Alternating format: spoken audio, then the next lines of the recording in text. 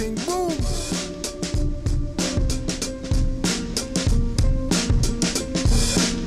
The problem is we started thinking like the colonists to know what Drew Ali started dropping it.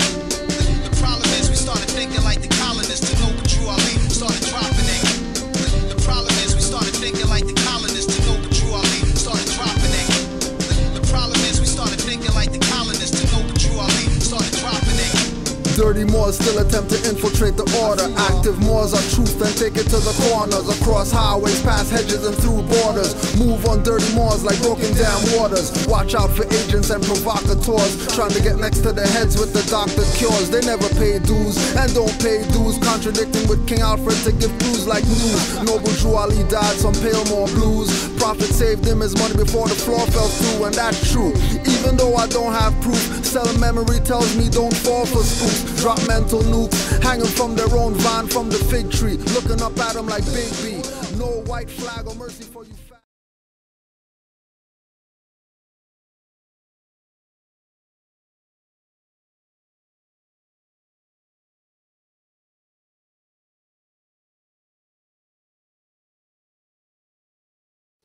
Allah, the Father of the universe. Allah, the Father of the universe. Father of love. Father of love.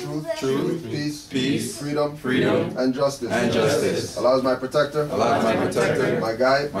And my salvation. By night. And by day. His holy prophet. Noble Drew Ali. Islam. Welcome. Again. We're here for this is day one of our fifth annual Noble Drew Ali celebration. We want to welcome everybody. Here. There should be some more people coming in. The concept of the Noble Drew Ali Day celebrations is to honor and recognize and appreciate Noble Drew Ali for what he's done for the Asiatics of America and for the Asiatics of the world, getting them back in tune with who they are as a people so they can stop identifying themselves as misnomers or identifying themselves as slaves or identifying themselves with brands that have no power politically, right?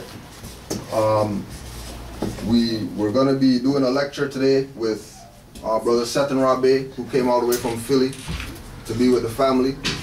We also are going to be doing a Skype lecture with Grand Sheikh Nature El Bey, who's been, along with Setenra, it's been some of the Moors that, without some of these Moors, there wouldn't be any Canaanland Moors. Without people using their position in the Moorish movement to make sure that we have everything that we need out here in order to get this information out to the people.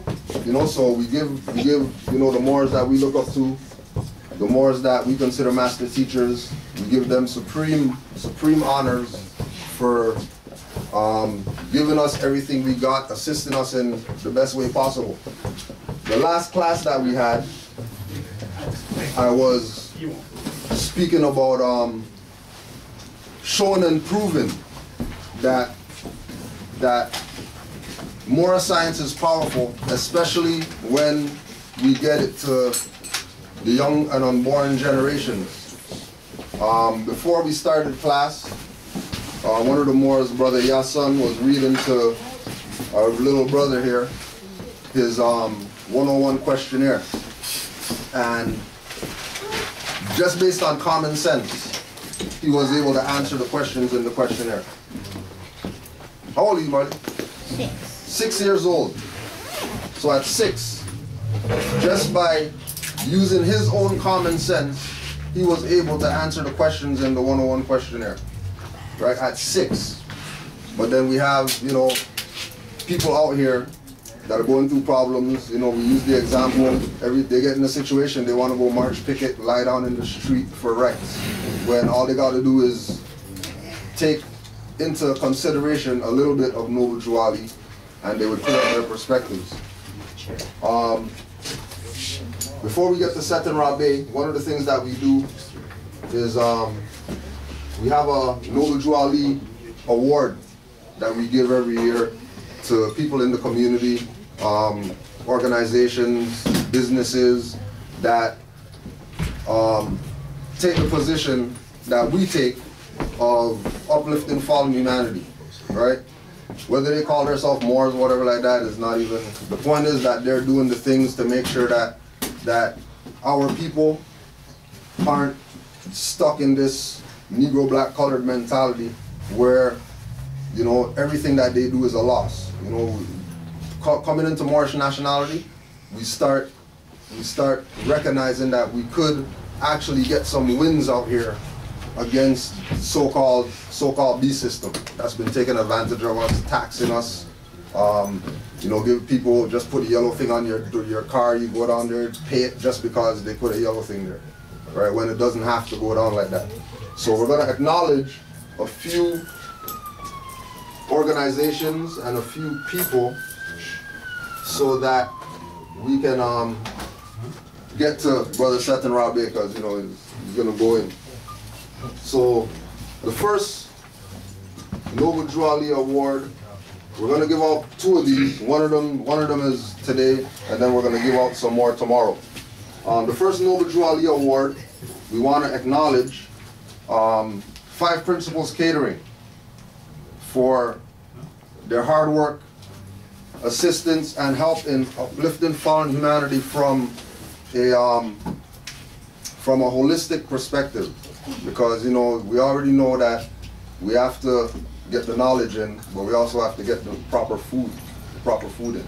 So we just want to make sure we give 5 principles their honors. Make sure you go try the food, eat something, drink something, so that we can continue to keep ourselves nourished, right? And again, you know, these are people who we know that.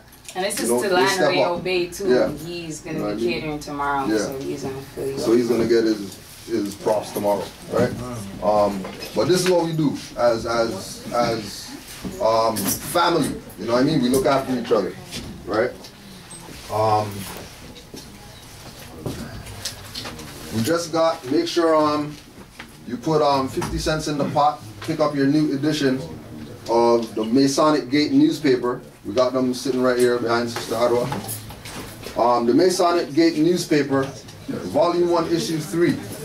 And this is put out by one of the good brothers in Philly, near Philly, Brother Abdullah El Talib Mozi Bey. And he's the master etymologist that's been teaching our people about the origin of this language that we speak, this English language, and making us, you know, look into etymology dictionaries and getting ourselves back in tune with what words really mean, so that when we say something, we're saying something that actually means what we say, opposed to saying that, you know, we're black when that's an adjective, and, you know, people can't be adjectives and things like that. So the Volume 1, Issue 3 is called Illuminati and Illumination of the Mind. And we also have other editions that's down there, so make sure you pick that up. So the next recipient is going to be Masonic Gate newspaper, if Setenra could pick this up for Brother Abdullah. Once again, certificate is awarded to Masonic Gate for continually taking the steps to make sure that our people know something about themselves and a little bit more. So that's for Brother Abdullah. Yes. You deliver that, and want to appreciate it. Also, MoorishCivilLetter.net is the website for our good brother Abdullah Bey.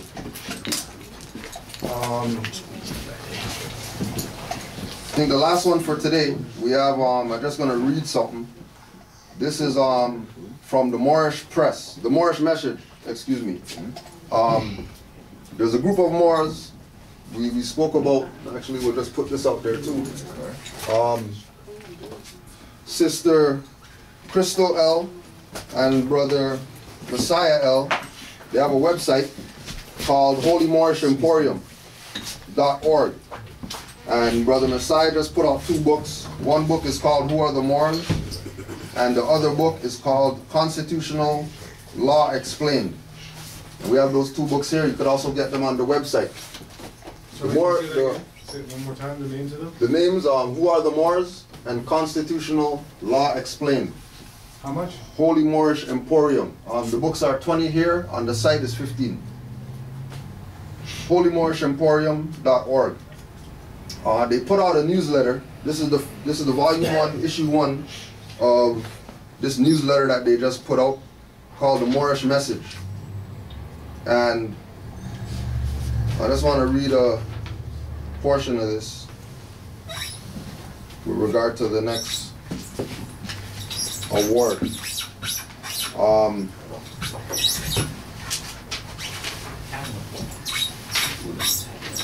Page 14. In the year 1913 AD, Prophet Noble Drew Ali founded the Old Canaanite Temple in Newark, New Jersey. The call was to put out to all the Asiatics of America to hear the truth about their nationality and birthrights. He explained, "You are not Negroes, colored folks, black, or Ethiopians, because these names were given to slaveholders in 1779 and lasted until 1865 during the time of slavery. But this is a new era of time now, and all men must now proclaim their nationality to be recognized by the government in which they live." The movement spread across America during the 1920s as the Moorish Holy Temple of Science. Prophet Noble Drew Ali dedicated pioneering the Moorish Divine and National Movement in attempts to instill racial pride among the people. Before he came to Chicago in 1925, the movement proliferated in Detroit, New York, Philadelphia, Camden, and to various southern cities. In 1925, Noble Drew Ali, wearing a flaming red fez, appearing on the streets of Chicago, proclaiming to the people of the Asiatic race that they were not Negroes, colored folks, black people, or Ethiopians. Finally, by 1928, the Moorish Holy Temple of Science adopted its corporate name, the Moorish Science Temple of America. This procedure of elevating the movement to the Moorish Science Temple of America from the Canaanite Temple in phases was to prepare the people for this great new thought movement. Now this was an article called Misrepresentation of Identity. Was Kanye West wrong when he said George Bush does not care about black people? Equity and social justice from theory to practice. We had sister as in attendance. We had she had this class project or something to do or whatever. And of all the topics in the world, she said she's gonna do her stuff on, why we call ourselves black people and all that stuff, right? So she does this thing, does the essay, gets a mark or whatever, does the presentation, and gets a lesser mark on the presentation than the essay, right? So what I was explaining to the sister was that when we start talking that we're Moors, we become public enemy number 1 to this so-called system that exists. Because the job of the system is to keep our people as dumb as possible so that they could continue to rape them, take advantage of them in any way that they see fit. So, the sister's in grade 12, right? And for someone to take the position, to have courage to go talk to her teacher or whatever with regard to these matters, when people are going to be writing about all types of crap that they think is important, right? We want to make sure that we let the youth know when they get on this information that they're on the right path, and to inspire them to continue, studying, learning with regard to this level of information. So the last award for today is for Sister Safi Yin L. You can come up and get your props.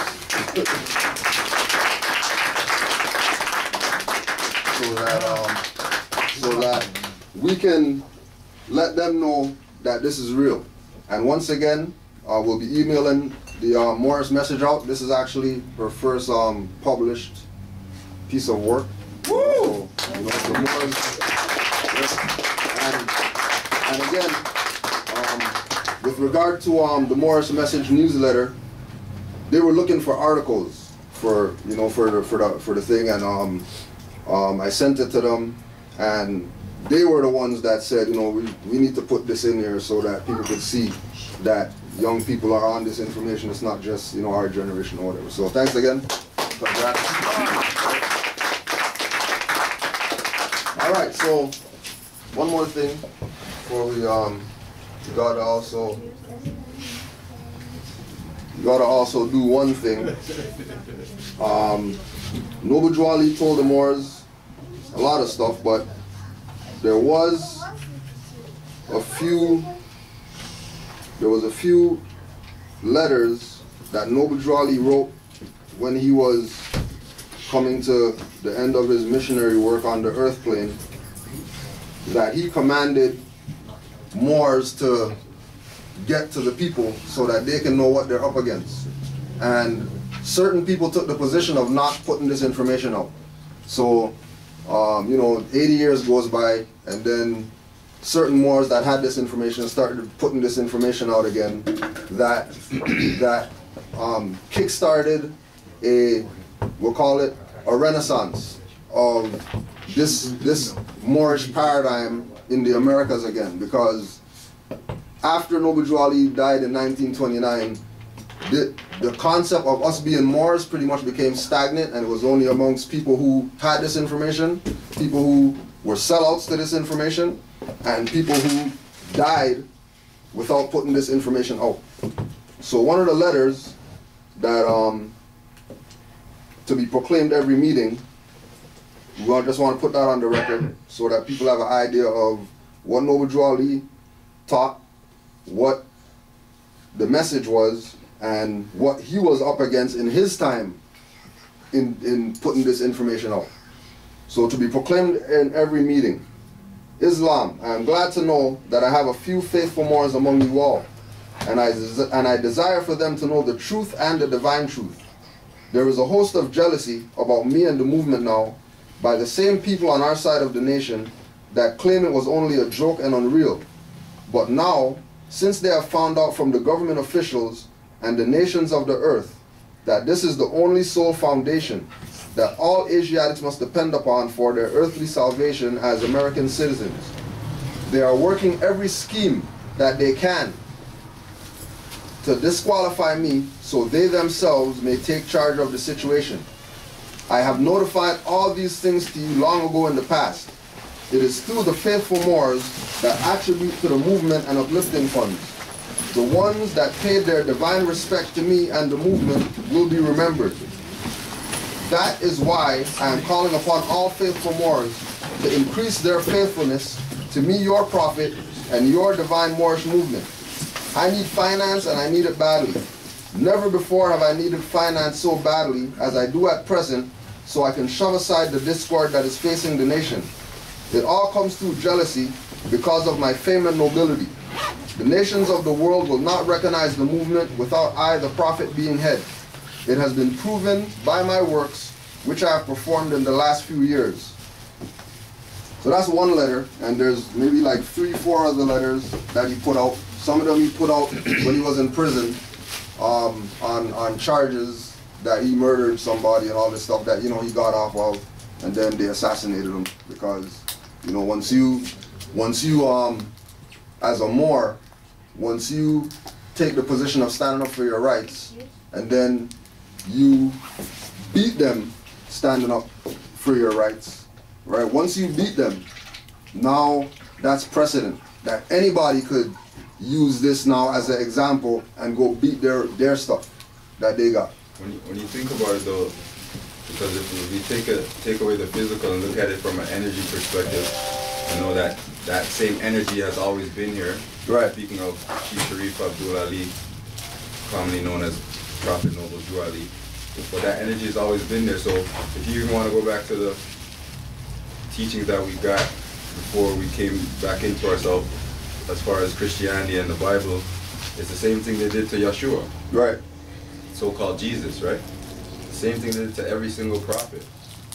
And then even certain other activists and leaders who were in the Americas as well. Once they come into certain knowledge, the powers that be work towards eliminating them from the physical plane. And it's happened to every single leader we've had, or every prophet, or somebody that we look towards for guidance and inspiration. It's happened to all of them. So it's nothing new, and it's going to continue to happen until we wake up. Right. And you know, with regard to it continuing to happen, it is a documented fact that Noble Drew Ali is the last prophet. So there ain't nobody coming after him. It's us taking the message that he brought and embodying that within ourselves, and then exercising from that position. Because there's no other savior that's going to come to assist us the way that we need to be assisted. And again, it's a documented fact that there's no more prophets coming. There's no more middlemen coming to assist man to reach deific life. Man has to now be what he knows. And then that's the whole perspective of us claiming that we have a nationality, that we're Moors, that you know, we're indigenous, we're aboriginal, so that we can start exercising and being what it is that the world is expecting us to be. And also too, speaking on the Renaissance, if you do research on the Renaissance and you go back to Europe, remember that the Renaissance in Europe wasn't a rebirth with reference to the term Renaissance. That was actually a beginning point for Europeans. That wasn't, the rebirth was that the information was old. The information is ancient information that they took, adopted, and then ruled the world with it in secret, while they're telling everybody else all these other things that they want them to believe. So keep your eyes, you know, third eye and other eyes, mind, everything open today, because there's going to be a lot of information.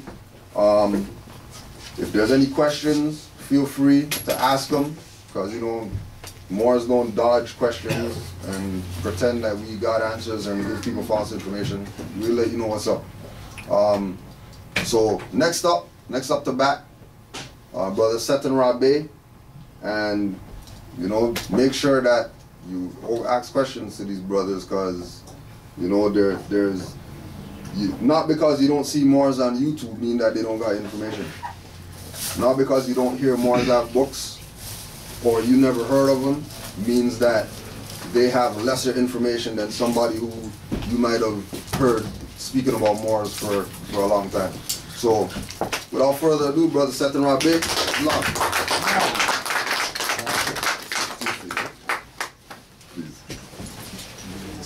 All right. Borrow that shirt. Islam, man. Islam. Okay, now feel free to take any some punch to drink if you're thirsty at any time. All right. And it's here in the back. I'm gonna thank Cujo for bringing me up, for allowing me to come back to this temple. When I came up here last year, Noble Drew Ali weekend, I experienced so much love from Canaanland Moors that I almost cried. I'm actually almost cried. I was tearing up. I was like, man, I can't cry. Like, don't cry, don't cry. I wasn't trying to show too much of this emotion. But it was no need in hiding from our family. No need in hiding from our family. One of the biggest problems we got, yes. No. I thought you go. One of the biggest problems that we had as a people is emotion. And whether people realize it or not, or whether you fully understand it, you can control your emotion.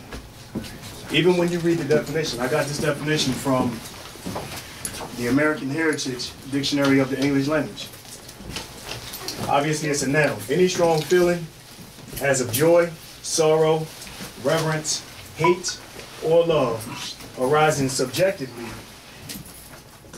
subjectively, rather than conscious mental effort. That's what the definition says. Basically, that definition says that it'll just happen and that you can't control it. That it's not coming from you, but technically it is coming from you.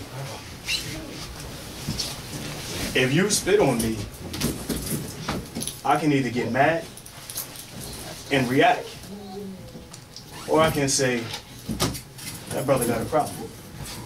Now, I'm not going to write my face and say that brother got a problem. More than likely, I'm going to react. But the point that I'm making is I make the decision because I can control those emotions. Earlier, a brother slipped and fell outside. Now, normally when somebody slips and falls, you laugh. But we didn't laugh. Laughter is an emotion. Anger is an emotion. Here you go. Y'all forgive me, I left my fez at home, so I'm bumming one. So it's not fitting properly. These are emotions, right? Give me another one. That's anger. We got joy. Let's just say those, somebody with their hands up. I ain't no artist. But put it up, so here we got 4 emotions, right? We got happy, sad, angry, and we got joyous on the board. If any of y'all could look at me right now, what emotion would you say I'm feeling?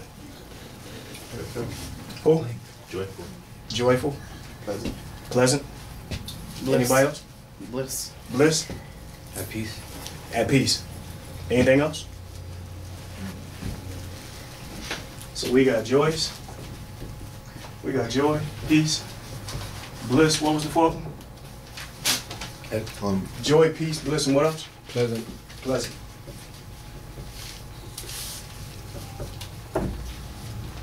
So on the board, we got happy, we got sad, we got angry, and we got joy. What if I told y'all I was feeling all 4 at the same time?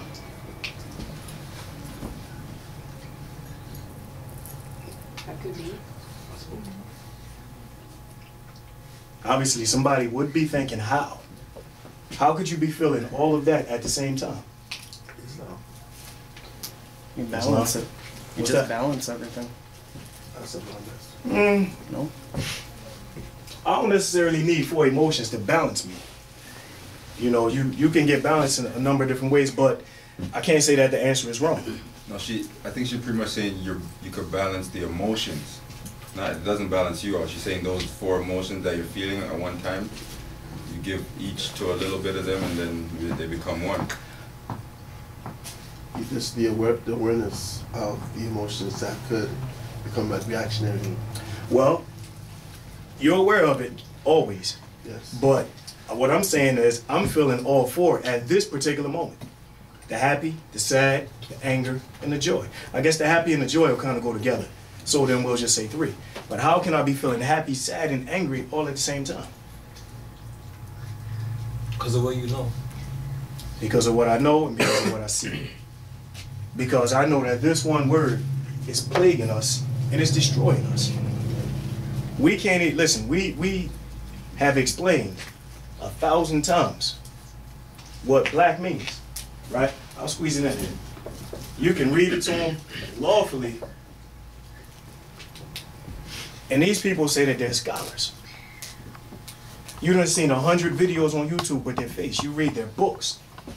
But they continue to promote that. It's the emotion behind the word. I heard a comedian say this. The comedian said, my great-grandfather was colored. My grandfather was Negro.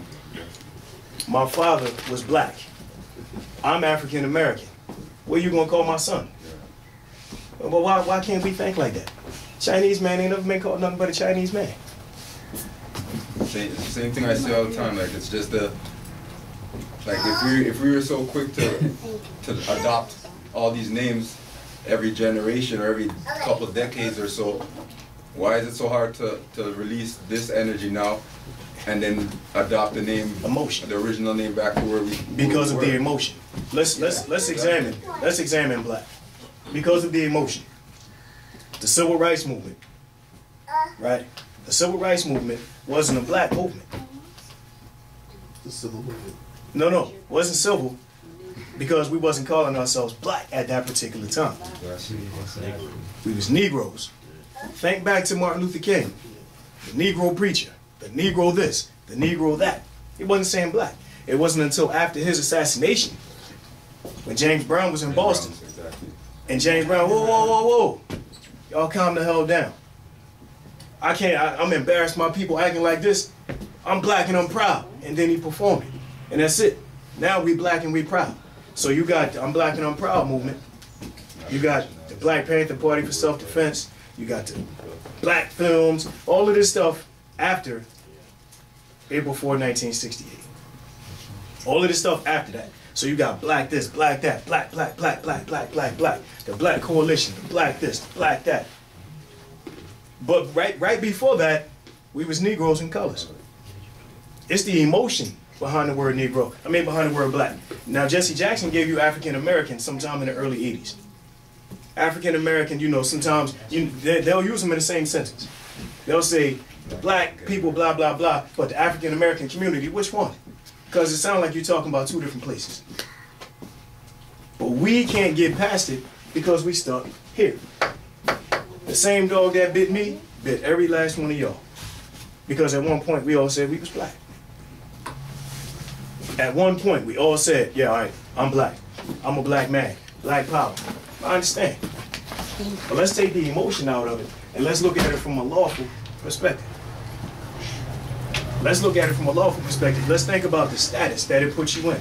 Let's think about where have we gotten in the past umpteen years by saying black. Let's think about all the leaders. Let's think about all the people who was out front, who kept calling us black, who kept calling us Negro, who kept calling us colored and African American. You're talking about Martin Luther King. You're talking about Malcolm.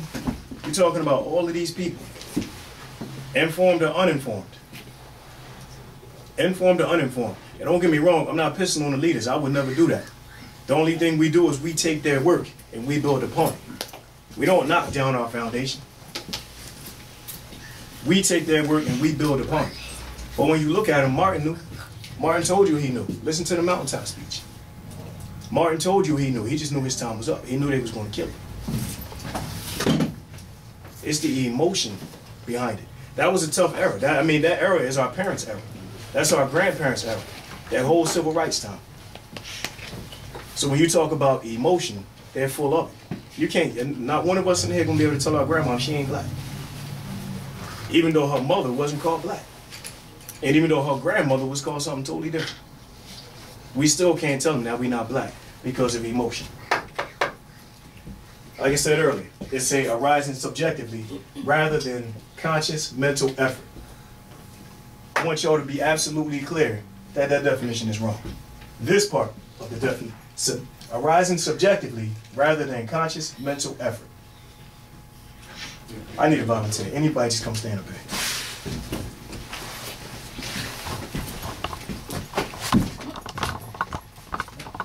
He didn't respond. He didn't react. He didn't know I was going to push him. Now, if we was outside, I never seen you before today. Now, if I wasn't wearing the fez and I was outside and you walked by and I push you, then what? I wouldn't react. You wouldn't react? No. I will. I ain't saying I'm going to break your neck, but I'm going to react. One way or the other, whether it's verbally, and if I think I need to react physically, I will, but I will react. Indeed. But at that point, I got a choice to make. That means I just control my emotion. When I pushed him, he could have pushed me back. I don't know this guy. I never seen him before today. I never seen him before today. He could have reacted. Just that fast, though. Just that fast. He controlled his reaction and he smiled. Now, I don't know him, like I said, but I gotta believe if I pushed him outside, he wouldn't smile. I gotta believe he wouldn't have smiled at me. But the point that I'm making is, you can control your emotion. Your emotions come from inside of you. Everybody running around saying, I self-Lord and master. I self-Lord and master. If you say it, then understand it, then be it, live it, mean it. And if you understand that, then you understand that you can control this. So when you go talking to your brothers and sisters, and they not getting it, and you talking to them, and they not getting it, and you talking to them, and they not getting it, then you got to learn this word at the bottom. It's called patience.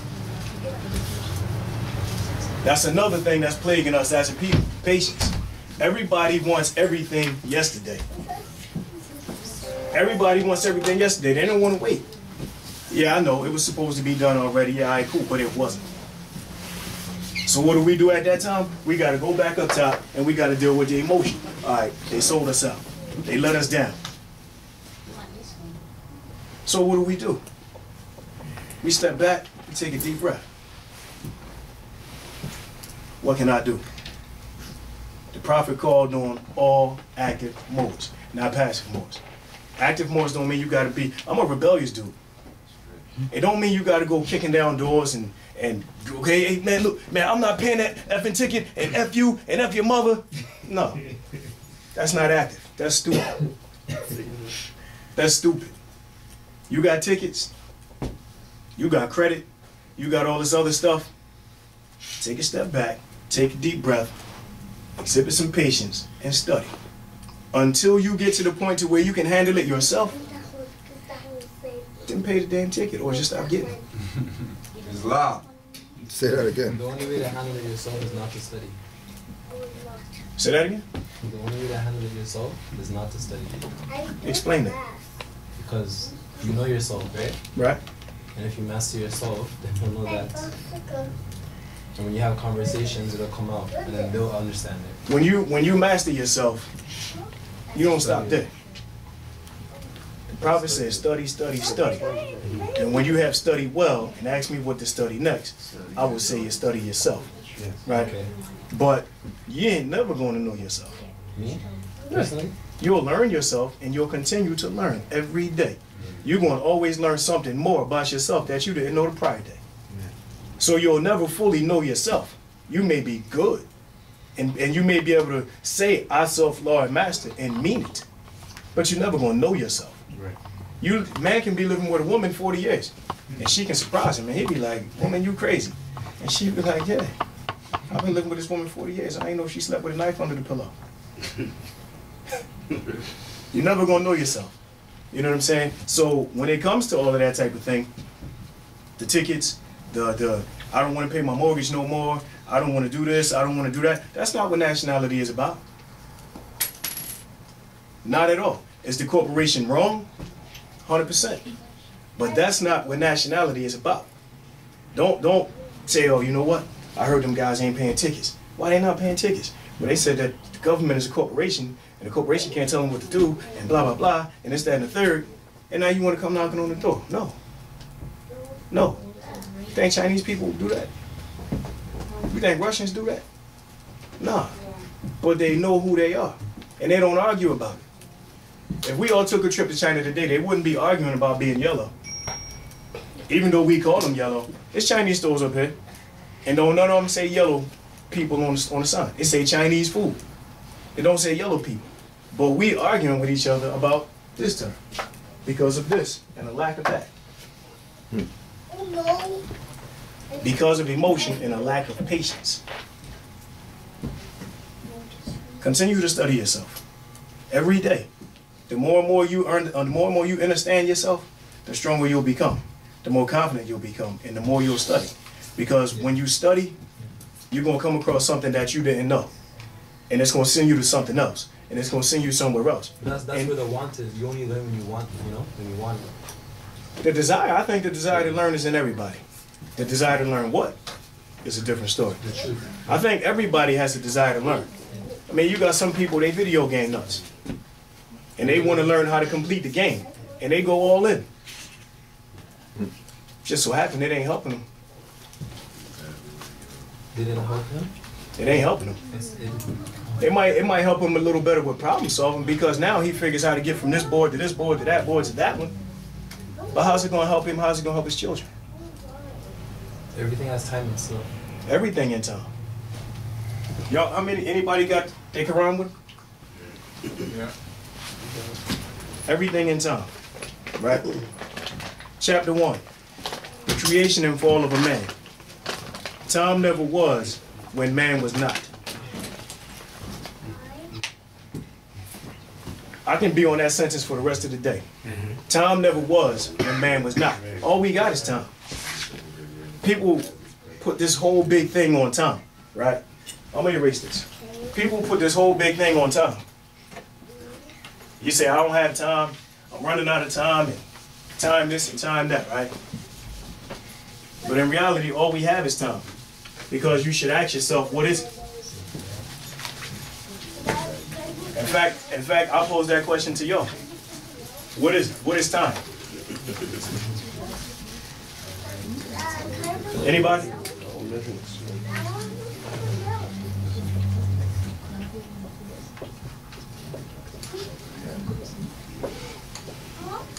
That's wrong. Told y'all I wasn't wise. Yeah, let's do it that way. Let's keep it in order. That's the way they do the watch ads. A measurement of existence. A measurement of existence. Rhythm. The sun. The sun. How the sun moves. Rhythm. What's the question? What is time? Living experience. An experience? Living experience. Living experience? Program. Zodiac. Program? Zodiac? Measurement from one point to the next. A measurement from one point to the next. Does it govern us? In this realm? Yes. Somewhat, yes. Yes, it does. Why? Because they slow it down, they control it. They put you in. It limits you. Yeah. Now start thinking like this. Now start thinking like this. I'm going to control my time. I do. They slowed it down. I'm going to control it. Don't be governed by this. This is what governs us. I don't even know. My man. I gotta be to work at 7 o'clock. I'm at work from 7 to 3. And then I gotta do this, and then I gotta do that, and then I gotta do this, and I gotta do that. And we govern by this. And then I wanna be in the bed by here. Right? Now, imagine if you didn't pay attention to the clock. Imagine if you just did. You know you gotta go to work, go to work. When you get off, you know you gotta go somewhere else. You know you gotta go from there to here. Just go do it. Don't make a big deal about I only got an hour, I only got 20 minutes because things happen. They call accidents.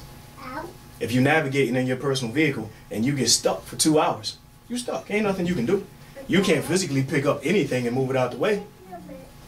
And then you say, oh man, my time is all thrown off and blah, blah, blah, and all of this riffraff. Yesterday when I was coming, I got held up by TSA. They want to go through my stuff and what's all this stuff and why you got this and why you got that. I missed the flight. I could have got emotional, got mad and flipped out and raised hell, but then they might have tried to cuff me. Right? But I got to think of a big picture. I got to get to Canaanland because I got to talk to my family tomorrow. Right? So I stay patient. I let him do what he do, and I'll go to get on the next plane. So instead of me getting in at 11, I got in at 1:30. Big deal. I'm here. Wow. Whatever I don't get done today, it's always tomorrow. No? Then talk to me. Tell me why. The other day, right? Mm-hmm. I was rushing to get out of the house, okay? Mm-hmm. So I rushed out the house, I got all of my stuff, I thought I had everything, I rushed out the house. So as I got outside, I looked at my watch. Mm-hmm. I mean, I looked at my location, the Rocket Man. Looked at the Rocket Man and said, in 5 minutes the bus will come. I'm like, Bear, did you brush my teeth? So I went because I have 5 minutes, extra 5 minutes. So I go back inside, brush my teeth, right? I had that time, and as I ran back outside, the bus was there just in time, right? Mm-hmm. So I'm saying basically, I stopped the bus, right? I'm the one who stopped the bus. The bus was moving by itself on its own time. But I stopped it. I came and I said, hey, stop for me. So then I'm the one that's in control now because I stopped the bus. So now basically after that, right, the speed that the bus was going ended up picking up other people that were running late or that were running for, you know what I'm saying? So basically what runs, the time is not there. You say the time is the schedule. Offset it. You offset the sequence. The time is the schedule. We're setting the schedule because like this, the days. You're like, alright, I gotta get this done before night comes. So it's the days. You're like, alright, before the night comes, I'm trying to get this done by this time. So this is what the time is. I'm gonna set the time for this so that I don't get late. So late is us. We're saying what's late to us. The time is not. It's the days. We saying the same thing. Okay. We saying what I'm saying is take control of your time. Yeah. Okay. It's only you that put restrictions on the time. Absolutely. You put restrictions on your own mind. When you put restrictions on your mind, everything is restricted. Yeah, how fast can you run? Not fast. Yeah, see? You just put restrictions on yourself. Let a dog jump out behind you. Yeah. See how fast you run there. I'm dead. See? It's a mental thing, man. It's how you think. What you think, you push out. Yeah. When I was sitting right there, when I was in here, I was teasing Cujo on them. I was like, damn, I said, they coming in. I'm getting scared. Because you know why? I done done a lot of this. I done this quite a few times. Not as much as the Sheik or the other Sheik on the Skype. But I get nervous when I gotta speak. Okay. It always happened to me, even when I was boxing. I know I gotta fight. And early that morning, I'm steady running in and out of the bathroom. I'm like, oh God. What time you say the fight was? Butterflies. Is it fear? Nah. Or is it excitement? More excitement. Hey, you're anxious. I ain't scared of y'all. I love y'all.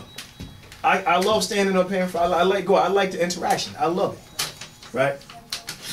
So as I'm sitting there, I'm like, man, it's getting closer. It's getting closer. I'm right on the board like it's game time. Then they call me up. All right, then let's go. But I'm in control of it all. Okay. If I was scared, it's up to me to control that fear. It's up to me to say, you know what? Ain't nobody sitting out there gonna run up here and bite me. So just talk to them. Just talk to them. We're in control. What about when they say manage time? How do you define that? When they say manage time? Yeah, or anybody. When they say manage time, then that means you got to be to work at 7, you get off at 3, you got to be somewhere at 5, then you got to be from 5 to 6, and then from 6 you got to pick up your children, then you got to do homework from 6 to 7. But what about managing your time like you do it? When you want to manage your time? Yeah. Like I tell you what you do. Them little 3x5 index cards, right? That's what you do. If you got things you need to get done that day, write it out. Right? Make the list. And then, because now it's your list, and now it's your day. So if today there was no Drew Ali day, and you just had a free day, then you start checking stuff off. You do it, and you check it off, right? You do it at your pace. When you're rushing, you forget to brush your teeth. Yeah. See? You don't want to do that. Because then you go where you got to go, and everybody be looking the other way, and you wondering why. Because you, see, so take control of your time. Get proper rest. You want to manage your time, manage your body, and manage your mind. Get proper rest. When you get proper rest, then you ain't got to worry about sleeping another half hour because you've been rested. And I'm not talking get proper rest that night. Get proper rest them 2 weeks prior. Continually get proper rest. When you get proper rest, you can think clearer. You can move better. Your body's not so tired. You won't be so hungry. You won't be so thirsty. Your body's getting the rest that it needs. When you cheat your body, you cheat yourself. So if you want to manage your time, manage you. Because you are your time. Nothing else and nobody else. That clock got us. Listen, we say, man, I gotta be here. I gotta be here. I gotta be here. I gotta be there. And as soon as somebody you traveling down the street and somebody jump in front of you and cause you to miss the light, you cursing them out from here to next week. Yeah. God damn, I gotta be. Oh my God. The light's gonna turn green. The light's gonna turn green, and then you go. Because believe it or not, I don't think most people realize this. When you're traveling in a car, you're still moving a whole lot faster than walking. Imagine if you had to walk everywhere. That just shows how spoiled we are. We don't realize, I don't want to say privileged, because it's not a privilege to be in your own conveyance. But it just shows how spoiled we are, because let's go back 70 years. They was walking nowhere. Lazy. They was walking everywhere. We become very lazy. I was, yesterday I walked from my hotel down to Big Smoke Burger on King Street, right? I got this thing up there, they got them veggie burgers. I'll go over there and get one, and I pick out every time I come to Toronto. Now, I know there's other Big Smoke Burgers, but I like that one. That's the first one I went to in 210 when I came here, right? So I walked down there, it took me about 10 to 15 minutes, and I was freezing. I called my wife, I said, listen, I ain't walked outside in this kind of cold, in this long, in 20 years. I ain't lying. I have not walked that far in that kind of cold in almost 20 years. I was freezing, and I was like, damn, that just goes to show how spoiled we are. Because I go outside and start the key, and I keep it moving. But what if I didn't have that? What if I didn't have the finance to catch the bus? What if I had a pedal bike, and that was the only means of transportation I had? You'd be better off. In a lot of ways. I'd have done something. I'd have made it happen. But you know, but the point that I'm making is, that shows how spoiled we got. And when you think about, I mean, if you just take that example and apply it to a lot, we'll see how spoiled we are. Because we want everything given to us. We want everything done for us. We don't want to say, who wants to come out here Saturday and listen to some dude from Philadelphia? I know. Y'all do. Y'all do. But, you know, even if it was hot outside, we should have speakers outside. And people should be outside like, damn, I didn't get there early enough to get in. They don't want to, because you know why? Because we got people saying, oh man, they going to jail. Oh man, they getting locked up. Oh man, they said give up your license. I ain't telling nobody to give up nothing. If you don't know what to do, don't do anything. Continue to study. This is what was told to me by Taj Tariq Bey. If you got to ask me, you ain't ready. I can tell by the question you pose how much you read. I can tell what literature you've read by the question you pose. I still ask Taj questions. I can ask Cujo questions. I can call nature and ask them questions. They've been at it a whole lot longer than me. But they can tell by the questions that I ask that I did open this book, that I did open my Black's Law, and that I did take some time and say, you know what? Let me learn about myself. People don't want to do that. People want to show up and they want to say, yo, take that. That's the answer to all your problems. As simple as that. But it don't work that way. Earlier we was talking about something, and I made the comment to these guys. Taj Tariq Bey told me one thing. Always remember one thing, that you are under occupation. You are under occupation. Is this our inherited birthland? Yeah. Yeah.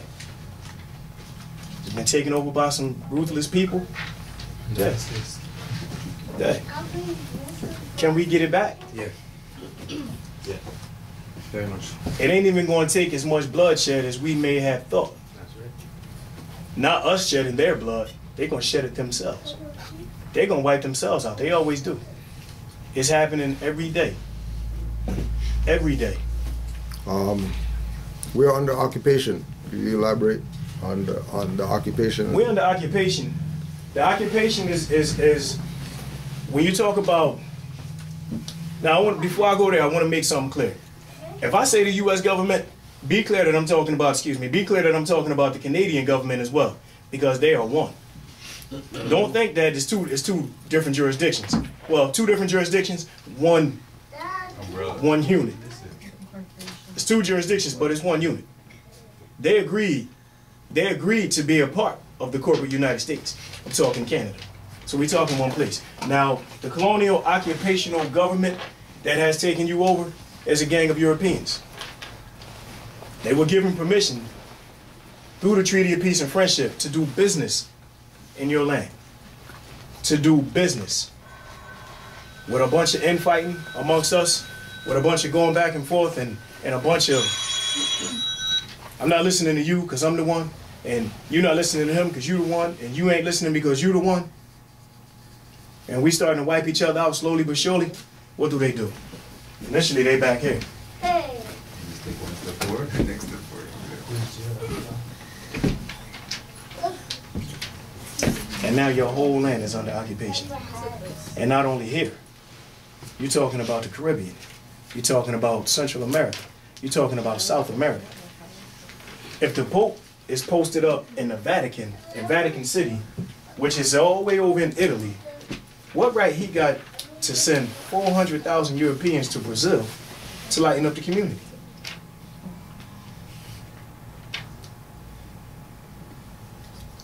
Tomorrow, when I do my presentation, I'll read to you a part of Christopher Columbus's journal where he said, we showed up and we saw some people, but I put my flag down and said, I claim this for the king and the queen. What kind of gall is that? That's gall. That's like me coming, if I go to your house and you upstairs in the washroom, and I just put my flag in the middle of the floor. When you come back downstairs, I got my feet up on the table, the remote, bottle of juice and chips. What you doing, bro? Hey, man, look, I claim this for the Moorish Science Temple of America. That's what they did. Your land has been occupied since way back in 1492. It was Albion's here before that. Because they didn't come here, they were in the Caribbean. You talk about Giovanni Verrazano, who they named the bridge after that goes from Jersey into Brooklyn. He said it was you here when he showed up. He didn't say it was no Indians. He didn't say nothing about no red man. He said it was you. They debate if he came before Columbus or not, but the difference is he came up this way. Columbus was down there. Your land has been occupied, and your land is continuously occupied by a foreign occupational colonial government. When you say it that way, the foreign occupational colonial government, you just invoke what kind of law? No. No. International. You just invoked international law. A colonial, occupational, foreign government. Something that's foreign doesn't belong. They say all the time, I'm an American, I'm a red-blooded American, but they got the Irish flag on their bumper sticker. You American or you Irish? I'm Irish-American, you can't be. It's one or the other, bro. We was in here talking about sovereignty earlier. Your sovereignty lies with your land. If you're Irish, then your sovereignty is in Ireland. If you're British, then your sovereignty is in Britain. If you're American, then your sovereignty is in America. Right now, I'm standing in America. But we got all these people who say that I'm American and they're something else. I ain't no different than y'all. I just came a little further north. I just traveled a little further north. I never left the land. But they got this cute little, they got these little flags. Y'all probably seen them. They got these little flags. It's, I told y'all I ain't no artist, so leave me alone. They got these flags, right? Now, so you're telling me, I'm walking, and as soon as I walk past here, I'm somewhere else? Oh, forgive me. When I walk past that one, I'm somewhere else? The same street. I'm on the same street. But because they got that, you're telling me I'm somewhere else? No water separated nothing. No body of water separated anything. I'm on the same land. Just a little further north. In the lane of Canaan. I'm in Canaan land. I just left that part and came to this part. Question? I was gonna say it depends on the time. If you don't know the time, then you don't know where you are. If you don't know the time, then you don't know where you are? Yes. Elaborate on that, please. Everything has a clock. You see, the first time you open this door, the first person through this door was the one that held the time for this place, basically. Who controls time? We do. No, so I'm gonna ask you again. Who controls time? The sun. I'm gonna ask you again. Who? I didn't say what. I said who controls time. God. Okay, I can accept that because you are the living God. But the point that I'm getting to is you control your time. So regardless of what time it is, has nothing to do with where you are. The only thing that has to do with where you are is where you are. You disagree? Then talk to me. Okay. It's like everything has its own clock on it. Everything. Let's try to take that in. Everything has its own clock. So I'm a living thing. So I have my own clock, right? Yeah. Right. So I rise, I fall. Like I get sleepy at a different time than you get sleepy. When you make contact with things, like I touch this, Mhm. and that's when it becomes. It becomes like your. It becomes your time. Yeah. What'd you say? But that's like an inanimate Like right object. now we're in here, right? We're all Right. in here. Right. So the person that opened the door Mhm. and let us in, Mhm. that's we're on their time right now. Not necessarily. Okay, so when we came here, The person that opened this door. Amari was here. Okay. Amari was in here when we got here, right? Okay. So essentially, we're on Amari's time Yeah. because he opened the place. Yeah. Now imagine this: he's not the only one with keys to this building. So when he leaves, So the people with the keys are the guys that run this building. no, we're not talking about who run anything. Okay. We're talking about his time. We're talking about Amari's time. We're gonna clear this up. Okay. We're talking about Amari's time. So now Amari said, you know what? I left a pot on the stove. I'll be back. So he now leaves. So his time leaves with him. So now we ain't on his time no more. He opened up the building, but his time is in the over. building now. We can't get in the building? Cool Joe got Only keys? the keys. Only people with the keys can get in. Yeah, Cool Joe's here. He has keys. No, but we're already here, right? If he He's leaves. giving you Right. the idea that you're saying that we're on his time, right? The person who opened the door, and then we're continuously on his time. But now Setenra is saying, well, the person whose time we're on had to step out for a sec, but we're still able to occupy I'm the saying space. this building has a time already. When he touched that door and he opened it, it became his time. When he leaves it, it's not his time anymore. This building has its own time.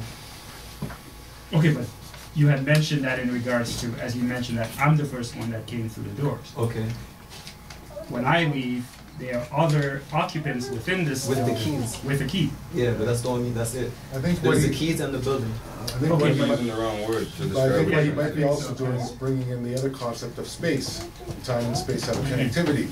And that may be Time and the whole- space be two different things. But they're also connected. They're relative, but Right, different. but they're two different So- things. So I think that's what he is sort of touching on a bit of space, because the building is the space. The building is the space, It's not time. but time is time. Time is what you make it. Be clear on that. But, Time is what you make it. but like he's saying, given a time 5 years from now, this building may not be here. Given the time 5 years from now, you might not be here. Right. I might not be here. So that just means that our time is up. But the point that I'm making, the point that I want everybody to be clear on, is that the time that you have is yours. And you do with it what you will. What I'm saying is don't be governed by that clock that's behind me. That's the point that I'm making. Are we using that dial in the with the wrong concepts? Like instead of using it as a clock to count from 1 o'clock to 12 o'clock or from 12 o'clock to 12 o'clock, is it more have to do with certain astrological concepts or astronomical concepts that those That's a good point. individual numbers have certain energies that are applied to them? Good point.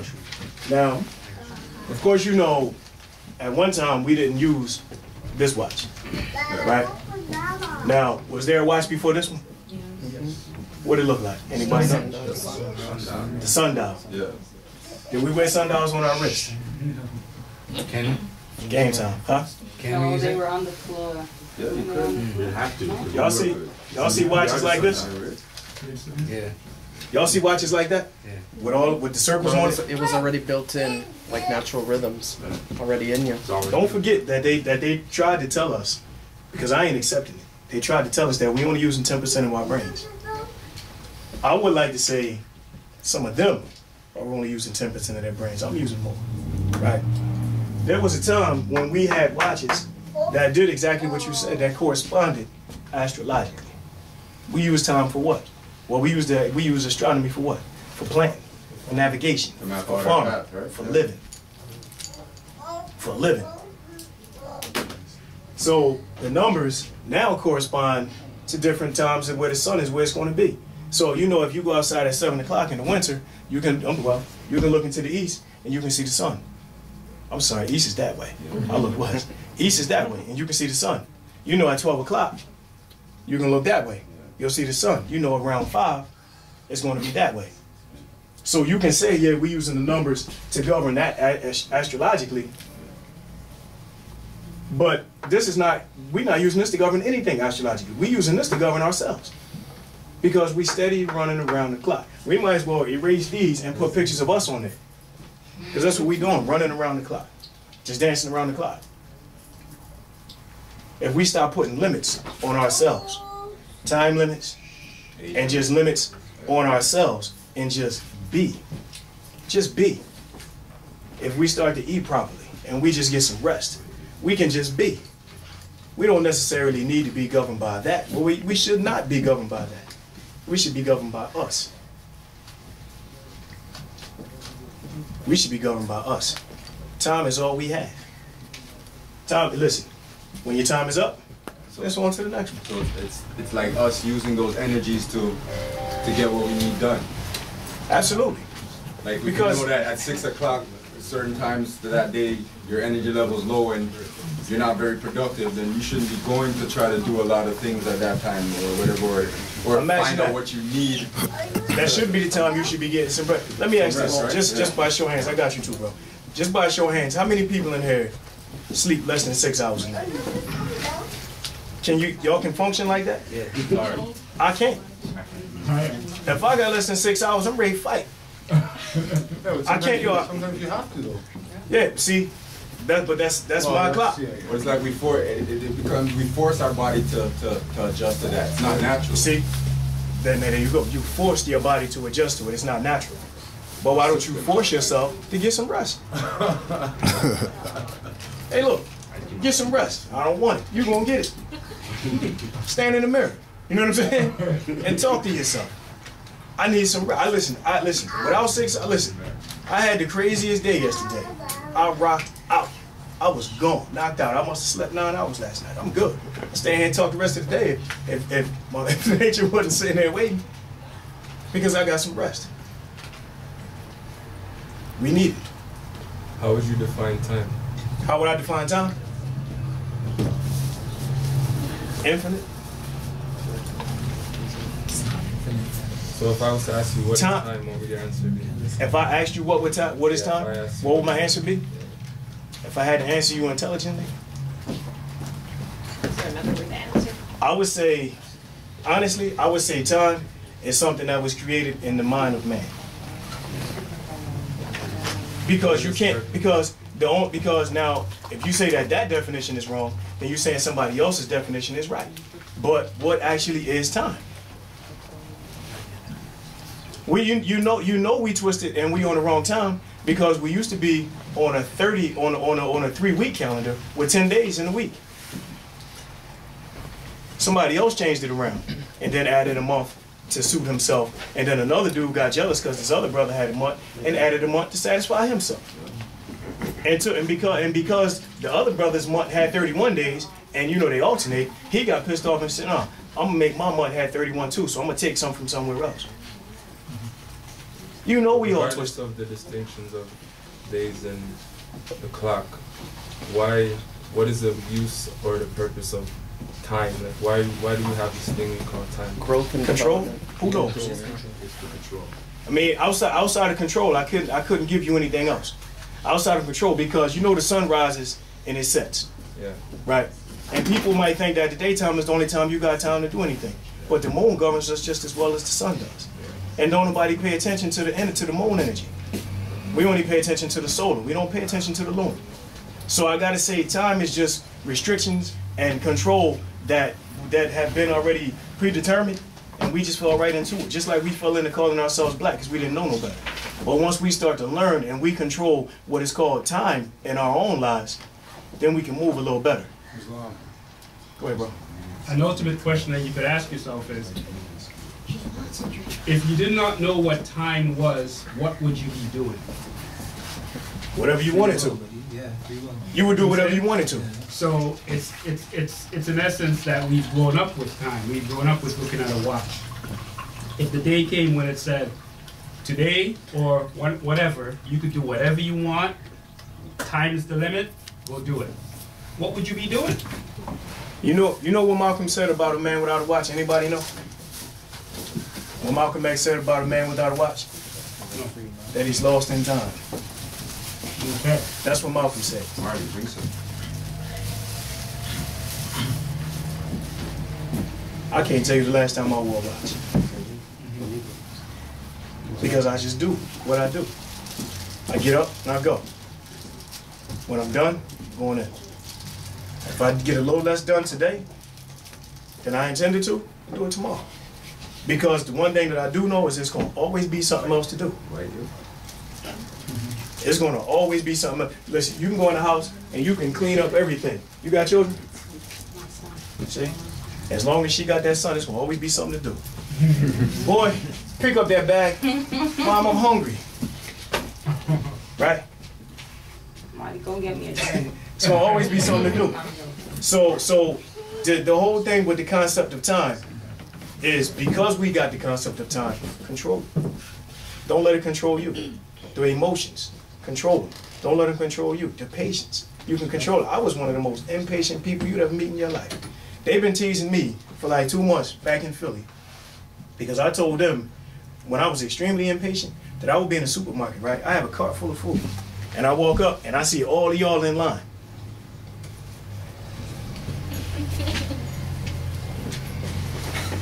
And I left the cart and walked out the joint. Because I'm not going to stand there behind all these people. I can come back later.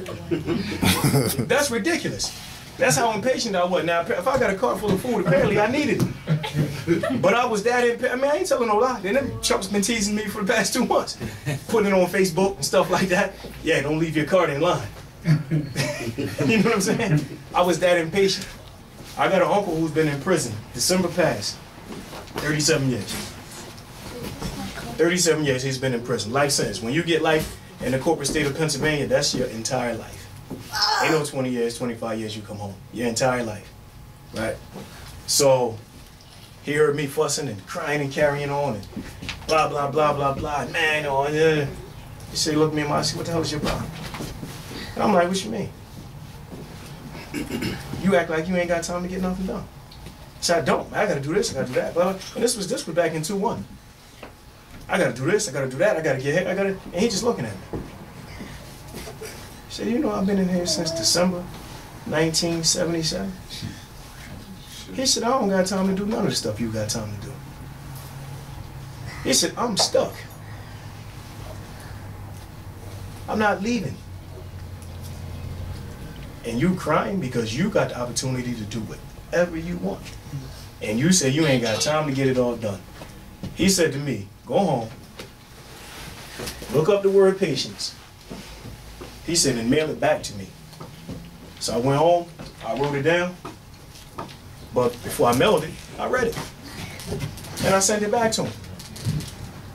At that point, I learned what patience was. And I just grew and grew and grew and grew. I can learn more patience. We can always learn more and more and more.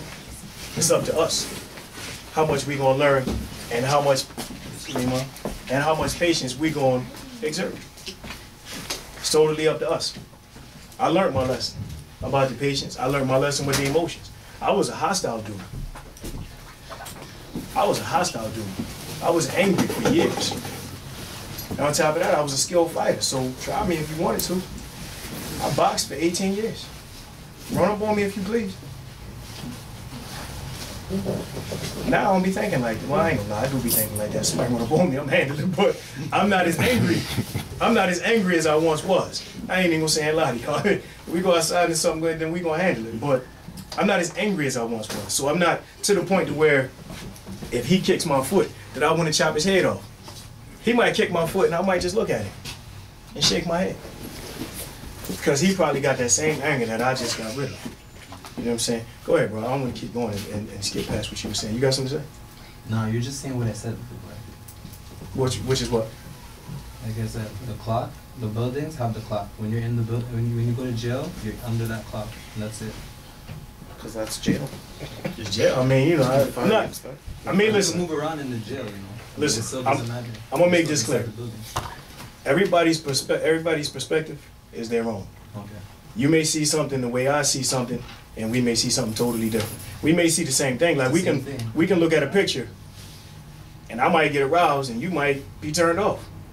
It's the same picture. Yeah. but it's your perception and it's my perception. So you look at time, however you perceive time, that's how you perceive it. I can't tell you that you're wrong. But what I do know is we let it govern us and control us, and we gotta stop that. That's all. How we looking on time?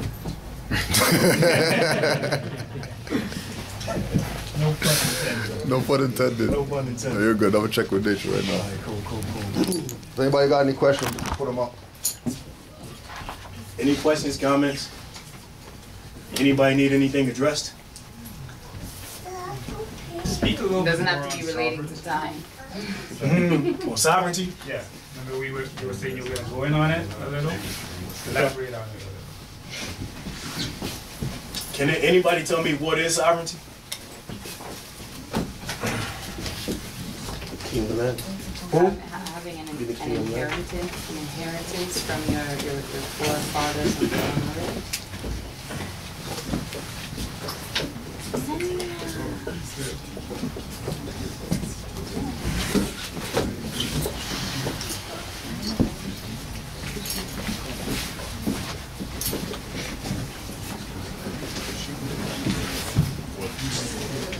Is that real? Yes. Who said yes? Tell me why. I said, is it real? Sovereignty was basically sovereignty. Nationality versus sovereignty. The land mass that you, like the domain that you are living or residing in, opposed to nationality, which speaks to your actual person and stuff. Where do you get nationality from? From birth. From birth. Yeah, birth location where you're born. Okay, so let's just say I'm crazy about you and I'm taking you back to Philly with me when I go tomorrow, right? So then we decide, you know what? We're gonna move to China. I know I said China a lot. I ain't got a crush for no Chinese people. It's just coming in my head. So we're gonna move to China, right? And then we have 4 babies. Where's their nationality? Because you said it's where you're born. So they're born in China. Where's their nationality? Who? No, their Their mother. Their nationality would be Manchurian. Why? Because they're born in Manchuria. Okay. Can put a dog in the oven and call it mother. She's saying that the children will be born, they will be Manchurian, right? Nationality of Moors, but born in Manchuria. Their mother is who gave birth to them, right? What's your nationality? I'm a Moor. Then how could they become Manchurian? They can only be what you are. They come from you. Never mind me. I'm just a spark. I'm just a spark that got that thing going, right? So if you yourself are Moor, then your children have no choice. They're Moor by birth, right? Now, Malcolm X made a statement one day. He said, if a cat has kittens in the oven, you don't call them biscuits. They're gonna still be cats. So it doesn't matter where your children are born, their nationality is still, we say burnt cats. so their nationality is gonna be that of the mother. It can never change. Now, when you talk sovereignty, you can't talk sovereignty without talking nationality. They go hand in hand. Sovereignty versus nationality is some bullshit, and forgive my language, that people come up with so they can have these battles. So he teaches sovereignty, the Grand Sheik teaches nationality, so now they got a debate. And we get what? Not a goddamn thing. Because some of us are going to go with him, and some of us are going to go with him. When these two smart dudes should get together and say, hold up, let's get this thing ironed out. Explain to me again what nationality is? Well, damn, you're saying the same thing that I'm saying. Because you can't have one without the other. We are sovereign to what land? America. Because we are Moors born in America. We descendants of Moors born in America. So our sovereignty lies here.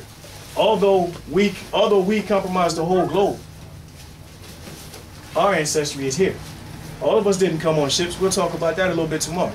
But all of us didn't come on ships, so our sovereignty is here. You can't talk sovereignty and not talk nationality. Hold on. Brother had his hand up. Question? I was gonna try to give an example or a reference to what you're trying to explain. And it's happened in a lot of animation that we've seen growing up too. And I couldn't remember the story, but the most recent one that I could use as reference, Amari just gave me an example, which is Ice Age. I've never really seen the movie, but there's an elephant in there that's going along thinking that he's a possum because he was with the possums the whole time. The mammoth. Yeah. The mammoth? Yeah, the Okay. mammoth, yeah. Right? And going along, it's clearly an elephant, but because of... He thinks he's a possum because he's running around with possums. Exactly. Y'all ever see, any of y'all watch Dave Chappelle's show? Yeah. Y'all remember Clayton Bigsby? There you go. Yeah. All this time, white power. He was right saying white power. Yeah. But you know, all that time he was thinking he was a European because he went to school with him, and he was, you know, just as dark as us. But he's blind too. That's another reason. But he's blind. Yeah. Just like all them people outside that door. They blind. They can see as clear as day, but they can't see a damn thing. And see, you know, everything is interconnected, right? So if you lose your sight, then your hearing gets heightened. Because when you lose your sight, you can't see. So you listening a little more. You can hear somebody running up on you. You hear doors closed. You know, everything gets heightened, right? Now imagine if they listened a little more, how much they could see. They don't want to listen. They rather listen to a debate against nationality versus sovereignty when they're talking the same thing. You can't have sovereignty if you don't have a nationality. Like I said, if you're sovereign, if you're from Ireland, if your nationality is Irish, then your sovereignty lies in Ireland.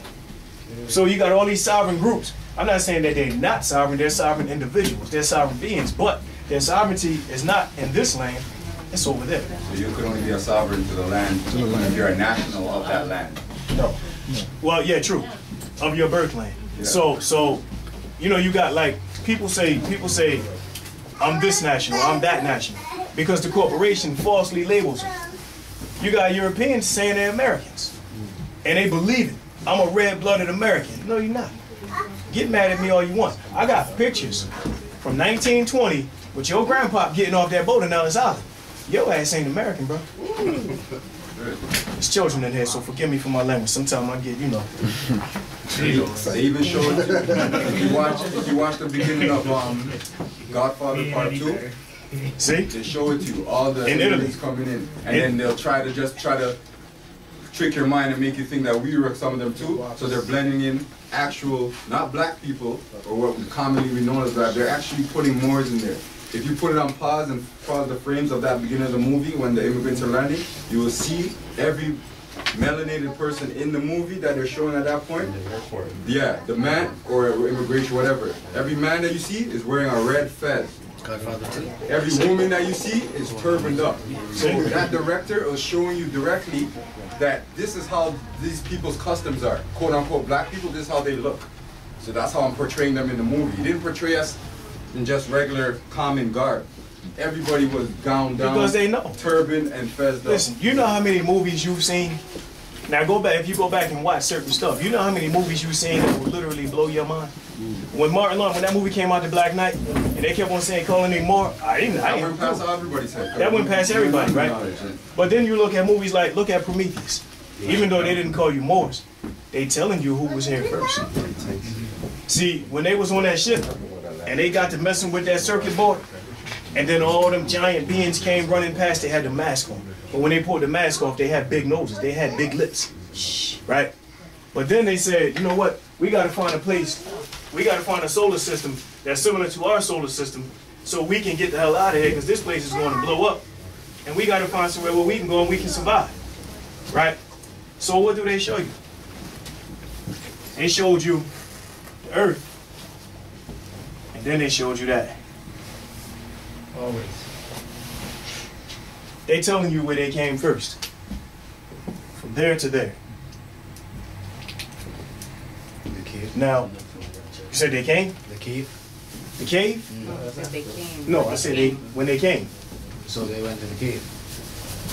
No, come on, us. Mexican. Mexican, Africa. Right? This is in the movie. No, I hear This is in the movie. Now, they told you where the oldest bones was found. Now, of course, we know before it was like that. They want you to forget about that. They don't want you to know about Mu. Forget about Pangea. Forget about all of that good stuff. So they only gonna focus on that lane, but the point that they're making is in the movies they telling you what time it is. You just gotta open up your eyes and see. They giving you the messages, you just gotta open up your eyes and see. You had a comment a minute ago? Yeah, nationality and sovereignty. I think that, you now explain sovereignty and nationality, but those people try to confuse the two so they can get a key in part of what we own by saying I'm a sovereign as opposed to a national. They can't never say they're national. European. If we knew the difference between sovereignty and nationality, we could shut it down. Exactly. Because there ain't none. You can't talk sovereignty without talking nationality. You can't be sovereign to a land you ain't from. But the policy forces demonize sovereignty by saying, "Oh, so you're sovereign of the land, huh? No, you're one of them people." Imagine this. Imagine this, right? Imagine your family had something, and my family took it over. But you start teaching the descendants of your family that what we took was yours. And then they start running up on us. We're going to do everything in our power to make them believe and to make everybody else believe that you're lying, that you're crazy, that you're a terrorist. You're trying to tear down what my family built up over these past couple hundred years. That's all they doing. Think about it, man. This only been a couple hundred years. I'm talking the corporation being here. This only been a couple hundred years. It's not been that long. Who? Yeah, you're only talking a couple hundred years, right? And just before that, they talk about the mighty Moroccan Empire. Like that. Now Morocco. Little Morocco over on, they ain't Tunis in Algeria, Tunis in Algeria. They talking about the empire. Read the Treaty of Peace and Friendship, bro. They tell you, listen, in fact, I got copies of some classes I did when I did what they call the Doctrines of Freedom. The Articles of Confederation, both of them, the Declaration of Independence, the Constitution, and well, I did the Rights of Indigenous People and the Treaty of Peace and Friendship because they don't include those. Now, you go down to D.C. to what they call the National Archives, and they got what they call the Doctrines of Freedom, right? Why is the Treaty of Peace and Friendship not there? Because that's what allowed you to do business here. We're giving you 50 years. Huh? When you go in there and you look at them fake documents that they got in there, I keep forgetting the babies back there. You look at them documents that they got in there, they faded. You can't halfway read them. It just say that it's the Constitution. I know the real Constitution. I know it's tucked away somewhere. But if you got those faded up there, nobody can read them. Then why not put the Treaty of Peace and Friendship up there? If it's faded, it's 17. Come on, man. Why not put it up there? People gonna start to ask questions. Hey, just on the sidebar. We was in Philly, down in the old city Philly, down where Independence Hall and all of that stuff is, right? So it's a building on the corner. So I just strolled in there one day. It's a picture up there of the continental United States. And more than half of it to the west says Mexico. More than half of it to the west says Mexico.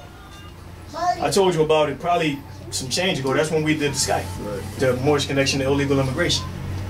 They took that picture down. I took some other Moors over there one day, and that picture wasn't there.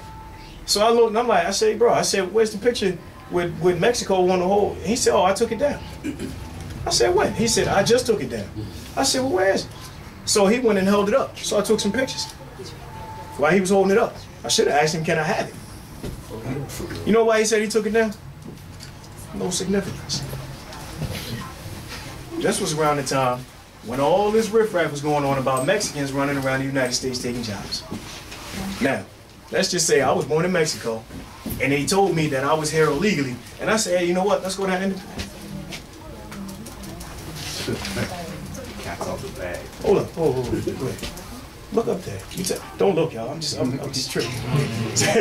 Look up there. That's a map of the United States and all of that, where Texas, Oklahoma, Illinois, New Mexico, Arizona, Colorado, Nevada, California, it all says Mexico. And they telling me I ain't supposed to be here? They took it down because they said it was not important. If a Mexican walks in there and sees that, now it's a problem. They ain't stupid. You think because they cut grass and make pizza, they stupid? Hell no, they ain't stupid. Not by a long shot. They're your brothers and your sisters. But they took it down because they said it had no relevance. It has plenty of relevance because if they see it, then they question. The same reason they won't put the Treaty of Peace and Friendship in that little atrium in the National Archives. But if you do what most people don't do, which is leave Washington, D.C. and go down there by the University of Maryland to the library of the National Archives, then you can see the Treaty of Peace and Friendship. Who's going to do that? It's 45 minutes outside D.C. I want to go see. I want to see the White House. Who's going to travel 45 minutes outside D.C. to go to the library? So you can see the Treaty of Peace and Friendship. So you can see all the other treaties. So you can see all the other documents and doctrines of freedom that they ain't going to tell you about. Same way they took that picture now, because it's too relevant. If I had control of your family's land, I'm gonna do everything in my power to say you a terrorist, a paper terrorist, this, that, and the third, and all types of other stuff. And hope that he believes me, and she believes me, and he believes me, and I ain't messing with him. I ain't going over there. Them Moors is crazy. No, we ain't crazy. We trying to get you to open up your eyes. So they're calling paper writs, they're calling them writs that we do. Oh man, they calling us paper terrorists and the whole nine. So can you get charged as a terrorist with that label slapped on you? Paper terrorist? Can you be charged as paper terrorist? Yeah. Did you threaten anybody? Did you threaten anybody? No. Well, I'm saying like a terrorist is one who threatens or invokes fear. You ain't threatening nobody. You did invoke fear, so technically we probably could become fear because you invoke fear. They're like, oh damn, they waking up. Yeah, that's fair. Right. So, but the whole thing is, you ain't doing nothing unlawful. If you was doing something unlawful, then it'd be something to worry about, but you're not. So them calling you paper terrorists, let them call you paper terrorists. So what you do is I don't know how y'all do with CCing. When I write a writ, China gets it. Damn. When I write a writ, see, you know why China gets it? Because China got a problem with the United States. China got a problem with the United States. North Korea already had a problem. They really pissed off now about that dumb movie that just came out. Where their consulate, do they have a consulate you send to? Yeah, you send it, you know what I'm saying? Listen, and see, you know why? You know why? Because it's good for them to know that we got our eyes open. But even be better is if somebody put together a writ, me, the Sheik, Amari, and then we all say, they say, damn, 30 up. That means, damn, they waking up. Yes. Okay. Told to me a year ago by Taj Tariq Bey, with North Korea being pissed off with the United States, Russia being pissed off with the United States, and China being pissed off with the United States. Do you know why they don't come in here? You got any idea why they don't come in here kicking down the doors and just dropping bombs? They don't think it's threatening. She's right. Because of us. See, the indigenous people of the land have done nothing to them. And if they, and no beef. So if their problem is with the colonial occupational government. Their problem is not with us, it's with them. So when they come in here kicking down doors and killing us for absolutely no reason, they just broke international law and broke treaties that they have signed, being part of the United Nations, and now they will be tried for war crimes and put to death. We've done nothing to them. So you say we're actually protecting them? To an extent, yeah. To an extent, They yeah. know that too. Of course they know that. They need our energies to sustain whatever they have. Listen, bro, they can't wipe us out. If they wipe us out, they wipe them out. I mean, let's be realistic. They will wipe some of us out, but they can't wipe us all out. They wipe us out, they wipe them out. Yeah. And it's a wrap, just like that. So when I tell, listen, man, when you got the opportunity to sit at the feet of a master teacher, then take everything you can give him. Y'all got a brother sitting right here that's a master teacher.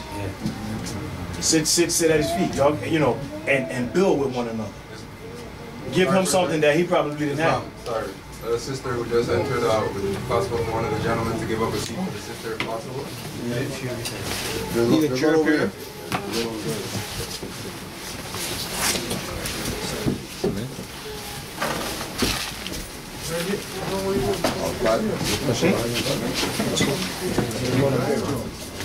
Any other questions? 5 minutes, we wrap up and we go into nature. Any other questions? Any comments?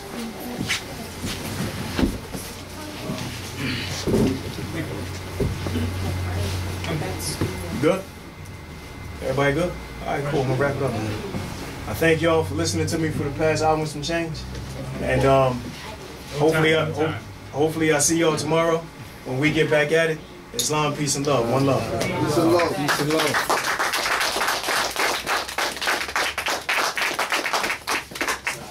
Also, the brother has books, jewelry, energy, wands, and other stuff. Let me tell them about the book. Oh yeah. I only bought a few copies. Last New Year's Eve, my brother asked me what was my New Year's resolution. So I started laughing. And he said, all right, come on, just humor me. So what I said to him was, I said, if I had to make, Cause right here. Oh yeah. Oh, it was on you for the past 20 minutes. They just heard me and saw you. So you know, he said, what's your New Year's resolution? So I'm like, you know, I don't get bogged down in that. So he said, well, just humor me. So I said, all right, cool. If I gotta say one thing that I would try to take is I wouldn't be so busy. Well, that was wiped out in January. But that day, the next day on January 1st, I'm in the house folding clothes. And I looked at my wife and I said, you know what? I said, people need to stop making New Year's resolutions and make life resolutions. People should stop waiting until November to make a plan for January, and then by February, it's gone, right? So if you just make a life resolution and say, you know what? Let me make a list of things that I need to change and work on within myself. And start checking them off one by one. You got all the time in the world to do it. So I sat there and I said to her, I said, you know what? Let me go write this down before I forget it. So I went downstairs and I started writing, and I was 6 hours later, I was done. And what we got is this book here. It's only this little small book. Maybe 20 pages. I haven't read it since it came to print. I read it like 10 times, but I put that together, Life Resolutions. It was put together for me by R.B. Bay. Roz did a good job, but you know, it's a little simple donation, just 5 notes, and you can keep a copy of it. If we run out, then I'll send some back up to the sheet. But one thing I want to say is I got some of these books. I got some copies of my classes, and that's the stuff that I'll offer to you. Just 5 notes for the DVDs and 5 notes for these books. But every donation that I take back is going to fund the school that we're going to start at the end of this year, or early next year.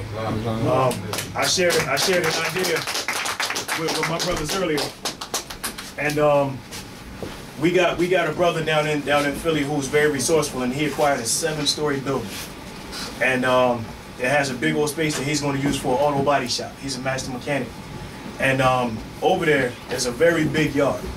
So in the midst of us, we looking at 18 months to get the building the way we need it, up and running.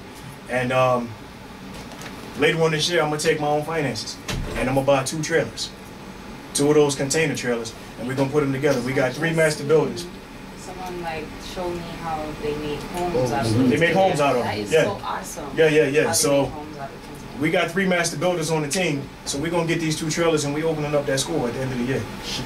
So whatever donations y'all bless me with, y'all blessing the children, because I'm gonna take it and I'm gonna put it in the pot, and it's for the school. So, like I said,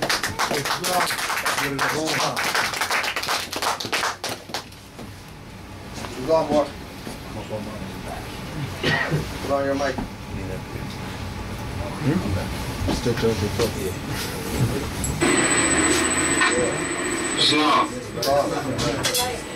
All right. So the second half. Wait till the intro. For second half, we're going to be going with Grand Sheik Natural Bay from the Great Seal Great Seal Moore Science Temple of America, temple number 10, near Asbury Park, New Jersey. Again, this is one of the master teachers. This is one of the Moors that, if it wasn't for these Moors, there would be no Canaanland. It wouldn't exist if it wasn't for these Moors, some of these Moors. So, give the brother your ear. If you got questions, hot seats right here. Step up, ask your questions, and yo, let's get this on. Grand Chief Nature. Floor is yours. Islam, beautiful family. Islam. Islam. Giving honors to the Canaanland Moors. Yeah, Giving honors to the children. I want to also extend my honors to Brother Setenra for this beautiful demonstration earlier. Yeah. Also giving honors to our illustrious Ali. Redeeming us sinful and fallen stage to get back to our highest end of life with our Father God Allah. Hotel to everybody. Is the voice good? Yes, sir. All right. You're tripping a little bit, I think, when you turn from the mic. So try. All right. Facing forward, we're getting it better. All right. That's peace. All right. I actually want to. Islam. Did you say more? No, go ahead, more. All right. I actually want to camelback off of today's lesson and dealing with the colonial occupational government. And we was actually vibrating on this a little earlier, and I think it's very important and paramount for this day and time that us leaders and teachers should enforce this a little bit more and add it to our curriculum a little bit more. We got to raise the ante on this, on these teachings. And the reason being is that, remember, this occupational government is actually watching and listening to everything that we do as well. They have been doing this since 1913. So as we grow, as we advance, they advance, vice versa. So therefore, it calls on the duty of every individual member to raise the bar on his individual growth and development, and not just the teachers and the leaders. Remember, the government is basically the vibration and the interest of the people in general. So therefore, the quicker we can elevate as the common people, the more advanced and dynamic our Moorish government will be. Because this is what this whole umbrella of this divine and national movement is based upon. It's about bringing us into the constitutional fold of government so that we can be ourselves. By being ourselves, we will automatically raise our vibration to a higher tone, and the government will be a more prosperous government and will act according to national and international law. So I'm going to switch gears a little bit and go from the occupational government over to some things that Noble Drew Ali touched upon in his teachings. I'm going to come from the foundation with it, and then I'm going to bring us up to speed.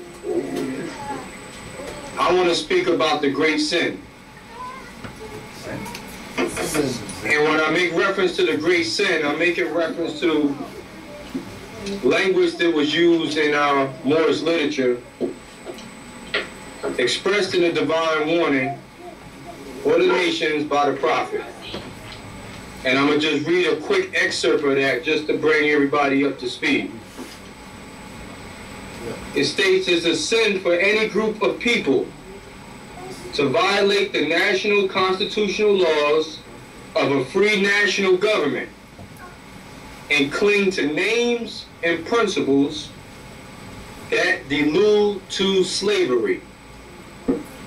So we're speaking about the great sin, i.e. slavery. We're going to identify what the great sin is, and we're going to identify 10 points of how to identify slavery.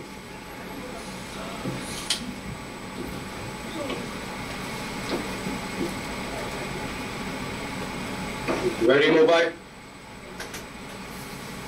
Islam, I have Sheik is Nika here with us as well.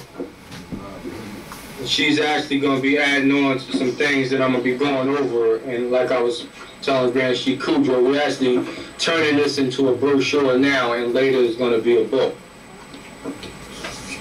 Because to change the minds of the people, we must change their literature first. So therefore, speaking about the great sin, we put 10 ways to identify a slave.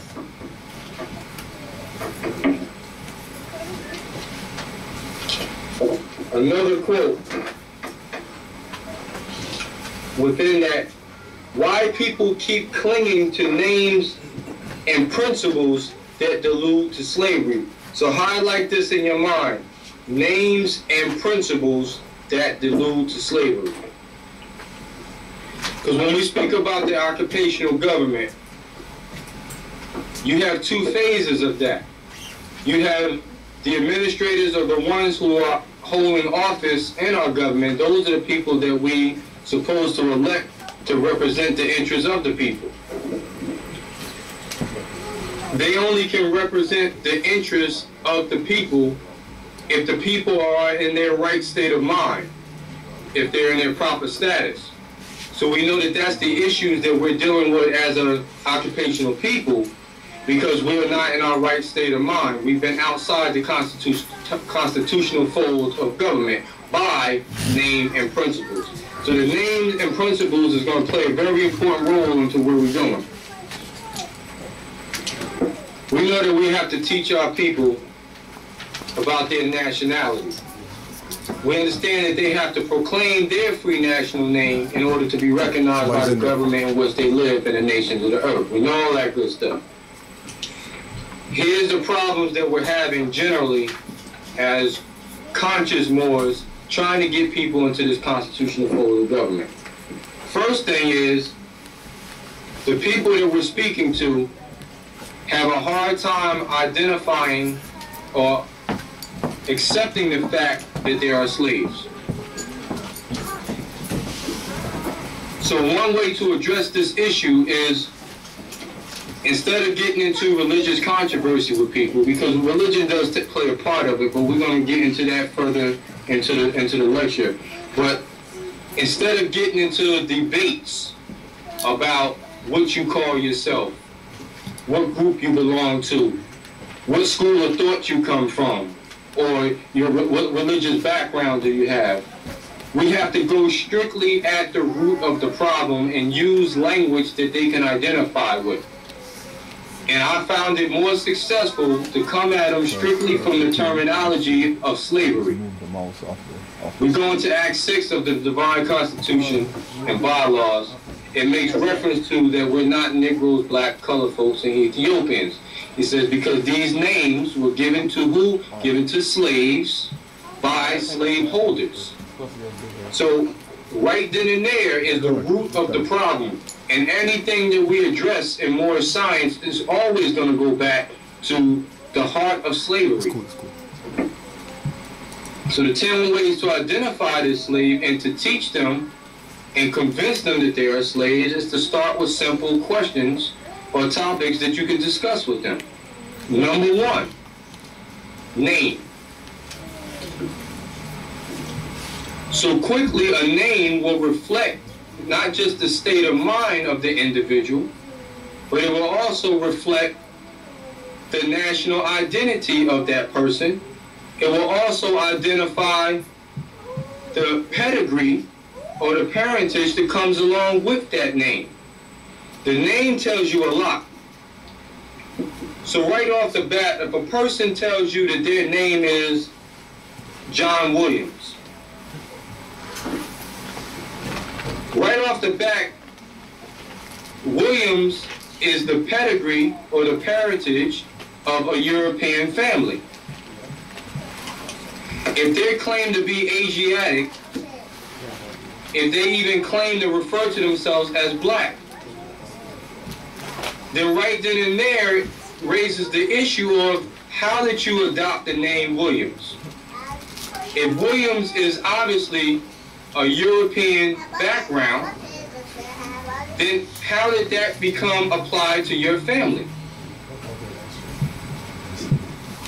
These are things, we know the answer to these things, but these are some of the things that we have to make notice to the individual that we're speaking to. Because these are ways you can quickly get them to make a decision, get them to expose their true interests. Because a lot of people know this information, but may not want to expose it right away. They might want to go along and get along or be associated with this, but don't necessarily want to make these changes. And to avoid that is process of elimination. That's how I look at the situation, because, you know, we are at war. So at the same time, we can't have weak people around us that do not want to conform to the customs of the group or conform to the constitutional standards of law. If they don't want to do this or they want to prolong this process, then there's a reason why that, and we have to get to the bottom of this. So once again, if going back to the emotional topic we spoke about earlier, if we're dealing with sensitivity or emotions, then it's going to hit an uncomfortable spot here, because we don't have any time for that, and that really has to be exposed, the process of elimination. The times we're dealing with right now is very serious, and we as a people have to bind together, band together, and unite for this one common cause, and eliminate these little issues that divide us, because when the European carries his agenda, they don't get along with each other on every topic, but they will come together for these common causes and interests, and we have to do the same thing. And this is how we were divided from the beginning, and this is how we're still being divided now, is because we have all these different groups, all these different schools of thoughts and opinions on about what the true mission is and what it is that we're really supposed to be doing. So going back to the name, you hear Taj Tariq mentions several names: Smith, Jones, Johnson, etc. Islam, and we use those names quite consistently because those are popular, common names that our people in North America are known as. Brown is, another one. And we can go on and on and on. But I always ask myself growing up is, you hear somebody's last name the same as yours, you saying, okay, well, are we related? They could be from another part of the country, and then your parents or your family will tell you, well, nah, that's another Brown, or no, we're not related. So then you ask yourself, well, how can that be? If we got the same last name, then why we're not related? You understand? And these are topics that they really don't want to get into. But we, once again, forget what we know or understand. This is mainly for the children. We got children in the room, and it's very important that the children understand this. Islam? So when we get into these names and the slaveholders' names, then we identify that these names were given to slaves by slaveholders. So these names were names that the slaveholders went by.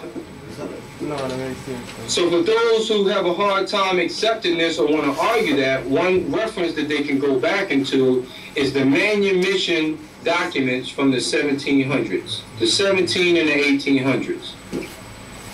They're called the manumission papers. This also ties in why we use proclamation affidavits and documents now, which is also another term of freedom papers or declaration of nationality. Different groups might refer to them by different names. But the reason why we have to proclaim this nationality on paper and file it with county records, etc., in departments of government, is because that's what was done from the days of when we was put into slavery. They were done in the format or the process of the manumission process.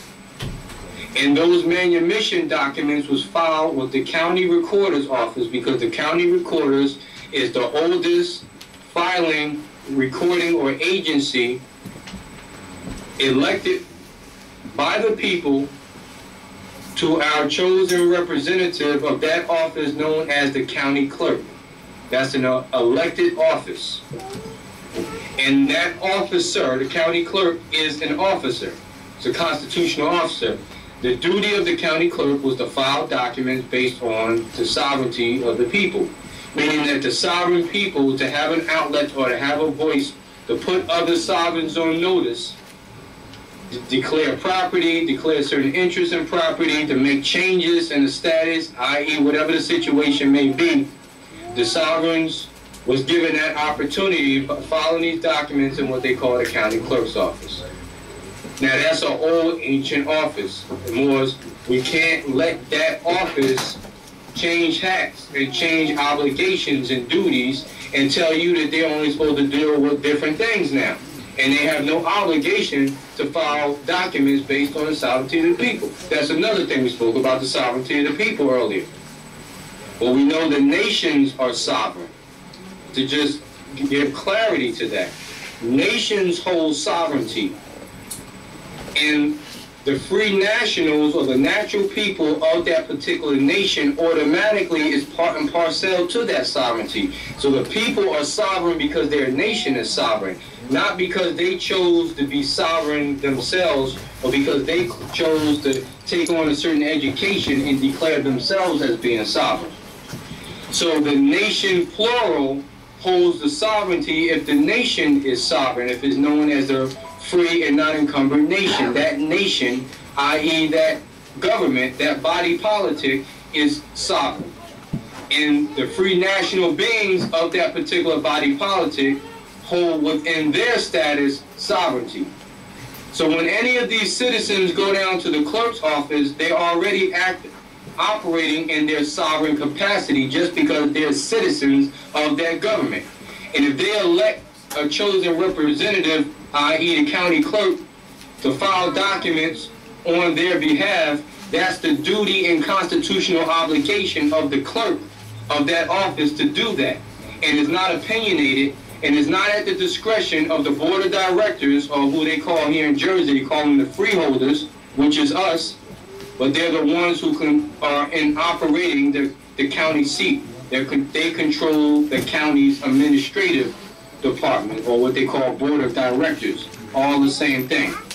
But what happens is when you go down there trying to file your Moors documents, your declaration papers, or your freedom papers, to declare or put everyone else on notice that you have declared your nationality and you are now known as a free individual, they want to block you from that process. And it's back to what I'm saying, the reason why is because it reverses the manumission document that was filed on the behalf of the slaveholders to your family prior to you were born. Islam, if there's any questions along the way, you know, give me a signal so I know. Right. I just wanted you to speak on the compromised position of the counties and how more should deal with that issue of getting blocked at the counties, or if they're in jurisdictions where the counties pretty much took the position of the corporate states. Islam. So the county clerk, or let's just go back to the jurisdiction. The county seat of government predates the state's government. So the state has since changed that. When the states became incorporated, they changed the role of everybody within their jurisdiction. So the counties became subordinate to the state through that occupational process. So now what occurs is the state revamps the duties and obligations of what the county is supposed to do. So now when we go down there, we're trying to follow a more common law process of filing our documents or holding them to a constitutional responsibility. And what they're really telling you is we don't go by that process anymore. Is the reason why they don't want to file, and the reason why they are capitulating and not doing the service of what the sovereign needs them to do. On different levels, you have to look at this. Number one thing they're saying is they're not accepting the fact that you are part and parcel to the government, that you're sovereign, number one. They're saying that you're still a slave, and what they're also saying to you is a slave can't file these documents. That's one thing they're saying. So understand why you're getting this opposition from many different levels. Most of the time you go speak to someone, you're not talking to the clerk, the elected clerk, you're speaking to an agent, a deputy, etc. They're hired to do a specific job. So you're always going to have to take it above them and speak to the one that was elected, because they understand more of the constitutional law and obligation. The agents don't know as much as the one who was elected themselves. Going to the remedies of this. When they block you, most of the time they're going to give you a memorandum or a memo saying that they can't file it because it doesn't meet any criteria or indice within the county clerk's filing obligation. And here in the states here, they tell you that those filings pertain to real property. So one way that you can start getting things, they do the same thing here, but we still get it done. They deal with us on a case-by-case basis, and that's based on, it's really based on how much education and knowledge the individual has when they go and speak to these county representatives. So it's unfortunate that we have to deal with this on a case-by-case basis, but I'm going to give you some information and some tactics on how to address this so that you could be more successful, not just with that department, but any agency that you go to, because they all represent the same agency. So because they're telling you that they can't file it because it pertains to real property, and if you get in some more information, if they're telling you a different reason, then you can let me know that, and I can tell you how to address that as well. But the more common reason they say here is because it doesn't, your documents does not pertain to real property. Now,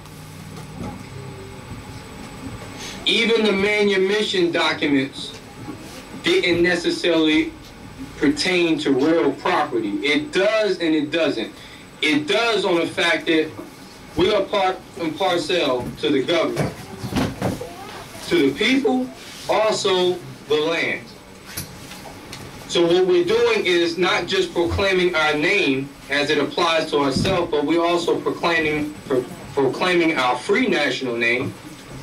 We're also proclaiming the name of our nation, i.e. our government, and it also covers the geographical jurisdiction or the dominion that we or our forefathers had dominion over, which includes this portion of North America, South Central America, South Central North America, i.e. the joining islands, Mexico, Canada, etc.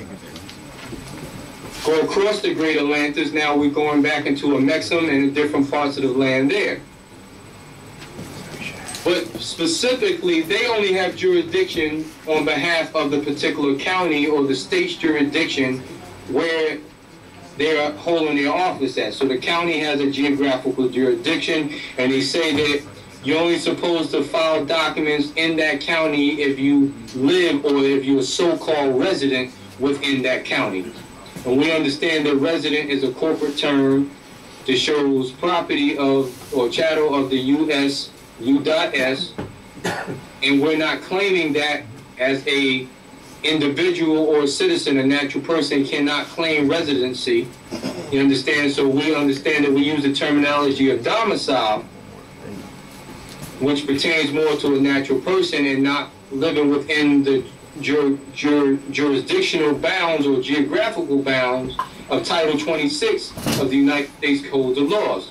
It states that anybody living within that federal zone or federal district, which takes you back to being property of the U.S. under the 14th Amendment.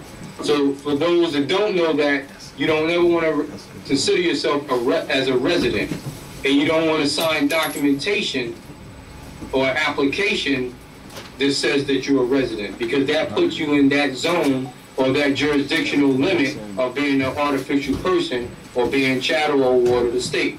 So you remove that terminology from your database.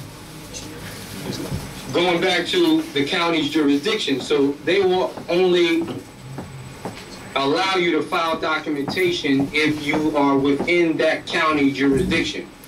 But that's not necessarily true. You don't have to be a part or live within that county to actually file documents in that county.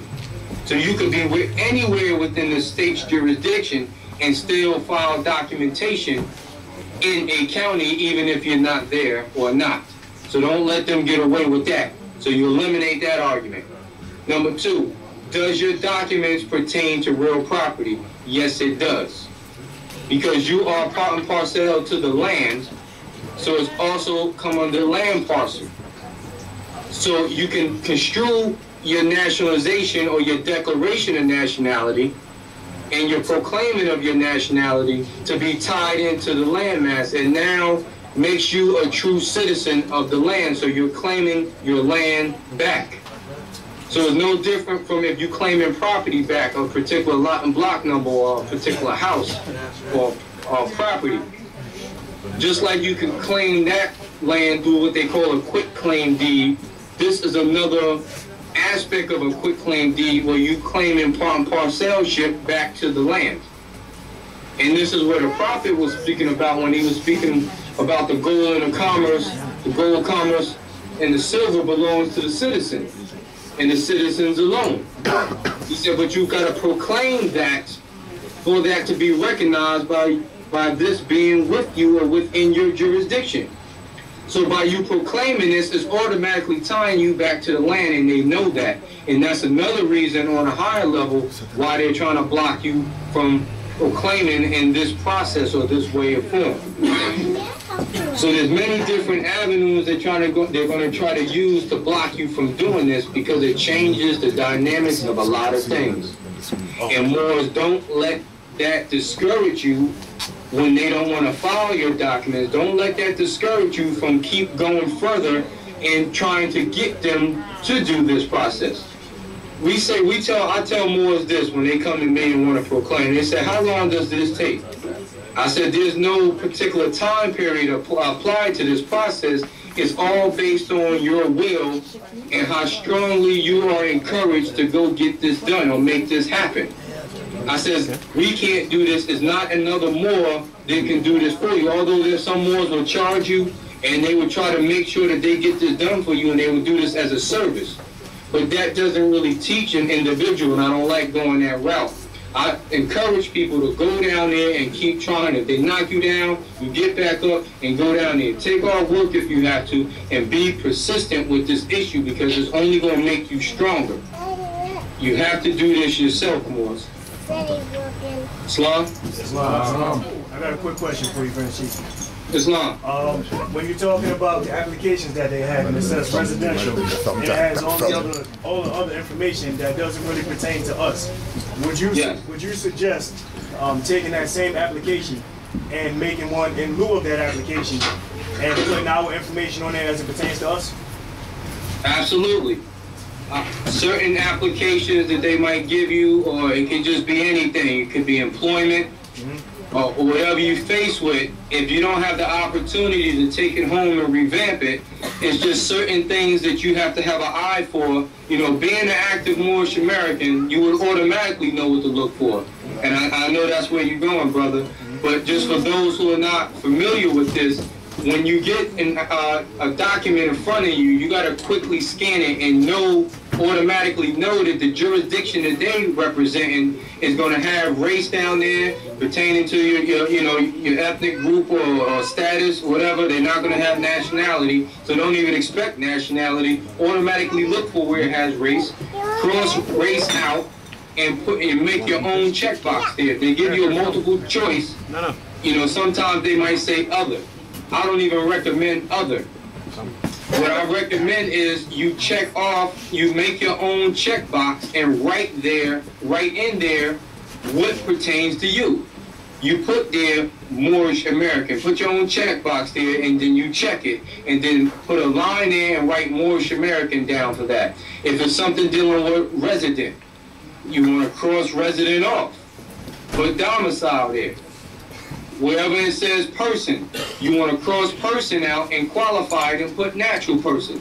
These are just one-on-one Moorish basics when we're dealing with applications and things like that that's already pre-formed for you. You go into a lot of places and it's a form that they tell you got to fill out.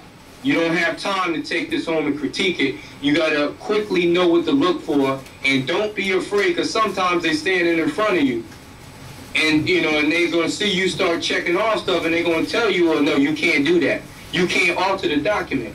Don't be afraid to stand your ground and tell them, none of this applies to me. This is misrepresentation, and I have every right to check off what applies to me. It's not there, so I have to put what's there. Exactly, and not doing so is fraudulent on their behalf, and you can let them know that. And if they have a problem with that, then you ask them to, you know, call in their supervisor or someone who's over them, and you explain that to them.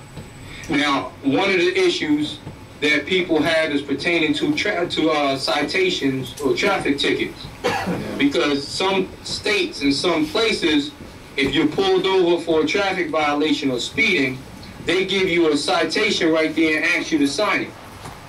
And that right there, you have to quickly examine that document, and you have to write or sign with all rights reserved, or, you know, without prejudice, all rights reserved. Whatever, you know, take notes, and whatever you don't know how to do, you know, get with the grand sheet there, and they will, you know, have classes, which they have many classes on this in the past. But go back over this if you don't know, because you have to know how to navigate out here on a day-by-day basis, because this sets up what we call a paper trail. Even with the applications and the forms, you have to fill it out right from the beginning, just in case you have to follow up with this on a higher court or a higher department within that jurisdiction, where they have to appeal it or review it at another time, or they try to hold you to a status and say, well, you filled it out this way. You want to be able to bring those documents back up and say, no, look at the way it was filled out. I did not agree to be with any jurisdiction or corporate ward, chattel property of the state. I'm not agreeing to be an artificial person.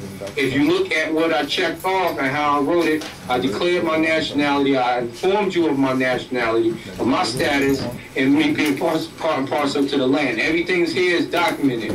You agreed to it, that created a contract. Understand, when they present something to you, that's an offer. It's not until you agree to it and sign it and send it back, it becomes a contract. So when they first present it to you, it's just an offer. You do not have to agree to that. You don't have to agree to their terms and conditions. You change the terms and conditions and then give it back to them. Once they accept it, then that becomes a contract. But now that contract is no longer under those same terms and conditions that they intended it to be for. Now it's under the terms and conditions that you have created it to be under. Now they got a problem. They know that, that's why they try to block you from signing it or filling it out that way. Still going back to the brother's question, certain documentation, certain forms and applications we already have pre-forms for. Certain forms like Social Security applications. Because that's part of the process with Moors when we proclaim our free national name, we have to go back to the Social Security Administration and correct the name that was last known in their database. So if your name was, if you were born under the name John Williams, and that's on the so-called birth certificate and the Social Security card, driver's license, and whatever corporate contracts you might have with them, part of the process of proclaiming your nationality is going back and correcting these documents, because if you don't, then it's still considered an active contract still in their database. And they would tell you, we had numerous meetings with the heads of state on this issue in the past. So I'm telling you what I know from experience. They will never, even if you disclaim something or disclaim a name, it does not change that in their system. And they can come back 30 years or 40 years later and still hold you to those contracts, and you will still have to fight your way out of that scenario for the simple fact, because of the simple fact you never went back and corrected that in their database. So you could be known as John Doe Bay for 40 years. But if a situation arises and they still have that information in their database, they're still going to hold you under John Doe and still hold you under that status and that jurisdiction that applies to John Doe. And they're going to use the Christian Black codes to try to hold you to that, use the laws to hold you to that particular jurisdiction that they're holding you in. And now you're going to be trying to fight that based on constitutional laws and things of that nature, and they're not even going to be using that to define your statement because they're still saying that you're John Doe. So once again, don't put yourself in that scenario or that track. You've got to go back and correct that from day one. That's the process of correcting or proclaiming your nationality. This is a process, and you have to go back one by one, document by document or contract by contract, and revamp it. The only thing we don't go back and correct is the birth certificate. Once you proclaim your nationality and proclaim your name on these other contracts that we're telling you about, automatically nulls and voids that birth certificate, and also that marriage license. That's something else that we'll get into a little bit later. But going back to the pre-forms, Social Security forms we have already filled out. We have a due process of law book that we have revamped, and we'll be sending that back out soon. But if you go back to that due process of law book, we have certain forms already pre-filled out according to Moors status and Moors law, Moors terms and conditions. So I suggest making copies of that and using that. I'm not sure which Social Security form y'all use on that side, but here in the States, there's a blanket form that we use that's already have the check boxes and it already filled out for Moorish Americans, as well as other documents that we might use. So, you know, that's something that we can look at in the future on revamping some documents that y'all use as a form out there. We can go over that and look at some of the laws and things that they might have in there. Islam? Yeah, we have one question. Yes, sir. When you say correct your name, like you go to the, let's say you go into the social insurance place and you go to correct your name, are you keeping the John Doe part and putting the El Bay on it, or are you expunging or taking away the straw name entirely? Well, Islam, you have an option. Now, the minimum requirement is you're doing two different things here. If you notice, we don't use the terminology change our name, because that's not what we're doing. We're actually proclaiming our name, our free national name and religion. Within that, there's a whole process of other things that it's not necessarily, some things are mandatory, but some things are optional within that process. And one of the things that's optional is the name that you're choosing. The minimum requirement of us proclaiming our free national name and becoming members of this organization and this nation, or this body politic, is the minimum requirement is the adding or annexing the L or Bay to the pre-existing name that you refer to as the straw man name. That's the pre-existing name that we were known as, or what they refer to as the assumed name. They also refer to that as a Christian name. But to break the contract that goes along with that name, because that name is a contractual name, understand that. To break the contract with that name, the minimum way to break that contract is by annexing El or Bay to that name. That automatically breaks that contract. That's the minimum requirement. And that's still not referred to as changing the name. When you proclaim a nationality, you're giving the opportunity under the nationalization laws to change the name. They use the phrase change your name. You're given the opportunity to change the name that you was known as along with that process of nationalization. Even under the so-called term naturalization, when a person of foreign-born status comes to another jurisdiction and do what they refer to as naturalized, even within that process, they're given the opportunity to take on another name. It's under the naturalization laws. So you're given the opportunity based on nationalization or naturalization to assume another name if that's what you want to do, and that's covered by national and international law. So that's never to be construed as changing one's name. Because if you go down there telling them you want to change your name, then that's no longer under nationalization or naturalization. That comes under the state's corporate laws or bylaws. And that has a whole other jurisdiction that applies to that. And that becomes a granted privilege and it becomes discretionary if they allow you to do it or not. So that's a mistake that we make when we go down there, because we start telling them that, you know, I want to change my name. As soon as you say that, then that's construed under another jurisdiction. Don't go that route. The proper terminology is I'm proclaiming my nationality.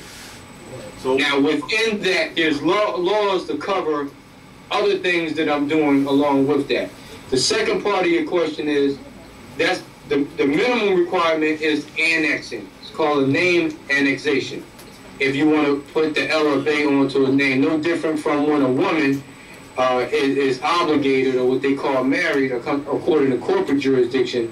When she marries, she takes on the last name or the surname of her husband. That's also called a name annexation, where she's just annexing the surname onto her pre-existing name. Now, that's an option. That's where the hyphen comes in at, where the hyphen L or B or hyphen whatever comes onto that. That's under annexation. But that's the minimum requirement.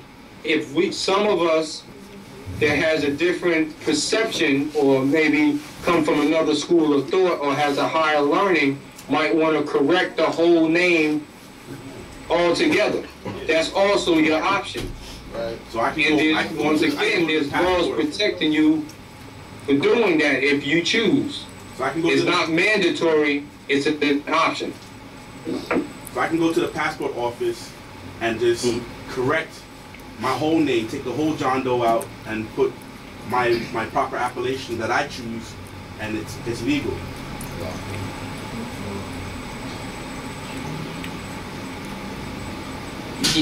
Yes, only if you have documentation to show them when you go down there. That's another thing with the passport application. You should have pre-applications already for Moors who want to go that route. And before you go down there, you should have a checklist of certain things that have to be done already before you go fill out this application. We have Moors here that have successfully went to passport, have got their passport with their L or B attached to their name. But it's a certain way you have to do it. It's not easy. But the other contracts have to already be corrected before you go there. That cannot be your first course of action. You can't come in and receive nationality documents from your group, and documents from your group, and go strictly down to the passport office. They're not going to do it. You already have to have the Social Security card corrected. You're going to already have to have your documents filed for the public record. You got to have these things already corrected before you go down there. And if everything checks off, then they shouldn't give you no opposition against that. So we're going to have classes just on these subjects alone. Thank you, Rob. Islam. And also adding on to that scenario, once the passport office or administration is going to want to see a birth certificate, because to them, they refer to the birth certificate as proof of citizenship. They say that that's the proof that you were born on this soil. And we understand that that's not what the birth certificate represents. We're past that. But to them, with us, we cannot get past a birth certificate. So what we do is we use the birth certificate once that we was born, when we was born, the birth certificate that was given to us, we still have to utilize that. But once we correct our name and nationality in the different offices, once you have the documentation showing that the name has been corrected from John Doe to John Doe Bay, always keep that original birth certificate in your possession, or in your folder, in your safe, wherever, because you're going to have to come back and use that to show them when they ask for a birth certificate. You give them that birth certificate, But you also give them the proclamation document and all your other information that came along with your proclamation. You give it to them in one folder and show them that you went from one name to the other name. So the birth certificate will satisfy their requirement of needing a birth certificate. But you're not necessarily saying that this is you or that's you in that birth certificate. You're only using that to satisfy their requirement. But you have disclaimed that birth certificate within your documentation. So don't worry about that. Some Moors are afraid to use that and they don't want to go back to that. But you got to keep that on standby, because even with motor vehicle, for Moors that want to use the, who want to get their name corrected on the so-called driver's license, you're going to need to use the birth certificate to get the name corrected on the driver's license. And Social Security Administration is going to want to see that. So at least 2 to 3 times you're going to need to use that birth certificate again. And you're using it under the condition of threat, duress, and coercion. So as long as you're using it under these conditions, it does not validate a legitimate, or what they call a conscionable, contract. So understand this. A lot of Moors are afraid to use these credentials because they think that it's putting them back into the corporate ward jurisdiction, and it's not. It's how you use it. I've always teased on this topic, how to live within contracts. Moors in general, we're trying to break away from the corporate ward system. And because of that, we're afraid to enter into other agreements and contracts, and we shouldn't. Because the constitutional, Article 1, Section 10 of the United States of America Constitution guarantees our right to contract. We're here based on contract. We need to contract. There's nothing wrong with contracting. We have to contract in our free national name. Once you contract outside of your free national name and status, then you're going right back into the corporate ward jurisdiction, and they're going to have leave over you every time. Is that clear? Yeah. Yes. Can you use your live birth? An affidavit of live birth? Yeah. Yes, absolutely. Those are documentations that us Moors, that we create to offset or alter the birth certificate that does not reflect our name and our status. So absolutely. Some refer to it as an affidavit of live birth. Some Moors have what they call a Moorish birth baptism certificate. You got Moors that create all kinds of documents in lieu of a birth certificate. And it all does the same thing. So yes, absolutely. But you have to file that affidavit of live birth with the county clerk's office. Don't let them stop you from that process. Some Moors go down and what they get a apostille or apostille, they refer to it, at the Secretary of State's office, which is mainly an international notary, but it does not get filed for public record there, so it does not hold the same weight. Now, yes, you can do it for added fuel and added recognition, but don't stop there. That's not the substitute for filing with the county recorder's office. Hold them to their constitutional obligation. Enforce their constitution. Islam?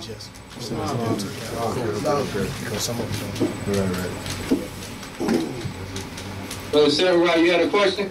Nope, you answered it already. All right, Islam. As soon as I sat down, you covered it. Islam. Question. All right. One question. Yes, sir. Is the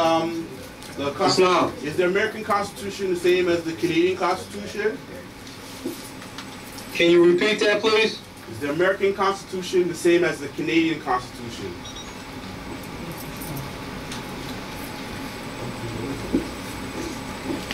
No. But from my understanding, the Canadians camelback or uses the United States of America's Constitution for certain things that benefit them, to what's in their benefit, from my understanding. I never really got too in depth of the connection and the ins and outs of when they use it or how they use it, but from my understanding, it's not the same Constitution, but they use it And I know Grand Chief Kudrow could probably further elaborate on that connection. You want to do that now? Just remember that the Canadian Constitution is classified as an act, which eliminates its position at law. So then, once we recognize that the Canadian Constitution Act isn't a real constitution, it's an act, then the next thing is what's the supreme law of this jurisdiction called Canada. And then that's when we go to the United States, the US one, and then it's tied to Article 11 of the Articles of Confederation that says that Canada agreed to everything that the Union States agreed to, which the Constitution is one of the main documents that they agreed to. So the Constitution of America holds supreme for all of the for all the Americas. You just said it, the Constitution of America. Exactly. Yeah, and we're in America. We're not in Canada. Hey, Grand Chief, I'm gonna clear something up for the brother right quick. Earlier when I was speaking, we want to stop saying America, because the United States is not America. I'm in America. I never left. I just came north. If you want to make the distinction, then it's the United States Corporation, the Canadian Corporation. So you don't want to say America when you're talking about the United States. U.S. When you watch the Olympics, you never see the American basketball team. It's the U.S. basketball team, and then you see the Canadian basketball team. But notice that they go to the American qualifiers to see which team they're going to send to represent the Americans. Even to qualify that too, this year we have the Pan Am Games, and that's the Pan-American Games. Pan-American Games. And that's included all the Americans, South, Central, North. Absolutely. And I don't know about the adjoining islands incorporated, but South, Central, and North for sure. So it's all one land, man. Islam. All right. Another point on it into is religion. And going back to our instructions from the Prophet Noble Drew Ali, he said they are to proclaim their own free national name and religion. And I want to qualify that, because this is a lot of misrepresented thoughts that Moors put out and have been put out over the years. And because we are under the conception that religion has enslaved us, that needs to be qualified, because a lot of Moors coming into this want to disclaim or not associate themselves with their religion or what our proclaimed religion is, because they still think that that has a hold on the societies and the state's jurisdiction and what they have referred religion to be, modern day speaking. And that has to be cleared up. We have a term that we use, it's called pseudo-religion. And what I tell people is that religion is not what enslaved us. Pseudo-religion is what enslaved us. We was never brought or taught true religion. And this is what the Prophet is making reference to when he speaks about our old-time religion. So don't construe it, our religion as being part of the pseudo-religion or the dogma religion that has enslaved us. You gotta go back into your timelines and into your history. When we say our religion is Islamism, that's one breath that the Prophet referred to it as. He also makes reference to the Mohammedan religion. He said that in another breath. He also, in another breath, made reference to the Muslim religion. When you start going back into these more older terms, then you will realize that there's a jurisdiction and there's a thought pattern or perception that comes along with the phraseology that the Prophet uses. And it also represents another timeline. We spoke about time earlier. And we know that we measure time by cycle ages. So time is nothing but cycles. You have to have a beginning period and an end period, and that's referred to as a cycle. So time references and timelines is very important in our history, because names perception, thought patterns, customs, culture, they all change as the timelines change. So when we go back into our Moorish terminology and our language, what we're going back to is the time frame or the timeline that the Moors was operating in or doing certain things in. So when we go back to the state of mind of our forefathers, we're going back to certain time frames when they accomplished certain things, when they were known a certain way. We're saying we're going back to a state of sovereignty. Well, we're still going back to a state of a timeline when the Moors were in control, or when we did have our lost estate, when we were in control of our lost estate. Those are timelines. Everybody familiar with the timeline? If they say the Moors went into Spain in 711 AD, they was expelled in 1492, although that's not totally accurate. But what I'm making reference to, that represents a timeline. That represents when the Moors government or body politic had a stronghold in that particular jurisdiction of Spain. The Moorish pedigree was always in Spain. The Moors couldn't have went in Spain in 711 AD. That wouldn't have made any sense. Moors were already in Spain. What that means was the Moors gained control over Spain again in 711 AD, is what that really means. So you got to understand, you're talking about timeline, and certain events took place within timelines. So when we go back and proclaim our free national name and religion, we're going back to a timeline of our forefathers where they were known for certain acts, things that they contribute to wherever they were at, and a certain status quo that they had wherever they were at. So what we're doing is we're not adopting that because we are who they were, but what we're actually doing is regaining that consciousness, that state of mind of when we once did certain things in that certain time frame. So now what we're doing is we're bringing that state of mind or that consciousness back to this timeline or this time frame that we're at right now. Because we understand we're dealing with past, present, and future, which is an illusion, but we're dealing with the present. You understand? So what we're doing is we're reversing the timeline to this day and time. And we're bringing certain things that benefit of us, or certain things that's true in fact, we're bringing what works with us from the days of the past to these days and times. We're bringing what works. And this is how the Prophet Noble Drew Ali tailored this nation. He brought with us what works, what it takes to save a nation, what it takes to be a nation, and how we will be acknowledged and recognized as a nation.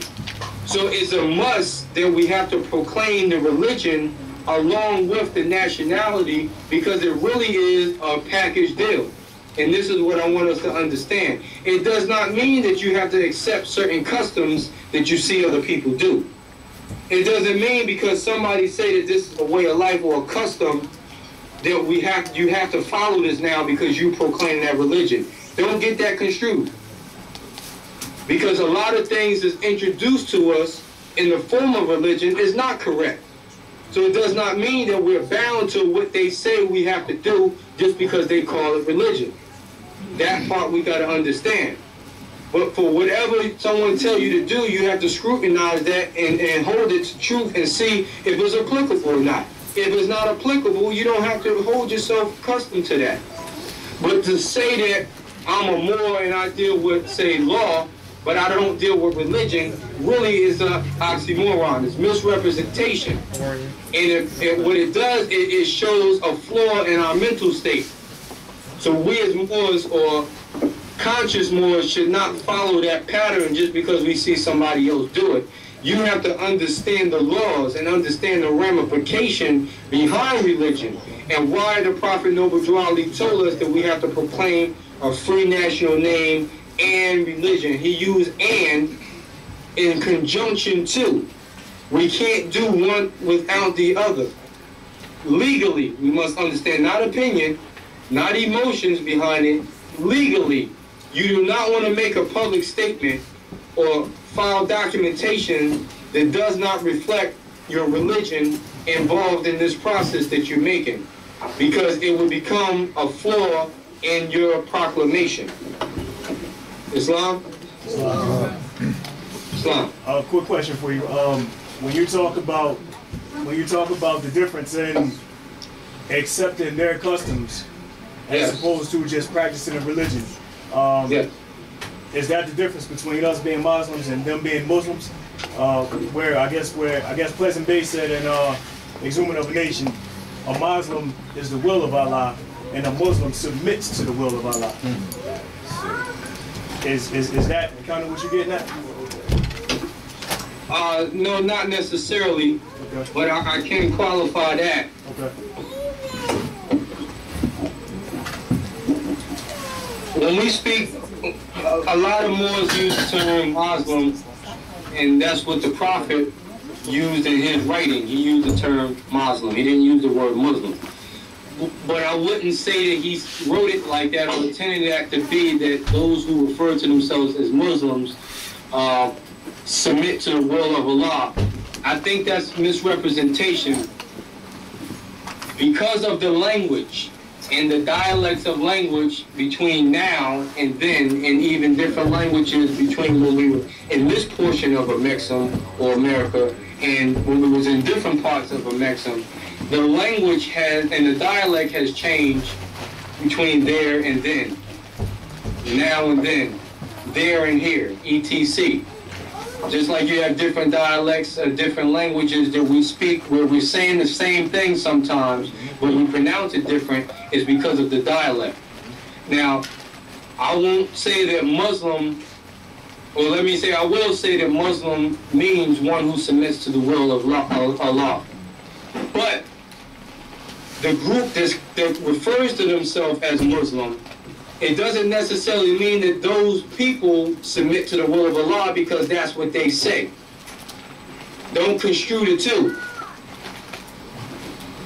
Anyone who represents being anointed, even a Christian, or regardless of what background they're representing, they're saying the same thing in their own language or within their own terms that they might use.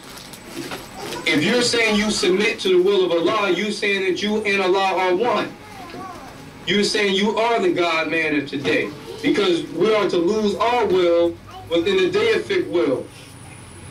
So not trying to use language to confuse us, but I'm just giving you language that leads up to what I'm saying. That we have two wills. We have our own will, and we have what they refer to as the will of God. When man descended or fell to what we call the physical plane or the plane of flesh, he was given a will and a power to choose. So that particular will that we have inherited or adopted in this physical life is based on the wants and the cardinal evolution of things. So it's based on our wants and our desires here in the flesh. So now that will is based on a cardinal will. Now you hear in different scriptures and different schools of thoughts, they speak about other will. They speak about God's will. So now when you speak about a Muslim as one who submits to the will of Allah, that's no different from God's will. We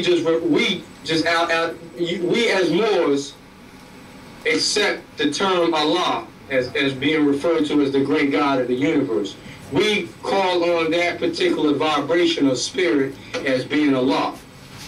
But everybody calls on Allah, they just call on Allah in different languages.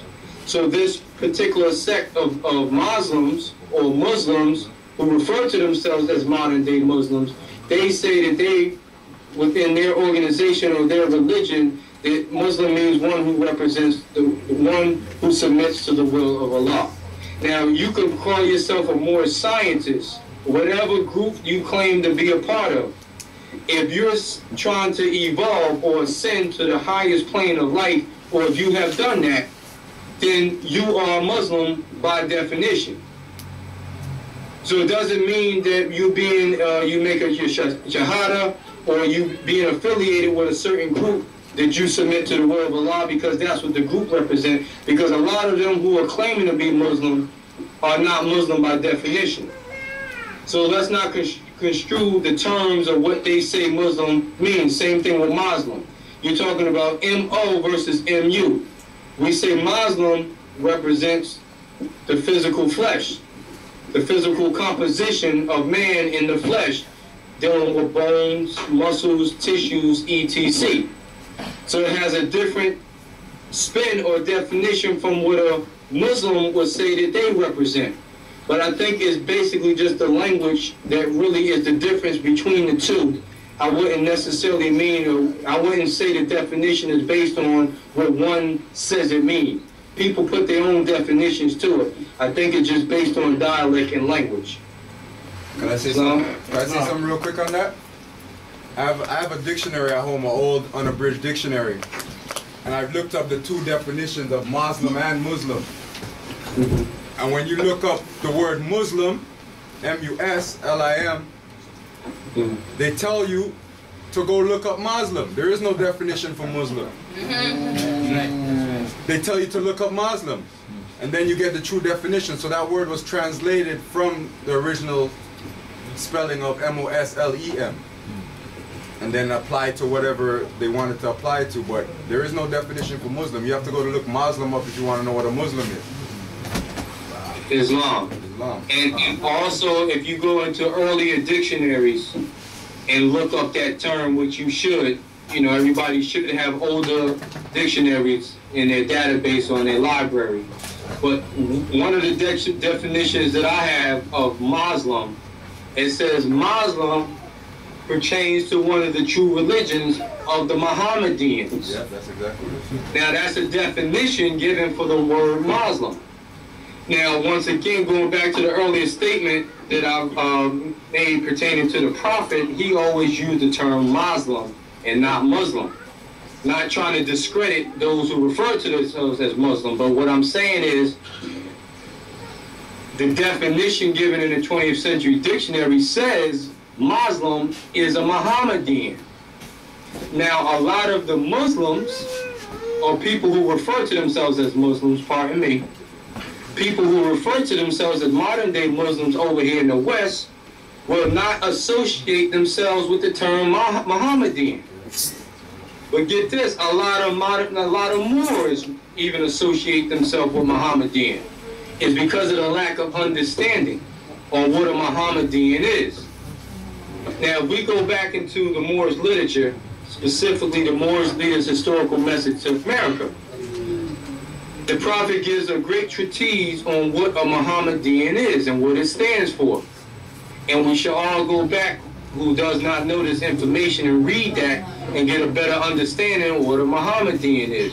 When you tell, especially these Europeans who know our history, when you tell somebody modern day speaking over here in the West that you're a Moor, the first thing that they think in their mind is Mohammedan, because of who the Mohammedans was known as. So that's a missing part of our history that they don't tell us about, that they bury. You don't want to disconnect from that. And by saying that you don't accept religion or any of these terminology, you're disconnecting yourself from the illustrious acts of what your forefathers did. And you know, being on a higher realm, on a metaphysical realm, you are your forefathers. You understand? So we just reincarnated energy or spirits housed in a different flesh in this day and life, which is what Muslim means. You just reincarnated energy taking on a new temple, because Muslim also means temple, just like Muslim or mausoleum all mean the same thing from one point of view, in the flesh, but it has a metaphysical meaning. So all depending on which level you want to go with it, from a bottom floor level, it means the temple. So understand that, one with the temple, just like you have your own temple, but together we also form another temple. So once again, you got different definitions and different variables of what it means. But going back into the Mohammedans, there's a whole history behind the Mohammedans and what they were known for and what accomplishments they had. And you do not want to disconnect from that thought pattern. Because a lot of the recognition behind us being Moorish American lies on the history of the Mohammedans. So when you say Moorish American, you're saying Mohammedan in America. An illustrious history of the Muslims of the past, you are connecting yourself back to them by proclaiming your nationality as being Moorish American. So it becomes quite confusing to those who know the history when you disconnect from that by saying that you're not proclaiming religion or you don't deal with religion. A lot of us who just want to deal with the law aspect of this nation disconnects from the terminology of religion. And when you do that in law, it becomes a contradiction. So once again, before you don't just take my word for it. Don't just take anybody's word for it. Go investigate what I'm saying. Go through your literature, study the prophets' literature, study law, and you will understand certain things that I made reference to earlier. But, like the brother made reference to the straw man name. The straw man name also referred as a Christian name. When you go look at those manumission papers that I was telling you about from the 1700s, you will see that when the slave holders, or what they call the slave masters, when they had to go declare their property and who was their property, what they did was they changed the name of the ones that they had enslaved, which was our forefathers. It showed that they was taken in or nationalized under say for example, Akbar. They were taken in as slaves or enslaved under the name Akbar, or whatever their surname was at that time, and the slave holder changed the name and gave him John Jones. And within him giving him the name John Jones, he had to go declare that within his manumission papers. In those documents of the slave master, he had to file that in the county clerk's office. And those documents reflected the fact that my name Jones was a plantation name, which was the slave master name. We all know that history, right? So what he did was he gave them his name. And when he listed that as his name, he had to also strip them of the name that they went by, and also it reflects that the religion that they came with, they had to change that religion to the Christian religion. So those names was known as Christian names, along with the Christian religion that the slave master re-identified his property under. And they were known now under that plantational name, under a Christian name and a Christian religion. So even though into nowadays times, when an individual is born and he's given a birth certificate, he's entered into the system under what they call a Christian name.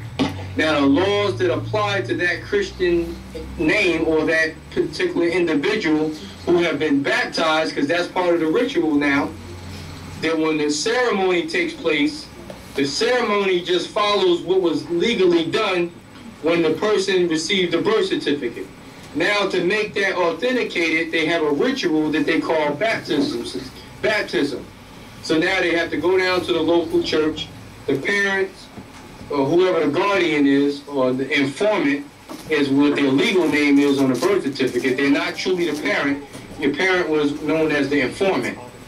The informant gives away their child in a ritual known as the baptism.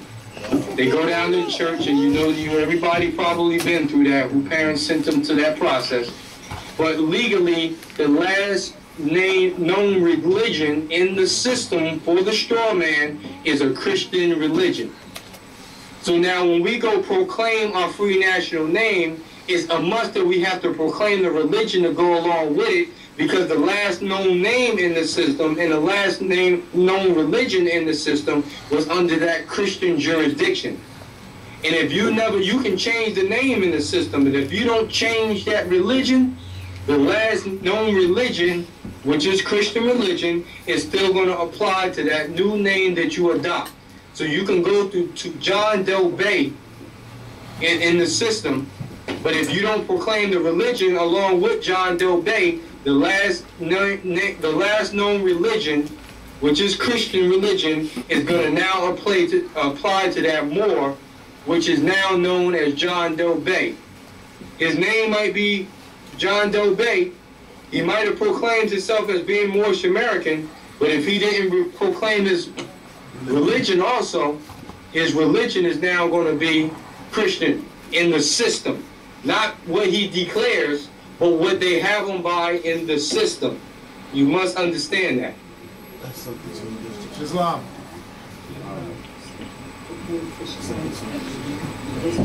Islam. And that Sheikh Nika just also brought to my attention that I didn't mention is that the status of the individual, and this goes back into the earlier days, but the status of that individual who proclaimed himself or was recognized as a Moor, but did not proclaim his Islamic background or religion, in the system they were referred to as Morisco. And a Morisco was known as a Moor who accepted Christianity or adopted Christianity, and that goes into another history that we don't have time for now. But the Moriscos, or the ones who accepted the Christian teachings or the religion because of the threat or the duress that was put upon them by the slave masters. When they was told that they couldn't use a certain name anymore, they was told they couldn't accept their religious background anymore. They couldn't proclaim Islam, they couldn't teach Islam, and they also couldn't use the language that they were once using. They were also taught another language, and that has a lot to do with the misidentity and the misrepresentation of how we were colonized here in this portion of America, because all these things were stripped from us when we were denationalized. The language, the religion, the national identity, the free national name, all of these things, the culture, the diet, all of these things were stripped from us when we were denationalized. So to nationalize, which is reversing the denationalization of us, we have to go back and reverse the process of the denationalization. So you don't want to leave these steps out. I don't want to be redundant, that Islam. So if language was one of the tenets of our nationality, how do we deal with that in this day and age, being the fact that most of us speak English? Islam, I need you to freak the question. I didn't understand it. Come on, sorry, Grand Chief. If language is one of the tenets of our nationality, how do we deal with that, being the fact that most of us speak English in this day and time? Islam, that's a good question. And going back to what we were just speaking about, because they would say that English is the national language of America. We're going to just use that term, right? We understand that that's a dialect. This is not even English that we're speaking. This is a dialect of English. And the reason why they refer to it as English, because we were colonized by the English. Now, because that's the predominant so-called language or dialect of this particular geographical landmass, we, for conversational and communication and for commerce reasons, we have to adjust and use the modern day dialect and apply that to these times that we're dealing with now. So we still take on the ancient customs and culture applied to the olden days or the common law days of our forefathers, but we just have used terminology now for common day communication and commerce speaking as applied to our nationality now. That's where we get the name Moorish American. Those who don't understand that. That's exactly what I wanted to ask, Chief. Absolutely. That's why I said, sorry to cut you. When you get a chance, I want you to qualify or explain or kind of distinguish between the name Moor and Moorish American, because I study etymology and root of things. So when I hear the word ish added on, it means kind of to me, right? It means somewhat that thing. So why are we not just more American instead of, why is the ish added on to the more? Great question. If we are direct descendants of our ancestors who weren't Moorish, they were just Moor. All right, Islam, to answer that question, just to qualify something that you just said, you said what it means to you.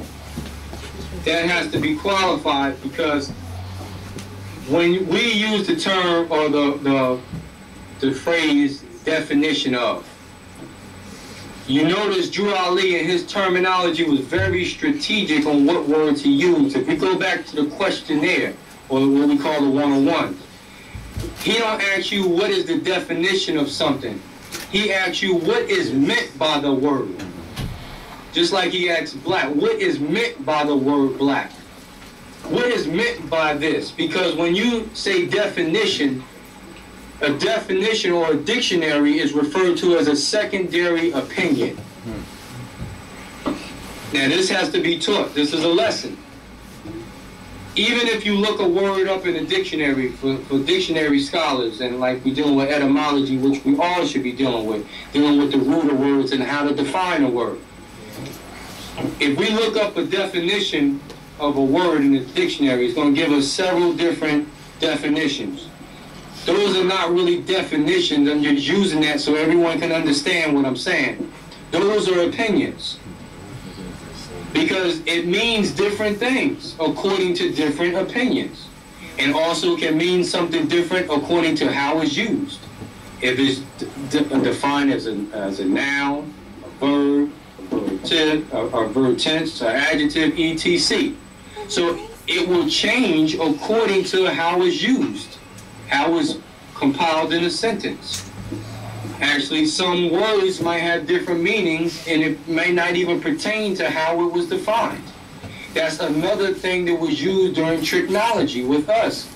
Well, in school, we were just taught certain definitions on what they wanted us to understand it meant.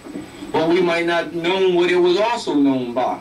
It's like the Prophet taught us that each word has several different meanings. We have to know how something is used, so we have to qualify that. Now, going back to specifically about the Moorish. Is ish a word? No. ISH is not a word. It's a suffix. Now, a suffix is something that's added on to. So, just like you have you have other suffixes that's added on to a word. Now, if you look up the term ish as a suffix, it tells you it means pertaining to. So I know you mentioned the word unlike something or like something, but according to the suffix, it says pertaining to. Now, it doesn't just pertain to a noun, is what you got to look at. As applied, Moorish is not the only time you see the word ish or the suffix ish. Ish is applied to a lot of other things out there, or a lot of other words out there that is qualified when it says ish as a suffix. So according to how it's defined, Moorish means pertaining to a Moor. Now you understand why we use the term Moorish. We're not, especially Prophet Noble Drew Ali, right, is the one that introduced us to this terminology as being Moorish American. He says, why are we Moorish Americans?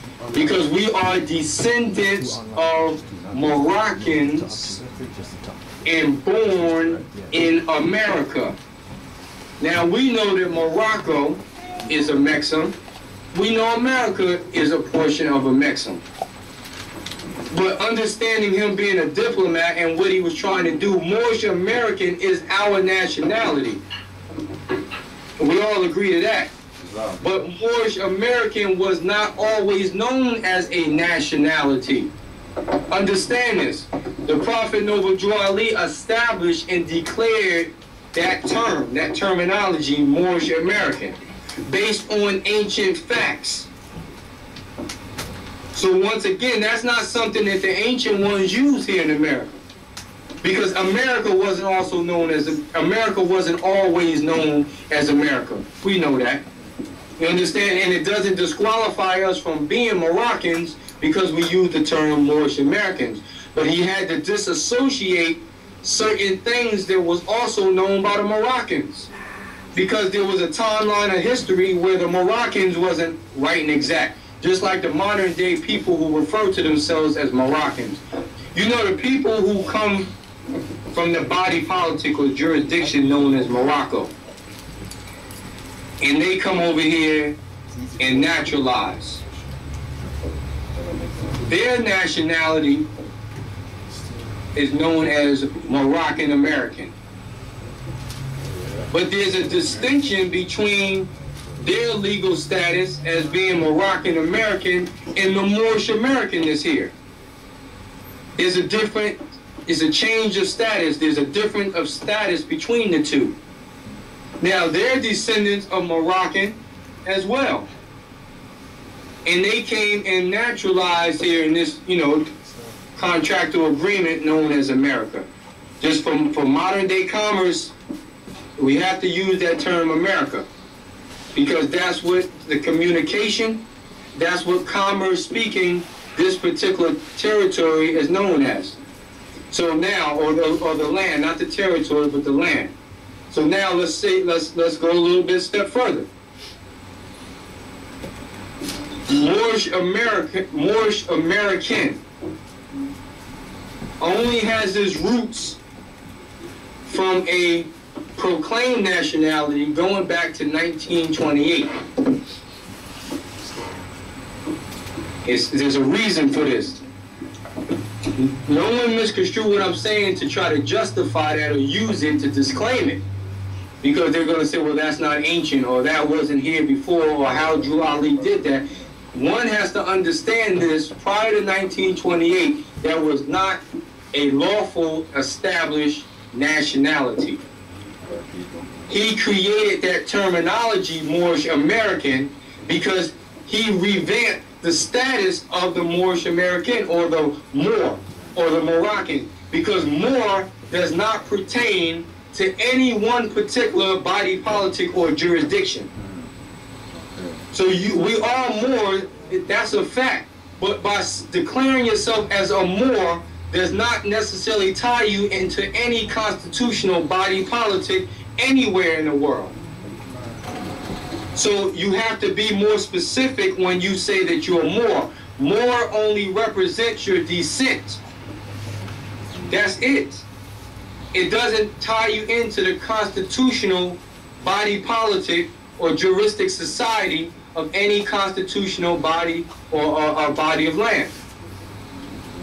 So even if you say more American, which is, I know is more directly your question, there's no flaw within saying Moorish American. Moorish is just fitted into the language of this dialect of language, which is just a suffix, which means pertaining to the Moor.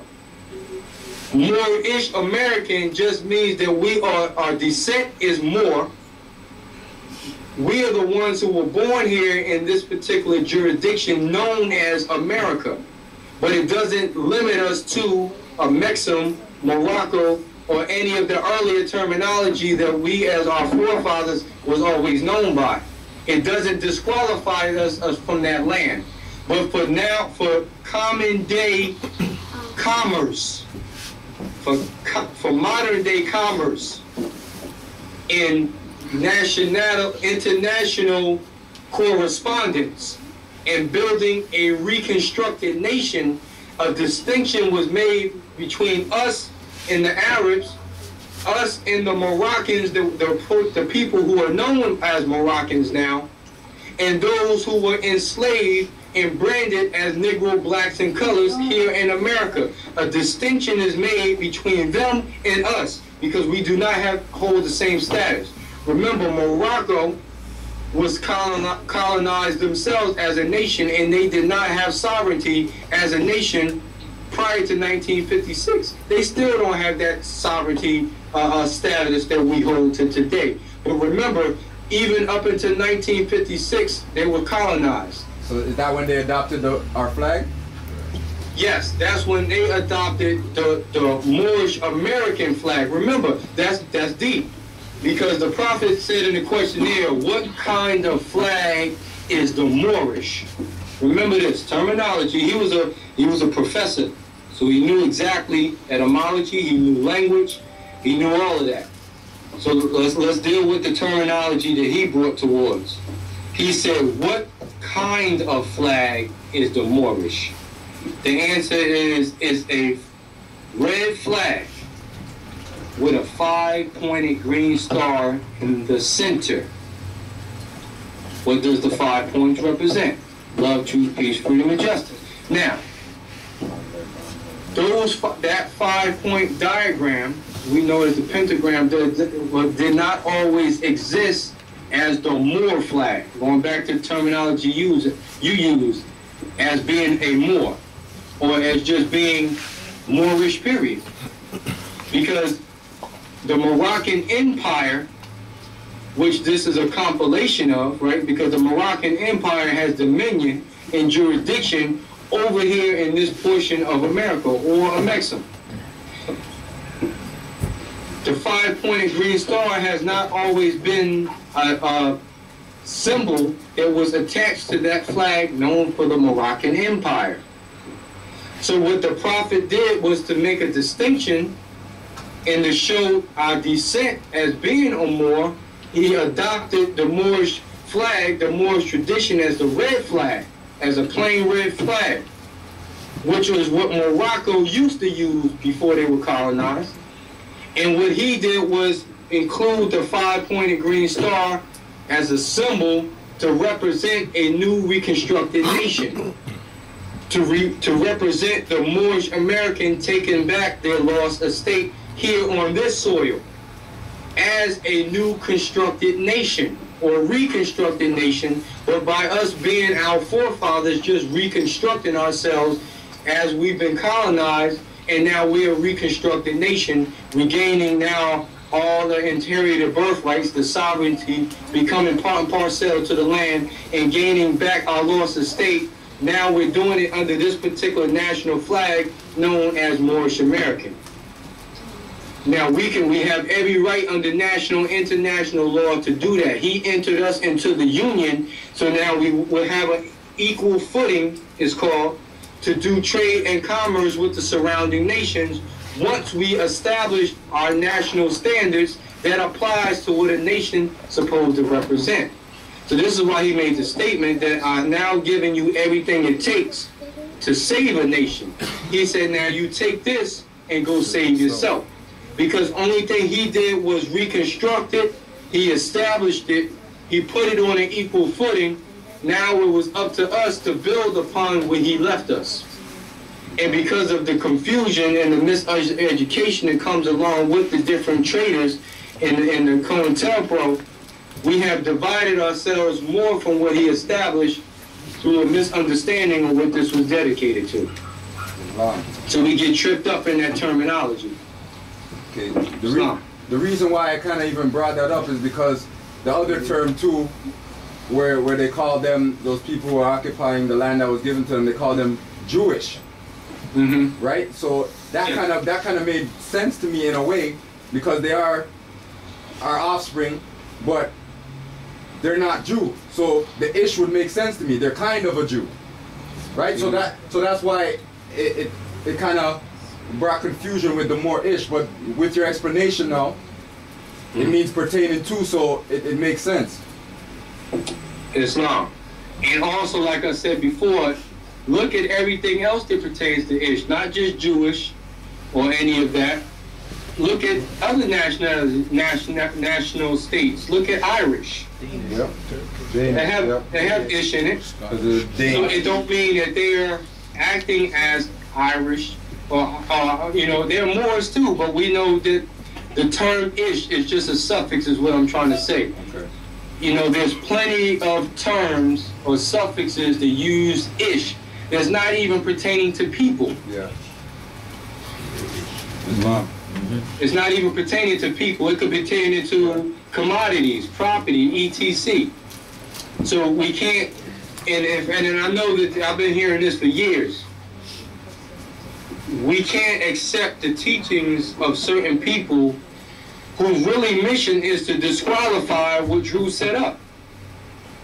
is really what it goes back to, because to, not saying you, but to question what Drew established or what he did, or to even say that Ish is not a qualified statement as a group of people or as a nation, will challenge his intent on why he set this up in the first place, or what was his intentions to set this up.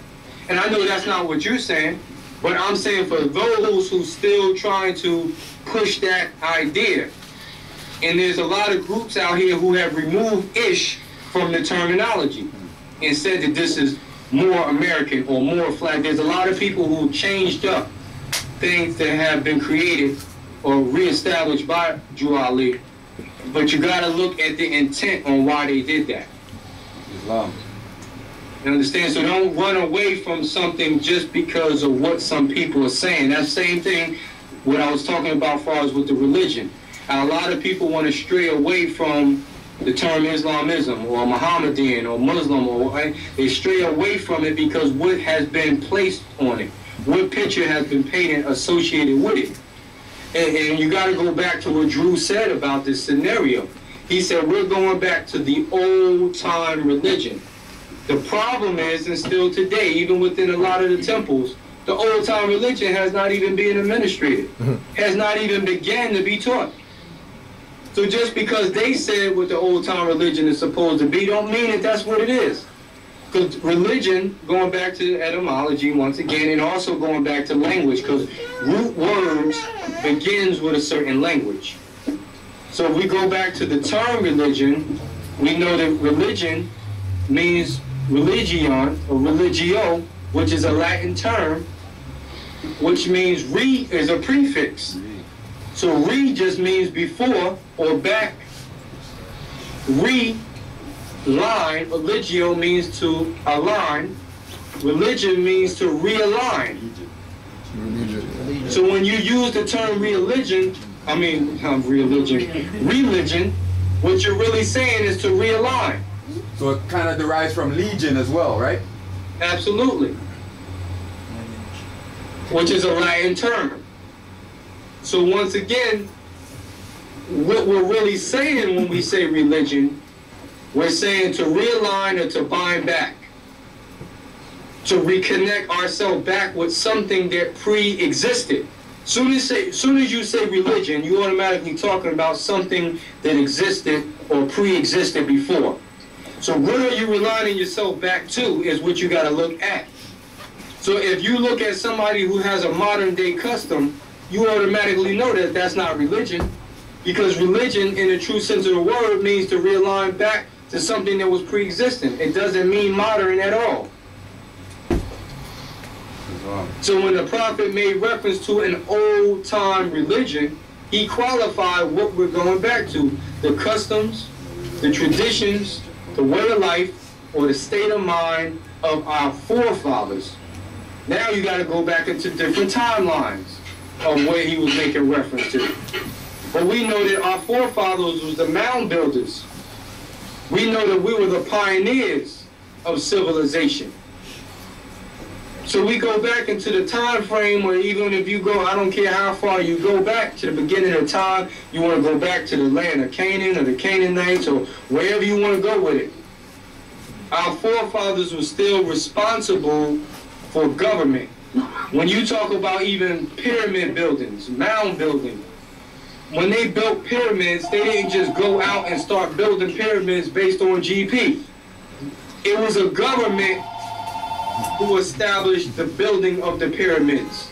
They did that in a government structure. So someone just no different when our forefathers was the seafaring people, and they did trade and commerce with the surrounding nations. That's an era of time that the prophet also took us back to, but we don't talk about it that much. When you say Islam. When you say GP, you mean general population? No, just not general population, just general purpose. General purpose, okay. You see what I'm saying? That's what GP means. Okay. Just in general. That's just language slang that we use here. But what I'm saying is, the seafaring people. The Moors said, we're a seafaring people. We once fed the world and we will feed them again. That's a statement that Noble Drew said. Now, going back into that time frame, Moors dealt with trade and commerce through waterways, what they now call maritime jurisdiction, Admiralty maritime jurisdiction. Well, that's going back to, that's nothing unlawful, that's something ancient. That's going back into Moorish mariner period. Because there was a time frame where the only way that Moors can get commodities, or what they call freight, or goods or property to other nations was by way of waterways. So in order to navigate, we had to build conveyances for navigation, which was known as vessels, sea vessels, also known as ships. So when the Moors went out to navigate, they had to establish a government first. And a government meant that there had to be some type of order in the way that they were going to go out and sail. So there had to be someone in charge of the navigation or the ship. They might have went out to sea with just say 70 people. So if you got 70 people on a ship, then you got to have people, you have to have chain of command. You got to have rules and regulations. You got to have proper way of conduct. So all that was done in a government structure. So you had the leader of the ship, which was known as the governor, or which in Latin they called him the governor. So the governor was the head of the ship. That was the one who navigated the ship. Now they're dealing with the land, the laws and the land and the language of the sea. So your ship, you had ship vessels. That's the vessels or the conveyances we use to transport or to navigate or just to go from point A to point B. Nowadays, they still use ships for freight and transportation, but you know, they have other ways of conveyances now, as far as they have railroads, they have trucks, etc. So once again, it has modernized itself to different terminology. Even with the Constitution and the treaties that we read from back in the day, they won't reflect some of the modern day advancements because it wasn't known at that time. So certain things we have to go back to, but there's certain modern day laws that we have to advance to as well. So just going back into that terminology, dealing with the seafaring time period, Moors have to go back to that state of mind of how we dealt with government during that time period. Remember, every couple hundred years, the name of the people change. Also, the name of the land might change. Certain terminology they use is going to change. Their language change. So, of course, that we go back into time frame, we're going to look at different terms, different terminology, different languages, different definitions. Even in this particular dialect we speaking now, a word that's used today does not mean it was defined the same 200 years ago. That same word pronounced the same way meant something different 200 years ago. This is why we encourage the use of older dictionaries. You go back and find the oldest dictionaries that you can find, and also doesn't mean use the modern day dictionaries that you have. That's why we use the term, even in the Black's Law Dictionary, we use the 7th edition. Because don't throw them out. The reason why is because when they present stuff to you in their language, you need to know what they mean by that. So you look it up to only know what they mean by that. Also go back to your older dictionary and look up what that word meant 200 years ago. Go back to the root word, go back to the etymology of it, get a thesaurus, look at what it meant in different ways. And now when you revamp that document or whatever, now you know how to qualify how you're using the word. You put your own glossary to something and you say how you're using the word. Because if you don't do that, it's going to be assumed by the modern day definition or the modern day terminology, by the modern day language. And that's also important going back to the Prophet's literature, because the Prophet's literature I use as a dictionary. And what he used in his literature, point blank, I use as a point of reference for the Moors. And this is a way that we counteract the modern day terminology and the modern day thought process of European psychology. So when they give us a word, just like, for example, they gave us black as applied to a group of people. Now, prior to the Prophet Noble Drew Ali laying down his program, our people were using that term black as applied to themselves. They're still using it, but just go back to the terminology. They didn't have no offset for that. You had Negro, black, colored. You had different type of terms. You had black or more. You had different terms that was used as applied to our people as Moors. No matter what our names was prior to that, they branded those names, they buried those names, and they replaced that name with what they wanted us to be known as. And for each timeline, when you deal with Negro, black, colored, Ethiopian, they mean the same thing as applied to the European classification of people. But the difference between the different brand names is a different timeline, or a different time or era of time. And every time the time shift changed, or they changed the administrations, they changed the brand names that they use as applied to those people.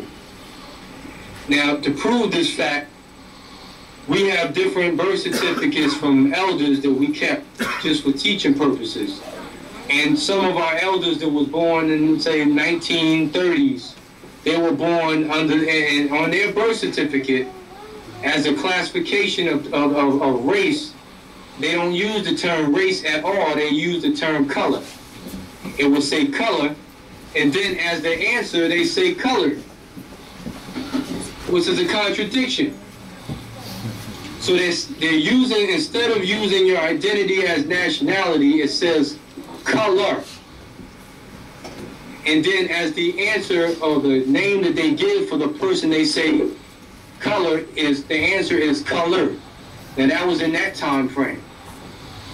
And then you went to the 1950s or whatever, and they were using the term more predominantly of Negro. And then on some people's birth certificate, according to the time frame they were born in, it would say, in that same slot, it would say Negro as their identity. And then you go into the more modern day term, the more modern day time period, they start using the term black. And then they're going to start to change that, just like they're introducing to you now African American, etc. But they're going to keep changing that, but it all has the same status and means the same thing at law and implies the same status at law. So you got to understand, this is why we got to go back to the state of mind of our forefathers. So Noble Drew Ali introduced to us terms and language, and we should utilize that, because that language will counter-react or challenge the jurisdiction of the language that we were accustomed to. It changes the psychology, it challenges the psychology that we were accustomed to. So it's important that we don't use the terminology that was given to us, or that we think, or like we're looking up in the definitions of the dictionaries, and it's saying, well, this means one thing. As soon as we challenge what Drew Ali said, we're challenging everything he said, and we don't want to do that. I use the reference of what Drew Ali gave to us as a reference point to challenge the jurisdiction thereof. And we should all practice that, because he's not going to gear us and guide us into the wrong area, in the wrong direction. He's not going to do that. So even to the terms where we were speaking about America and how we refer to the Constitution, you got to be real strategic on how he even mentioned the Constitution of the United States. He referred to it as the Free National Constitution of the Free National Republic of the United States of America. That, and he referred to that several different times. There's a reason why he referred to it that way. So what I do is when I hear the language of the prophet, I go investigate why did he mention certain words? Why did he put certain phraseology together? Why did he refer to things in a certain way? I investigate that because there's a lesson within that. I don't really get caught up into what other people have came up with within in their studies. I will investigate what they say too, but I use my reference point, and what I use as a point of law, I use what the prophet established, because I know that there's an ultimate reason on why he worded it that way. And when you really go back and look at how the prophet worded things, you very rarely see other Moors rephrase it the same way. And it's because they haven't really went back and investigated it and understand why he used the terminology that he used. Islam. I have a couple online questions that I want to ask you if you're finished speaking on what you're speaking on. For the first question is, can you explain, I'm going to read both of them, you decide which one you want to address first. Yeah. Can you explain how we lost our birthrights, is the first question. And the second question is, do you think more science should be taught in our family in the way of the so-called school system? So like, should we mimic the school system at home in teaching more science? All right. We'll deal with the first question.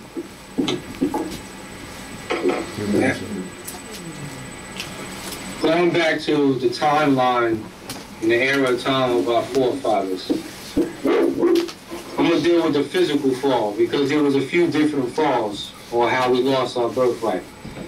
But I'm going to just deal with the more predominant, the more modern day one we need to be concerned about while we're here. Going back to the timeline of our forefathers when we were known as Moors, Moroccans, Mohammedans, wherever you want to refer to us as. When we speak about the last stronghold of the Moors, even going back to Spain, we went into, we were the founders of civilization, which means that we controlled or occupied the body politic, i.e. the government, in every different land across the world, across planet Earth. What occurred is, in certain time frames, we were challenged on our jurisdiction on that land. Means that certain people started migrating to these lands that we occupied and started to challenge our jurisdiction, which means our authority in these lands. And what they did was wars broke out. Everywhere we had Moorish government, a war broke out. And through the war, we was occupied. We were what you call defeated. And through the defeat of us, when we lost these battles on our land, part of the defeat is where your colonization comes from. Once we were defeated, that's what's referred to as the last of your stronghold. Your government structure goes down. Your flag goes down. When your flag goes down, that's a signature or representation of your government no longer in control.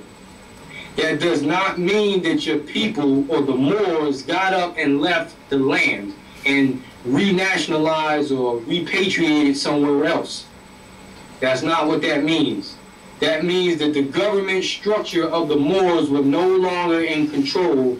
It means that they were denationalized and they were colonized. And the ones who we was defeated by gained control of the government seats and the government structure. So here in this portion of America, which is referred to as the United States of America, within this body politic, even on a broader level of who's not involved in this union right now, because the United States of America was a lot broader in geographical area than it is today. And that's because different geographical territories actually was left out of the union. Some joined the union, some dropped out, but some wasn't ever even included of it because they reformed themselves other body politics, i.e. Canada, that we speaking of right now. So getting back to this, how we lost our birthright is because we were denationalized through war. We fought many battles on our land. Our forefathers shed blood to try to keep alive our pedigree, our land, our geographical jurisdiction, our resources, our government, etc., our birthrights. Our forefathers lost a lot of energy, a lot of blood, a lot of people died physically in trying to keep this stronghold alive. And after years of battling with these European inquisitionists and charlatans, we lost these battles, and when we lost, they gained control of our government. Once they gained control of our government, what we would call POWs, prisoners of war, which means that once they came on a land, whoever wasn't killed was captured. Once our forefathers was captured, then we were called and captured slaves at that point. We were captured and put into their prisons, which is concentration camps, which are slave camps, which is whatever you want to call it, prisons, jails, etc. These are where the jails really came from. These are where the prisons actually came from. When POWs was captured, which is prisoners of war, they were captured and they were put into the colonizers' camps, which was their form of the prisons. Once we was put into there, we were either sold to other nations, or we either was kept for their use as slaves to them, or we were put on the market and sold as slaves to whoever wanted us within this geographical area. So they set up shop on our land, they colonized our land, and this is how we became known as Negroes, blacks, colored folks, and Ethiopians, and now African Americans. So we lost our birthright through the denationalization through war. That's one aspect of that. Karmatically speaking, we lost our birthright through following these cardinal customs and the merely ideas of man that did not help us or do anything for us. That's karmatically speaking. We followed after idol gods of Europe and who we knew nothing of. That comes along with the thought pattern of us wanting to follow the European psychology and accepting the teachings of the Europeans and wanting to be like them. And because of that, we was losing our tactics and our free national standards where we allowed the Europeans to come in and infiltrate who we were in our religion, and that paved the way or made it easier for them to colonize us and eventually wage war against us and use our own people to go against us. Because that's how they actually defeated us, is by using our own people, using Moors against Moors. And that's what they do modern day speaking to today. They use us against us. Our Asiatics that we can't convince that they're not Negro, black, and colored are actually agents. They're occupied agents currently for the U.S. or for the European system or the English or the Dutch, etc. Whoever's in control of this elite one world order, they become agents of that particular demonic system. And we got to be careful who we deal with, because these slaves do not want to agree to give back their slave tactics and their slave customs, and what they do is they become agents for the system or the powers that be, which actually gets more power and goes against us and what we're trying to do in the Moors Divine and National Movement's agenda. So this is why the prophet was making reference to, if you can't convince your brother that he's not Negro, black, colored, or Ethiopian, there's nothing else to say to him. Because technically they're still agents, and an agent is i.e. a slave.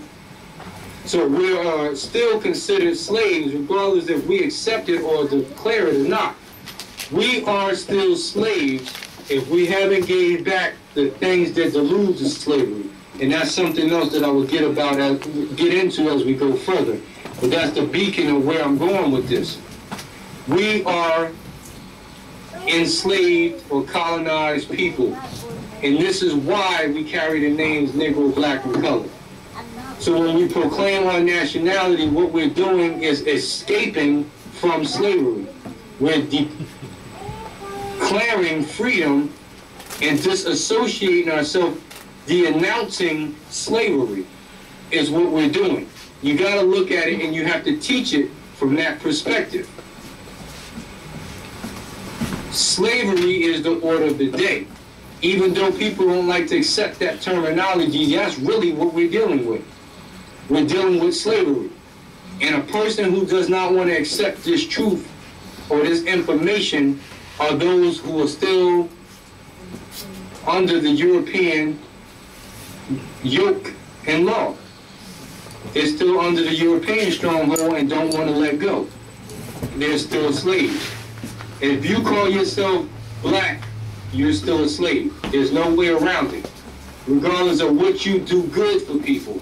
Like you got a lot of good organizations out here, charitable organizations that do a lot for our people. They will feed the hungry, they will assist the poor, they will do a lot of things that, under the term black. And yes, they might have a good heart towards certain things, but they're still agents. And you got to understand this. And this is what we have to counter-react. Islam, more. Islam. Two questions. One, with regard to the concept of unity amongst Asiatics. But our issue of say the conscious community that doesn't have a nationality but wants to unite without nationalizing. Could you address that? And give me an example of the conscious community want to unite. Give me an example of that. For example,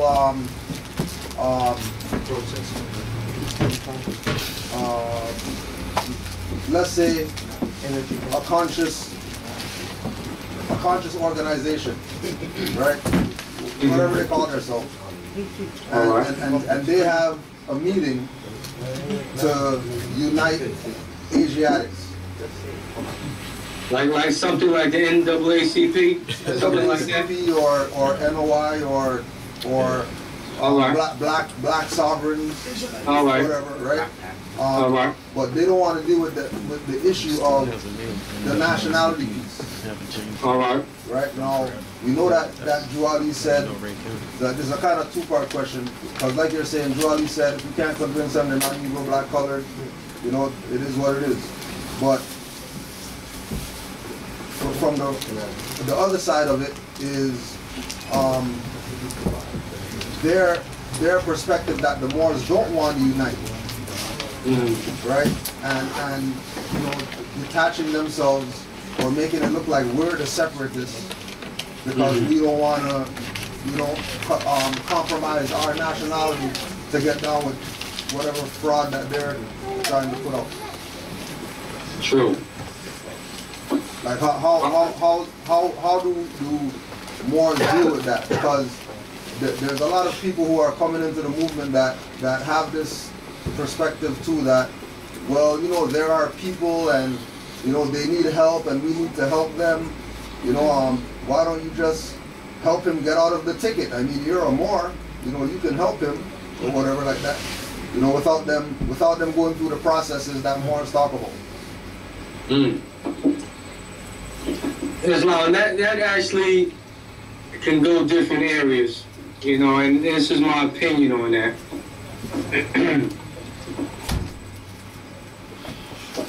Even the Prophet himself, when he was informed, partnered up with other organizations. And not just so-called Asiatic organizations, he also utilized the assistance of other European organizations. And that goes back to the statement he made that Europeans and other nations are helping me, why not you? He said the Negro problem is your problem. Now, it's to a certain extent that he might have partnered up and assisted these other organizations on what they were doing. But the Prophet was very strategic, and I think he used a level of sorcery to deal with these other organizations, because we don't have enough support domestically within our own nation.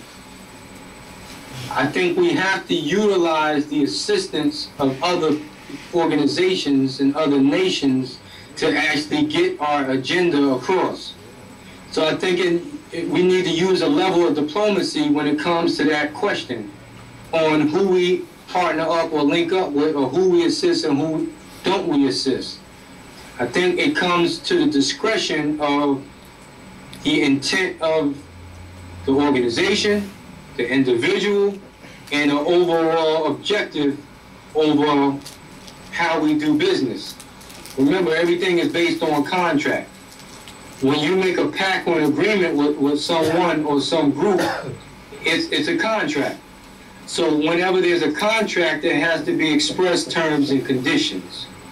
And if we can partner up with people for a common good, where it does not compromise our terms and conditions, or what I would say our national standards, and I think the overall agenda might turn out to be more in our favor, I think we should use the diplomacy in that matter and maybe partner up with that, as long as we have a voice to address the agenda of nationality.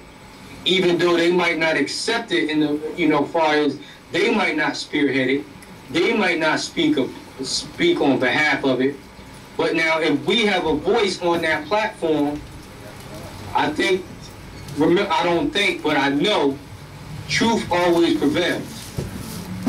You understand? And the same tactic that Elijah Muhammad used when he says that, you just take the dirty glass of water and put it next to the clean glass of water, and the clean glass of water is going to prevail. It's going to be dominant. It's going to show its own purity. You don't have to necessarily expose the dirty water by attacking the dirty water. You just put the clean water next to the dirty water, and it exposes itself.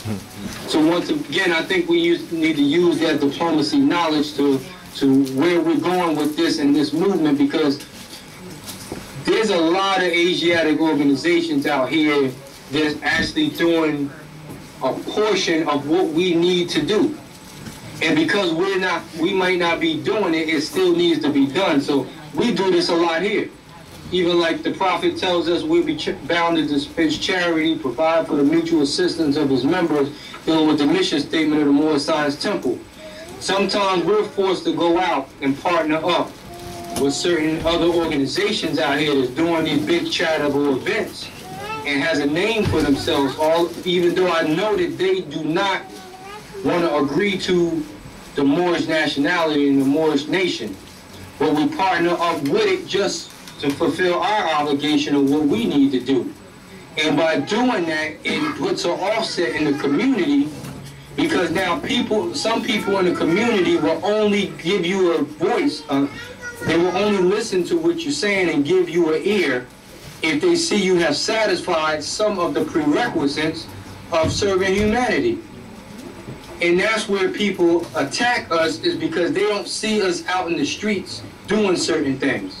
So because of that, they use that as an excuse not to give us a platform, not to hear what we're talking about, or not to join with us, because they say, well, I know you all heard this, well, what are the Moors doing? When you want to get into a debate with somebody from another group, that's the first thing they say. Well, what are the Moors doing? We don't see the Moors out there. So it seems like that this nation is a club thing, because we're talking about this on YouTube or within our group, or we in the individual temple, and we don't want to come out the facility to take this information on a larger scale. They don't see us out here serving humanity. They don't see us on the street corner and doing these charitable things. Then they look at us as we're hypocrites. They say, okay, well, the mission of the Moorish nation, or the Moor Science Temple, or the Moorish Divine National Movement, regardless of what group you claiming, the mission statement should still be the same. So they look at the mission of this, and they read Drew Ali's literature, and they see on a larger scale that we're not really following the prerequisites of what it is we're supposed to do to save humanity, or to serve humanity. So we get penalized for that. So to offset that, I think we definitely need to consider what other people are doing and what other people are willing to bring to the table, but not to compromise what we're doing or to capitulate, but only to learn from what they're doing so that we can further advance what we're supposed to be doing. Like the prophet says that I'm going to keep the European here long enough to teach you government. You understand? So some of these Asiatic organizations has perfected certain things that we're supposed to be doing. And sometimes we have to really look at what they're doing and learn from them, because we might not have the capacity or have the knowledge to do what we're supposed to be doing. So we have to use a portion of what we learn from them to further advance our organization. Islam? Islam.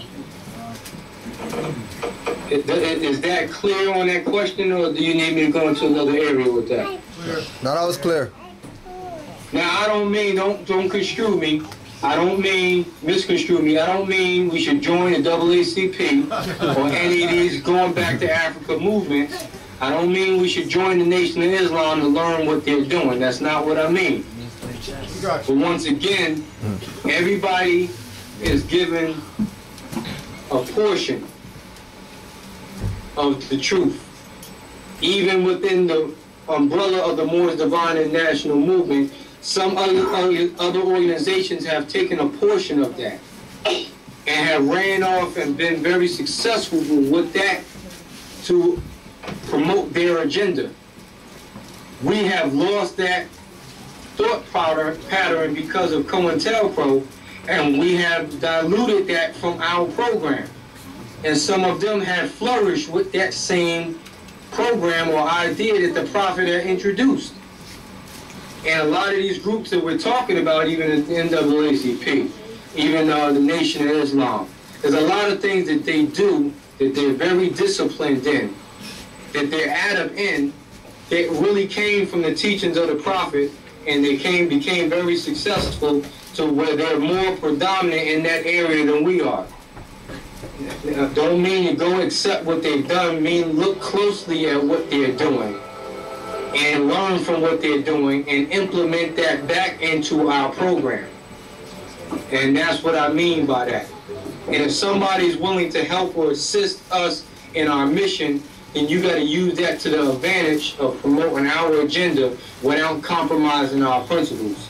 It's like you got to contract them with a reservation of rights, so to speak, and not waive your rights and your tradition and your custom, your nationality and your tradition, along with partnering up with them to do a greater cause. Islam.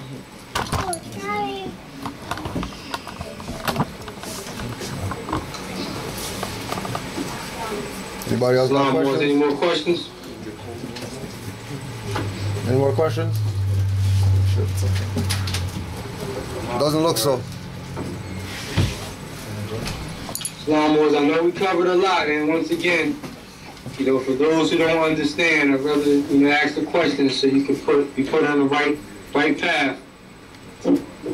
We need everybody to really proclaim their heritage, and like another part two of your question, Grand Shiki was asking about those who don't want to proclaim. How do we deal with them? And you got to know how to be able to decipher between who's who. One thing that we have to really look at is the divine constitution and bylaws, because they set a certain criteria and standard on how we should conduct ourselves personally and with each other.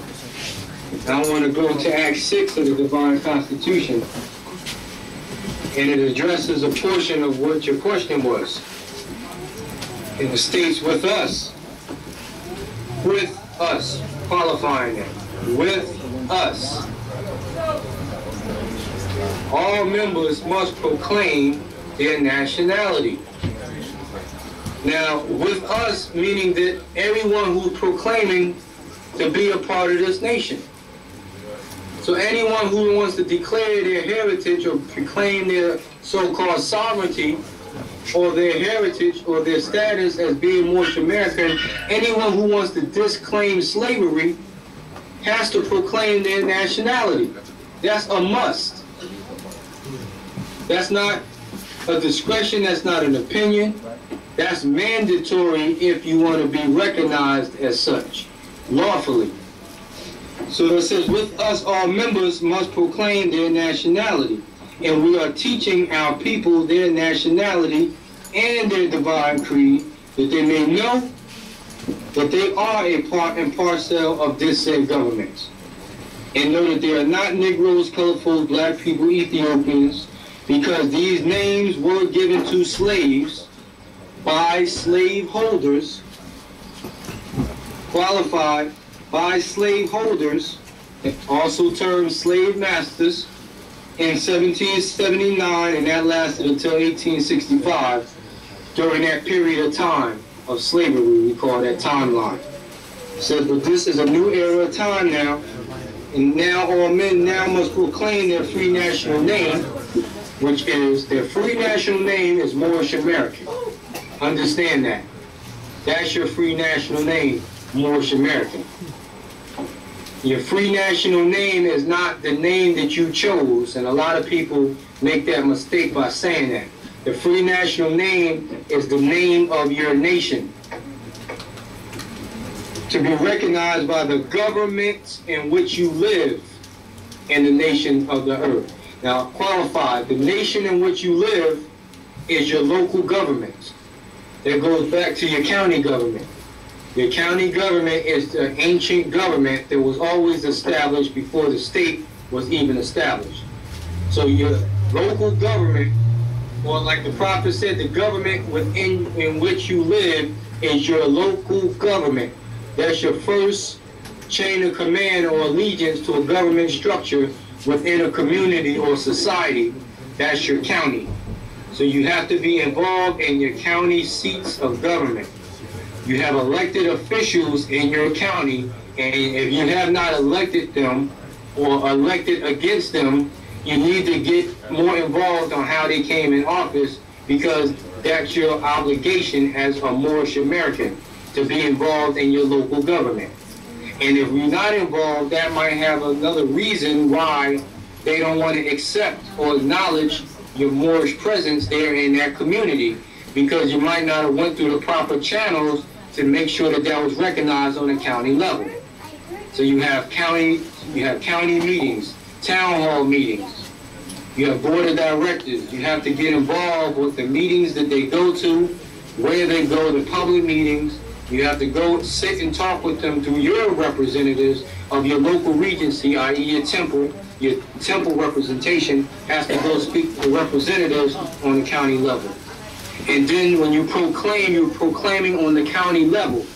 Once you proclaim on the county level, the rest of the states, sister states, have to acknowledge what was done on the county level, because each sister state has to acknowledge the documentation or credentials that's given within any of their sister states throughout the nation. No different from if you have if you go and say, for example, receive a driver's license from your local regency, wherever they issue driver's license in your area. You can travel to anywhere within that particular country, and that particular driver's license is acknowledged. It's because they acknowledge what they call the probative value of the jurisdiction who issued that particular document. So if the particular county issued it or the state issued it, every other state within that jurisdiction has to acknowledge that document issued, because they're known as sister states.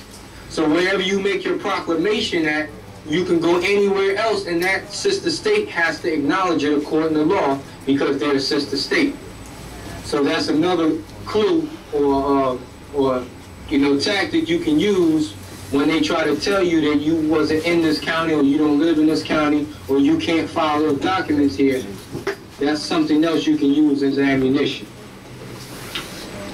So once again, we only acknowledge each other as being part and parcel to the nation if we have went through the proper channels on proclaiming that. If we haven't done so, then the status is not acknowledged for the public record with the state agencies, with the county agencies, and it has to also have some type of bearing on us as being a domestic government. Because sometimes we allow people to go on through that Moorish career who have not went through the process of proclaiming their nationality, and we'll call upon their Moorish name that's only recognized within our group, but that's not recognized outside of our group. And if we don't put the pressure on them to correct that, you only could be known by one name. Yeah, you got nicknames and all of that out there, but you only got one legal name. And it's a violation of law to use two names in the system.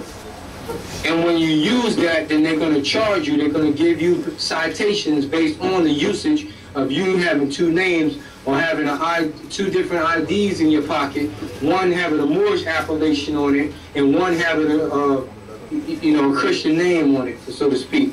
Because that Christian name has leave on it. That still has holds within the corporate ward system that you're dealing with. So if you have another ID in your pocket that reflects another name, especially if you give them that name, and that has not been declared for the record and corrected in their system, you create a controversy. So once again, to prevent people from that situation, you need to help people and yourself get established for the public record. And there's no shortcut and there's no way around it. It's only going to lead to issues in the future. Islam. Islam. Two questions. Yes. First question is, how do we deal with Moors, who proclaim their nationality just to get out of, like, say, a situation that they're in? Say, like, they have, like, a traffic citation, traffic ticket, and they proclaim their nationality just for the purpose of getting off of that ticket. How do we deal with that situation? All right. Well, remember, the Moorish heritage is their birthright. Exactly. So regardless of what their issues may be or what their intent on why they proclaim, if one wants to proclaim, we cannot block them from proclaiming. Now, it becomes very strategic on how you deal with them thereafter. This is why the customs, the religion, and the laws is paramount, because what we want to do is impose course of action on them, a way of life. Like Act 4 of the Constitution, the Divine Constitution, tells us that, we must preserve these holy and divine laws. And all members must obey the laws of the government, because by being a Moorish American, we are part and parcel of the government, and we must live the life accordingly. Now, even though you can't change or have influence on what they do, it's your job to give them the laws. Give them the correct procedure behind how they're supposed to conduct themselves. Once you have given them everything that they're supposed to have and the instructions and the teachings to go along with it, then you have to fall back from the situation. It's up to them to go and react in whatever way they seem fit. Now, what they do is, if they do not want to follow the laws and the customs of the Constitution and the bylaws, then what you can do is you can withhold certain Moorish honors that might come along with membership. This is where that whole membership come in at. This is the advantage and the benefit of the membership and what the Prophet established through the Moorish Science Temple of America, because what it does, it has a disciplinary order to it. And what it does, it weans out people who want to demonstrate like that. When people proclaim loosely, like online, through the mail, and they don't proclaim through any structured organization, what it does is it doesn't impose any course of action, any penalties associated with how they proclaim. So you got a lot of people out there who teach, or you can just proclaim your nationality. You don't have to do this, you don't have to do that. You don't have to follow no rules, you don't have to follow no laws. You can just do it this way. You can just download this off the internet. And when people do it that way, it's kind of hard for them to find some type of structure or chain of command or try to impose certain ways of life that falls along with that, because they don't get any curriculum or any manual or how to live, how to become a Moorish American, or how to live being a Moorish American. They don't have the ethics that come along with proper ethics of being a Moorish American. They're not around any particular organization where they can see, okay, what are the dietary laws that come along with that? What is the dress code or the attire of a Moorish American? How do I go back to being my forefathers? They don't have any step-by-step procedure with that when they come in loosely like that. And 9 times out of 10, when they come in that way, it's kind of hard for them later to adopt any type of rules or regulations later on down the line, because they adopt that mentality that they're sovereign and they don't have to listen to anybody, or they can do whatever they want to do and they don't have to follow anybody. When anybody adopt that type of mentality, it usually causes conflict later on, and whoever they influence and teach thereafter, they're going to teach them to do the same thing that they did. So this is how you get a whole group of people out there that don't want to accept any rules of conduct. It's because of the way that they were taught. The person who taught them didn't impose any rules of conduct on them. So therefore it's free fall after that. So once again, this is why I take the position is you can't change people, and you can't even force this on people. You just let them know the pros and cons of what they do. So I get people all the time that just want to beat a ticket, or might only want to proclaim because they're facing some type of charge or facing some type of prosecution, and they're only doing this, you know, just have some voice at law so that they can get the less possible penalty there too. And I show them all the time the pros and cons of that, which I'm not going to block you from proclaiming. I'm going to just show you the pros and cons that come along with what you're trying to do. You know, because there's a consequence for every action. For every action, there's a reaction. Just like we've been hitting this case with the Ferguson, Missouri case with Michael Brown, and the Gardner cases in New York with the protesting going on, and why these brothers keep coming up victims of police brutality.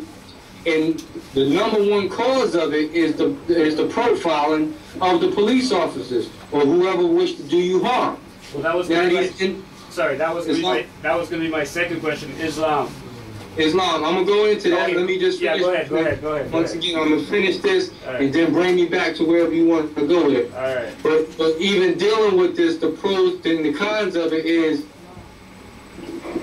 back to slavery. The prophet says that if you wear the clothes of another, you accept the customs of another, you're truly a slave to them. So for us as Asiatics who are branded Negro, Black, and Colored, if we were still calling ourselves black yesterday and we proclaim our nationality today, also we might have satisfied the name aspect that comes along with slavery, but the principles are still attached to our mental state. And if we haven't addressed the psyche of the black state of mind, then we're still going to be victims of slavery because we haven't disclaimed slavery altogether. So when you talk about slavery and being colonized, you got to go back to these things as far as dress code. If you look at Negro, Black, and Colored, Negro, Black, and Colored has a dress code to it. European psychology has created a lot of the dress code that we still wear today as Moors. And Moors might not like it a lot, might not like it or not, but that's part of my teachings. If you dress a certain way, if you dress like a Negro, if you dress like a nigger, if you dress like the perception of a black man, then you're going to be labeled like a black man. And this is why you get stereotyped and profiled, is because you want to dress like them. These are not the clothes or the apparel of our forefathers. So sometimes we still want to bring parts of Moorish American into the Negro life, and we don't want to let go everything, and this causes these type of problems of us becoming victims. The dietary laws. Negro, Black, and Colored has dietary laws to go with it. i.e. slave food. A lot of us don't understand that the food that we eat now was introduced to us during the time of slavery. And some of us have not let that go. So once again, that creates a vibration. That's on a whole different level, and we won't talk about that today. That creates a whole different type of being. But also getting into, these are the ways to identify a slave. So also the language that we use. So we still use language that is used with people who are under the perception that they're Negro, black, and colored. They're still slaves. So it's a slave language. Not just the dialect we're speaking, because we speak that. Yeah, we can go learn another language, but that's not what I'm saying. Even within this dialect we're speaking, if we still don't understand the language itself and the vibration of some of the words we choose, we still put ourselves in the servant caste system. And people identify us by our language. And they will put you into a certain classification simply by the language that you choose. So these are things that you have to teach people when you give them a nationality card. When you give them documents saying that they're now a free national being or they're now a sovereign, you have to point these things out to them right away. Because now that releases the karmatic ties that you might have if you don't tell them. And they go out and hurt something or mess something up just for the simple fact that they might not have been informed about this.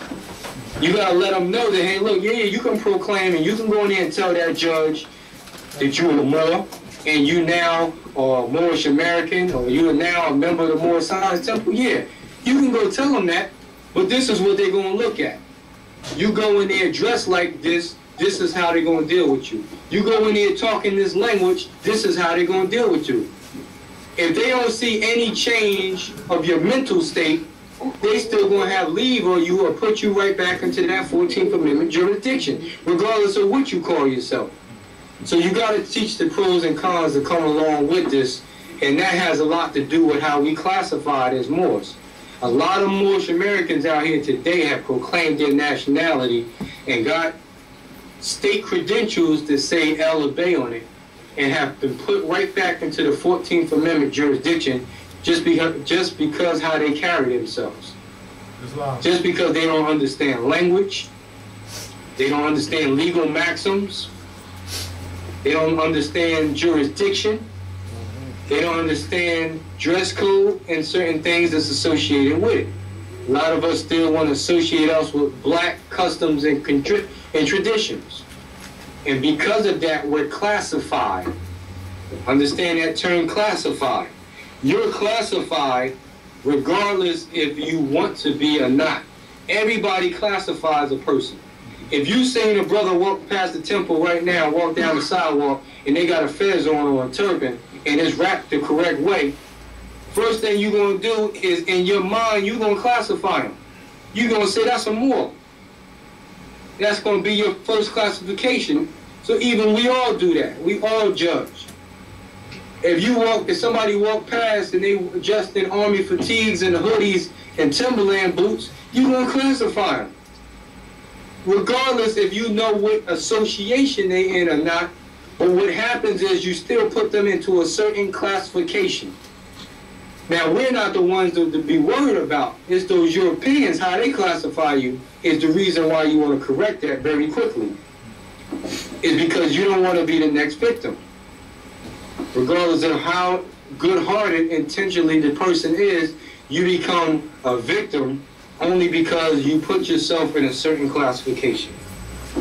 And that's what occurred with the Michael Brown case and all of the cases that's pending right now, or all the ones that's making headlines right now that people are actually emotional about. It's only because it's really making headway because it's current and people are protesting because of certain police brutality that they feel that they don't have due process of law over. And you got these leaders, these so-called leaders out, which is really putting the hype out there is why they're gaining momentum. But these situations occur each and every day. They happen every day out here that don't get no publicity. So we can't just look at Brown or Gardner and highlight that or get active because of them. We got to treat all these situations the same, and we can't sugarcoat it. These agents that's spearheading these movements behind Gardner and Brown are agents themselves. And they're promoting this. And they're promoting the process of the marches and what you would call the protesting. They're the ones that spearheading that, and they're the ones that's under the jurisdiction of the corporate war state and the jurisdiction of the 14th Amendment. So you got to understand why they're doing what they're doing and why they're getting that type of publicity. So we got to be able to counter that, and we got something else during, you know, that we have put to a side as how we countering that we could talk about that on a later date. Well, okay, so Islam? Islam. So as I said, the second question was going to be, as a Moor, should we be protesting along with all the other nationalities out there? Should we be protesting for the Ferguson situation? Islam. Islam. Yes and no. Protest means to be challenged or challenged, to test, to challenge. So what we have to do is, yes, we protest in a way of challenging the European psychology behind due process of law. Oh, okay. So no, we're not to protest according to the process that these protesting movements are doing, but we are to protest according to our own process. And this is certain things that Moors and active Moors have been doing since day one.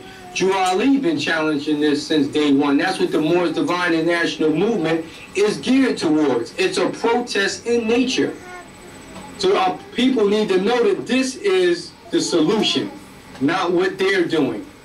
Don't look at the Moors Divine and National Movement as being separate from the protests. We've been protesting this whole time. We just got to qualify what protesting really is and what needs to be done. We have to challenge the jurisdiction of the European psychology, and that's what we need to be doing.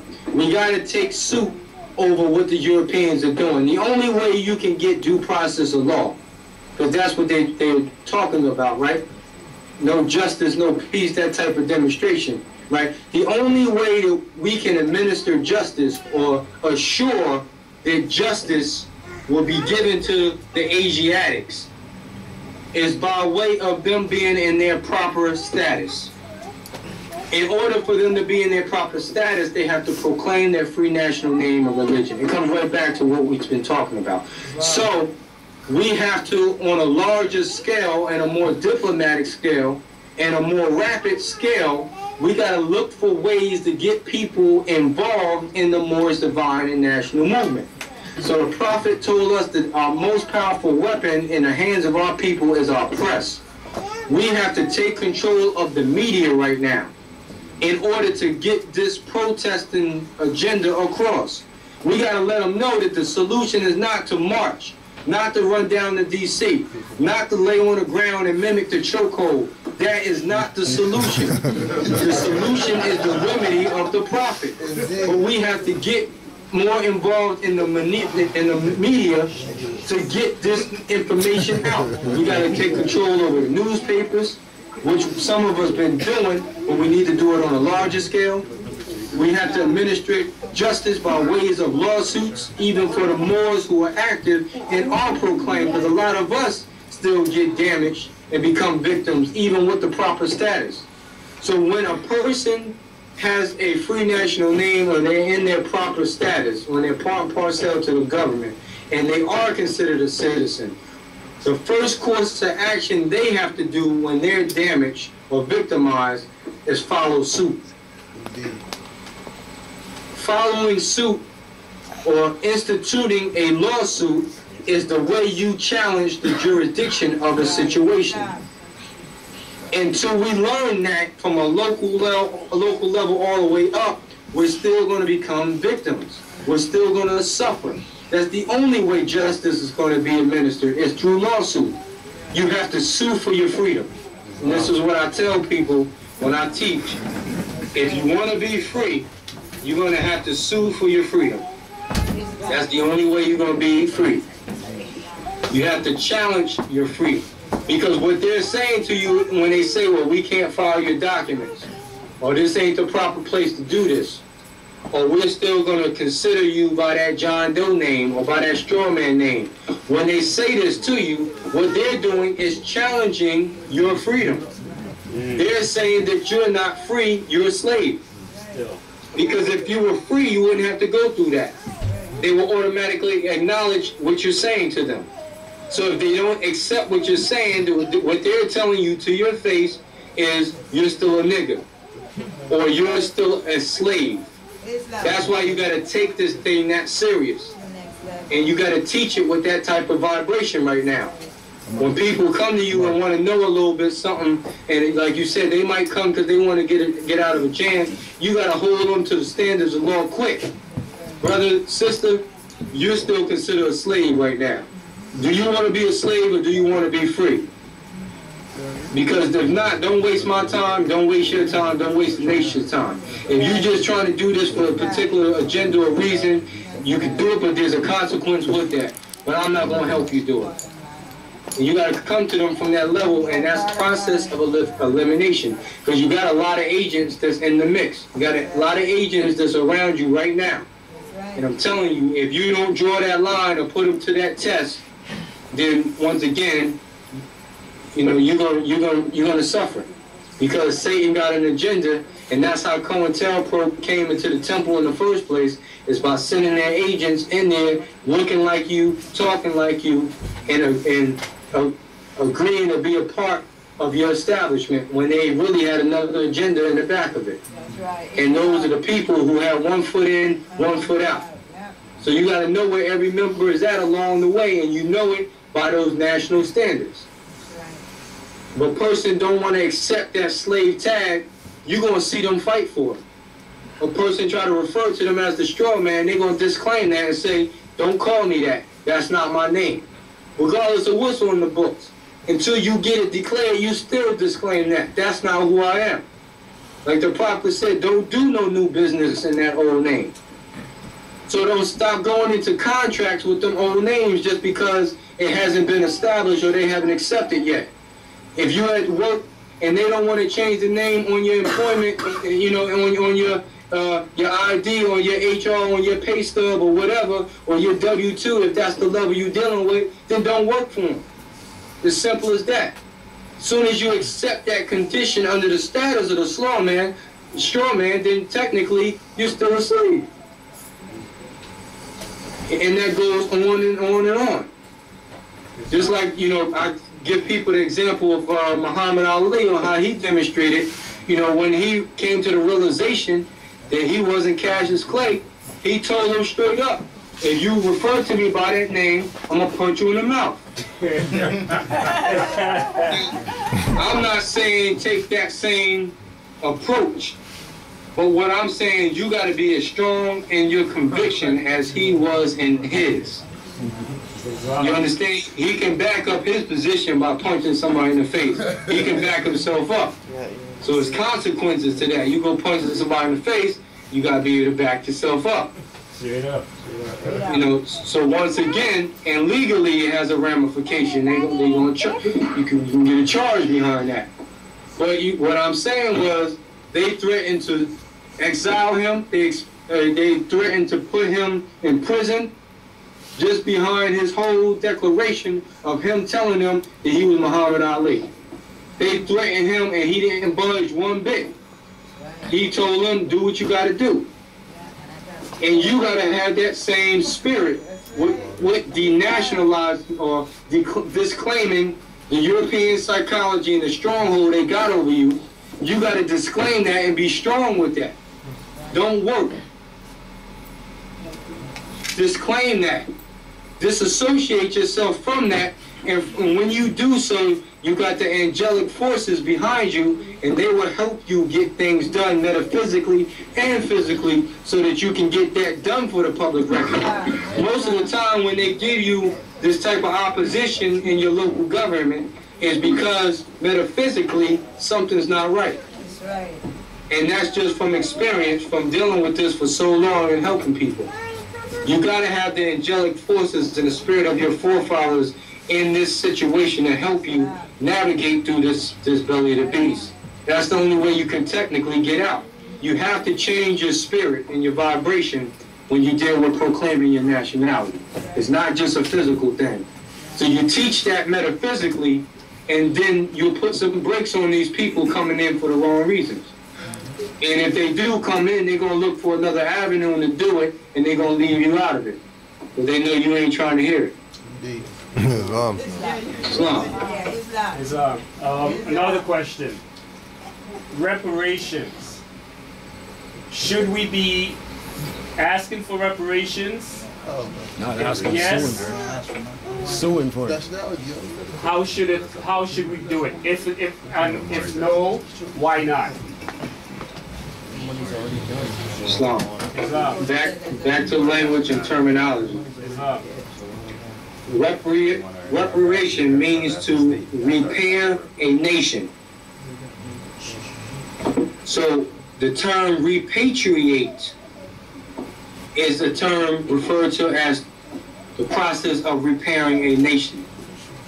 So our proclaiming of our nationality, what the Prophet did in 1928 officially, was the form of a reparation or reparation. So that has already been done for us. Now, as far as asking for any reparation, what you're doing is you're asking somebody to repair your nation. That's not going to occur. That's not in the agenda of the elite, the powers that be, the corporate U.S. That's not in their agenda to repair our nation. So they're not going to do it even if you ask them to do it. So the only ones that can repair our nation is us. So we have the formula, the blueprint we need to repair the nation. We just have to follow that blueprint and correct it within our domestic nation, our domestic government, and stop waiting for outsiders to do that. We have to put the forces and the will back within ourselves to will it done, and not accept or wait for other people to make it happen for us, because it's not going to occur. This is how the other organizations and other people are real successful in what they're doing financially and from an economic perspective, because they're funded to do so. Because their whole foundation is based on the fraud. So they don't mind giving these organizations, NAACP, Nation of Islam, they will give them X amount of finance to do their particular agenda, because they know that it does not have any truth within its foundation, and it only promotes European psychology.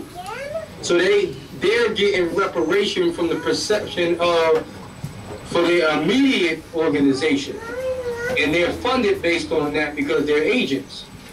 But being that we're within the truth, and what Drew Ali was doing was really disqualifying themselves as a government and a nation, they're not going to help you fund, they're not going to fund their own demise. So don't even look at them to do so. This is why it's much harder for us to take over our press and our media, is because we're doing it from a grassroots perspective. All the financial support is coming from within, which is very little, so we can't get this agenda across rapidly as we need, is because we don't have the financial support and we don't have the economic stability to do so. So because of that, they have more control over the airways to get their agenda out. So this is why the Prophet taught economic security and these type of things, so that we can have the finances to get our own media out, to get our own agenda out, and we will be able to reach more people, on a more collective and rapid scale, if we had the finances to do so. So the economics has a very important role in the reparation of a nation. But they're not going to sponsor us, because the celebrities, they get kickbacks for everybody or any organization that they sponsor. And they're not going to sponsor us because they're under contract as well. And then within their kickback and their taxes, they only can sponsor what they refer to as 501c3 organizations, non-for-profit. So because of most of us active Moors that's trying to demonstrate the sovereignty is not going to accept that 501c3 status. So because of that, the sponsors are not going to give us the finances we need to help us in our mission. And most of the time they know that if they sponsor money to an organization like us, then they're going to lose their status quo along with that. So they don't want to compromise that. So once again, we're back to square one. Each one teach one. You know, we refer to as, you know, poor righteous teachers. You know, that's where that phraseology comes from. Islam? Islam. No questions. Nobody else? Islam, any more questions? I think that's it for questions, though. That's it for questions, Nate. Sure nothing? Anything on your minds? Just tell it, you could, Yeah, okay, question coming up, 1 second. Come. Sir. Come on down. Come on down.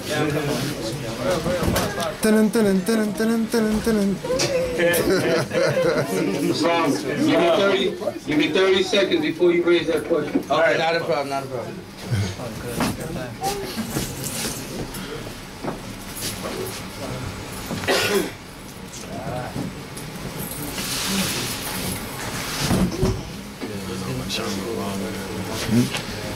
No, I think some of that was from when from their shoes. Oh, was it? Yeah, all of it's not juice or whatever. No. All of it's not juice. She knows. I thought she did. Memphis,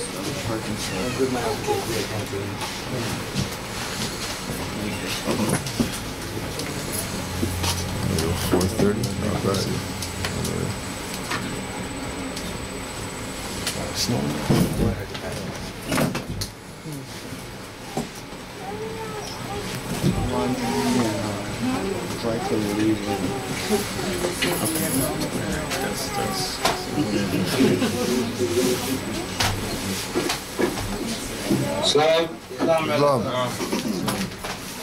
Okay, so my question is now, since we're talking about finance, by Article 1, Amendment 9, all debts are to be payable in gold and silver.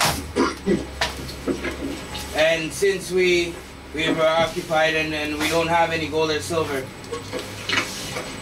are we not supposed to challenge in jurisdiction or the financial structure, as it is a fraudulent structure? Islam, if I heard you correctly, yes, we understand the constitutional stipulation on, no debt can be satisfied without gold and silver coins. We understand because we are occupational government on both sides, even from our domestic side and from the general side. The means of exchange of currency now is the Federal Reserve note, which is not redeemable. So we still have to use that now to trade and barter with, because that's the only means of currency. So I'm not understanding exactly where, what the question was, but we, just to throw this into the mix of the economic security, from our perspective as a Moorish nation, we have to, as a nation, build on our resources and gain control of land so that we can be more control over the natural resources of the land, and we'll be able to produce our own products. So once we produce our own products, we can use that as money, because that's what other nations use as money. They trade and barter with other countries for what they need, and they don't necessarily use money to buy or purchase what they need to sustain themselves. They use whatever their commodities are or their natural resources to barter for what they need to sustain themselves. And that's the olden concept of the marketplace. That's the concept of a market, or what they call a flea market. That's where the original term came from. So as Moors, just like we spoke about the Chinese earlier, and the Japanese and all the other nationalities across the world, this is what they do. They manufacture, they grow natural resources. There's certain herbs, there's certain spices that grow in certain climates, which are controlled by certain national groups that only grow in those certain climates. So now they might not grow here. So now we need certain fruits, certain vegetables over here in the States. We have to import those particular fruits and vegetables from certain places, the spices from certain places, even cars. We want certain cars, we got to get them from certain places if we don't want American cars. So the concept of international trade is something that our forefathers, or going back to that term, the Mohammedans, this is what they pioneered. This is what they did. When, you know, back in the days, it might have been different commodities. It was still herbs and spices and food and etc., gold and silver and different things, tobacco. But they controlled these things because they grew it in certain territories, and they navigated by sea to the different parts of the world and did trade and barter and commerce with them and brought products that wasn't manufactured in their land back to their land, which is the process of importing and exporting. So certain nations today are known for their products, and that's what keeps them in this corporate game. Just like the Chinese. They're not going to go against the Chinese or go to war against the Chinese. I'm speaking about the U.S. or any other nation right now, because the Chinese manufacture most of the products that's nationalized into this nation. Or when I say nation, not the people, but just into the particular land. The U.S. nationalizes products. From commodities to furniture to cars to etc. When you bring a product from another government to another government, as soon as it docks at that port, that's called nationalization of that product. Wow. So nationalization has been replaced more to commodity versus the people. They don't pertain that to the people anymore when you are here in a corporate jurisdiction of the U.S. They refer to nationality as products. So if a chair was made in Taiwan, and the United States bought a bulk of chairs wholesale to the U.S., as soon as it hit the docks, it gets what they call a manifest, and then they nationalize that into U.S. jurisdiction. Now those chairs is under U.S. jurisdiction. It has been nationalized. So we got to understand that the Chinese, the Japanese, and everybody else who's producing products and manufacturing products, the United States are importing them products over here, so they have what they call an international trade agreement with these other nations, and they're doing mega business with these other nations, and that's what they're using to sustain themselves. So they're not going to go against these nations. They're going to accept the nation's consuls and their people who they bring over here, their embassies on behalf of their nations, and they'll protect them and give them the asylum. Is because of the business that they're doing with them other nations. So that brings us to the issues we're having, as we're telling them that we're Moorish American, and they're laughing at us like, okay, yeah, you call yourself what you want. But what they're really saying in the back of their mind is we're not economically secure, and we have not done any international trade with them as of right now, so that they can care less about our proclamation of us being Moorish American. Until we able to manufacture and produce a commodity or products that they need to add to their agenda, they're going to care less about what we're talking about. And that's something that Drew Ali was strictly trying to emphasize and build with the proclaiming of this nation. And until we deal with that, we're nothing. Thank you very much, my brother. Islam. Islam. Grand Sheikh. We were speaking about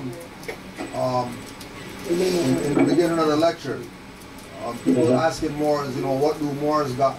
Could you speak about some of the businesses, etc., that Noble Drew Ali had around his time, so we could have a perspective as to, you know, what he was setting up for the Moors? Islam. Well, for starters, remember, deep in Chicago, the Moors, what he did was, when he set up a temple, what he really was doing was setting up a community or a society. So when you got members, just like you have everybody local, you have what you call a society. It's bigger than just a temple itself. When you start a society, you're starting a community. When you're starting a community, you gotta have things that your community need to sustain themselves. Because the whole idea about when we talk about the economics and power is to take the dollar circulate, the so-called dollar anyway, to take the dollar circulation out of their community and put it into ours. So when you establish a community or a nation, you have to establish, or you have to provide for them the things that they need to sustain themselves. So what they started to immediately establish when they set up a community in Chicago was they had to have a Moorish cafeteria, or Moorish stores, or like what you would call a restaurant. They established Moorish cafeterias in the area that dealt with the dietary laws and the food for the Moorish Americans. Ran by Moors, it gives you an opportunity to employ Moors, where when Moors wanted something to eat, if they wasn't cooking it themselves, they would, want to purchase food on an outside source. They were supposed to circulate that money within their own community. Back to what we was talking about, the so-called Jews earlier, and how other nations demonstrate.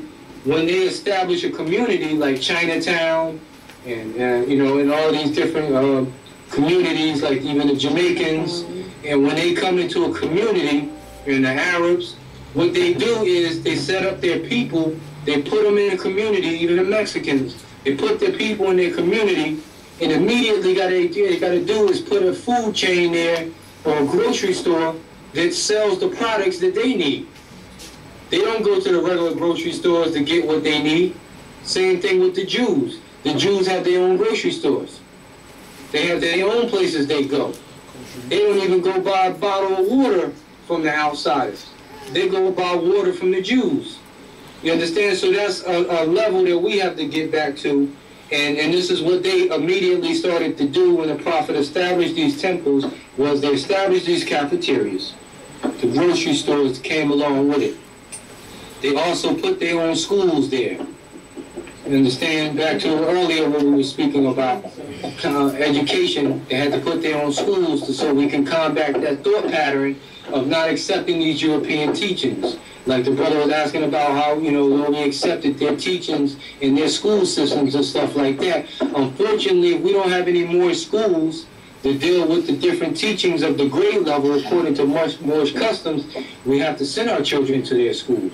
But that's the reason we're starting to establish a community of Moors, so that eventually we get enough numbers where we can open up our own schools.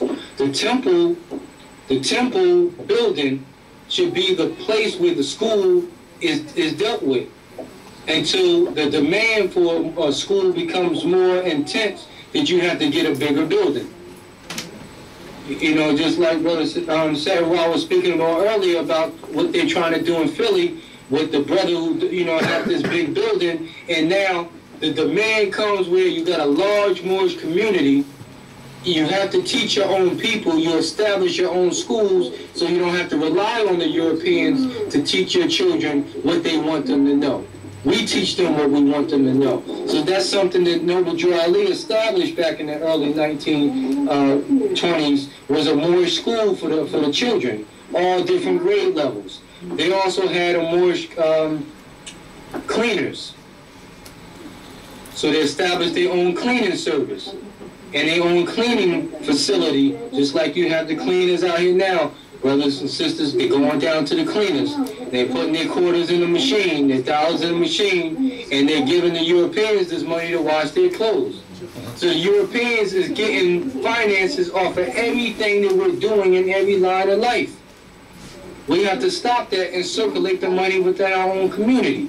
So they have Moorish cleaners, they have Moorish cafeteria, they had the Moorish grocery store, they had the Moorish school. They also had Moorish warehouses. They have Moorish trucking companies. They have Moorish moving services. You understand? So the Moors was involved in transportation. That's one of our ancient trades. So once again, we used to navigate the seven seas by way of our ships, our navigational vessels.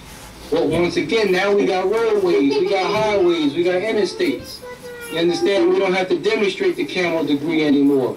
We don't necessarily have to rely on the horses to bring things to and from the earth. So now we have to also master the navigation on the roadways. So we should be involved in transportation. Messenger services, trucking companies, freight companies. You know, we're demonstrating the trucking company. I know Brother Setenra demonstrating that with his trucking company. We're doing the same thing here in New Jersey, where we have a trucking company. We got warehouses. We're dealing with general freight. We're moving people. We're dealing with furniture. We're dealing with household deliveries. So that's something personally that I, try to spearhead here from the Jersey territory is the Moorish transportation from the trucking industry, the general freight. And I'm trying to establish that with different Moors in every different area across the nation, the Moors that want to get involved with setting up their own trucking companies, becoming owner-operators, and at least trying to provide a vehicle where Moors can be employed. When Moors come in and they proclaim their nationality, remember most of these people are coming in broke, they don't have jobs, so we're bringing them into a nation. We want to be able to provide employment for them, so we don't have to send them back over to the European. Which means that we got to be economically sound when we bring a brother in and give him a nationality card. That's what the Prophet did. So if they're not currently working, then they can't currently help themselves or help the nation. The Prophet said, I need finance and I need it bad. Never before have I need finances as I do the present. He said, so I can shove aside the discourse that's facing the nation. He said it takes finances to uplift a nation.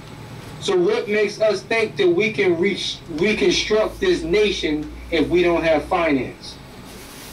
So not necessarily talking about the Federal Reserve note, but just establishing our own resources and means of sustaining ourselves without the need of the European.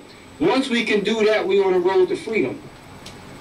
If we all getting a pay stub from a Moorish establishment, now we can talk more on the lines of sovereignty. So we're supposed to encourage entrepreneurship within the teachings of our organization, whether it's a temple or if it's just YouTube teachings or whatever. And we're not talking economics, we're not talking nationality. So these are some of the things that come to mind when you ask the question about what type of businesses that they had. They also, anybody else think of anything that they had? They had a Moorish insurance agency. And this is something that Sheikh Edward Millie Ill was spearheading, because he was involved in insurance. He sold insurance before he came into the movement. So when he came into the movement, the Prophet picked him up as his assistant and as the first Grand Sheikh of the Moor Science Temple of America. So the Prophet asked him to refrain from his occupation or from working from the Europeans as being an insurance broker. So Edward Millie Ill left becoming an insurance broker for the European side of things, and he brought that insurance, entrepreneurship over to the Moorish nation. So they started dealing with insurance from that perspective. So, these are some of the things that they dealt with. Aaron Paynell was an attorney. You understand? So he started to work as the legal counsel for the Moorish nation. For the Moors in Chicago, he was legal counsel for the Moors in Chicago, Aaron Paynell. So they had their own, once again, Moorish attorney, if you will. You understand? A Moorish manufacturing company where they dealt with herbs, teas, oils, and things that the Prophet put together, natural and holistic remedies for illnesses, for realignment of one's constitutional issues that they have within self. the Prophet started a Moorish manufacturing company to deal with that. You know, and that's still in existence today. You just got certain Moors in Chicago that's overseeing it, but the concept of our own Moorish manufacturing company is still in existence today. And there's others that I might not can think about now, but once again, that's a start for where we need to be. Moorish apparel, clothing stores, etc. Like I said, we gotta change our apparel. So therefore, within the Moorish community, we should be selling Moorish clothing. No matter if we're stitching them ourselves, or we, you know, selling traditional garbs, or suits, or whatever we want to deal with, it still should be done in-house. You understand? To encourage more Moorish apparel. Islam. Islam? Islam. Any more questions? Anybody? Help me out, T. What I'm missing?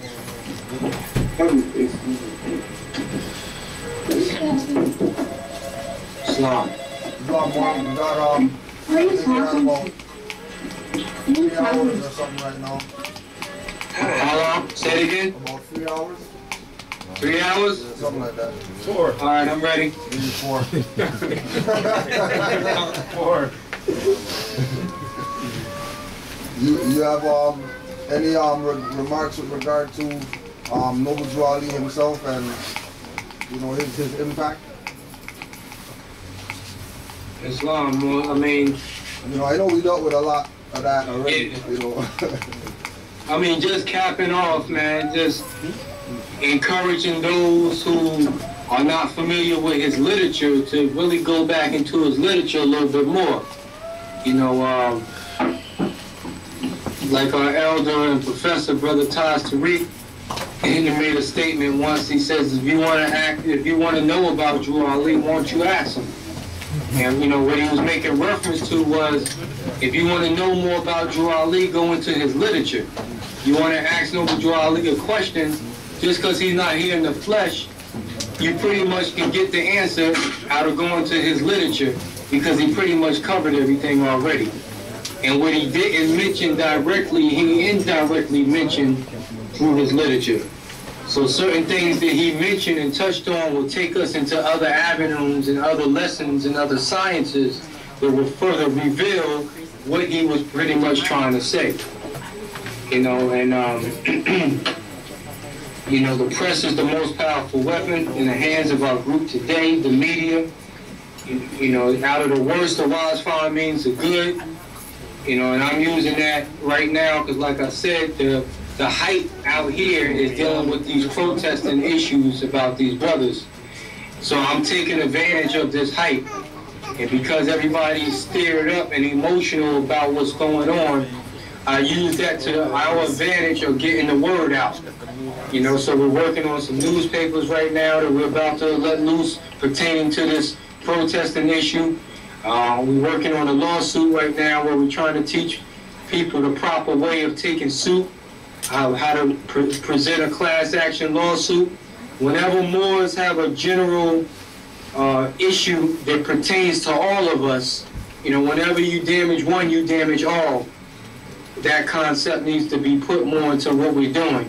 And when one is damaged or becomes a victim, it calls on the attention of a class action lawsuit. So we want to, within our administrations and our regencies and our temples, we all want to representative to representative or leader to leader. We need to have meetings where we speak on how we're going to deal with certain issues and come together in these class action lawsuits to help represent all of us. You understand? Because what happens out there in Canaanland affects us. What happens here out here in these states affecting Canaanland.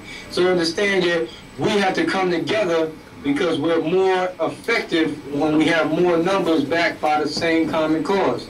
So back to the situation we're having with the brothers in Ferguson, Missouri. You know, we're trying to lay the foundation on what they need to do directly instead of protesting and marching and getting hurt and trying to hurt police officers.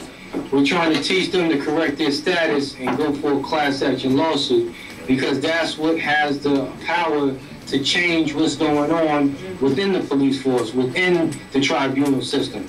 If they don't sue for it, the due process is not going to occur. So we're trying to push the concept of the writ of mandamus, the class action lawsuit, to demand the court to provide due process of law by first, seeking an indictment to these officers that have been guilty of what they have done.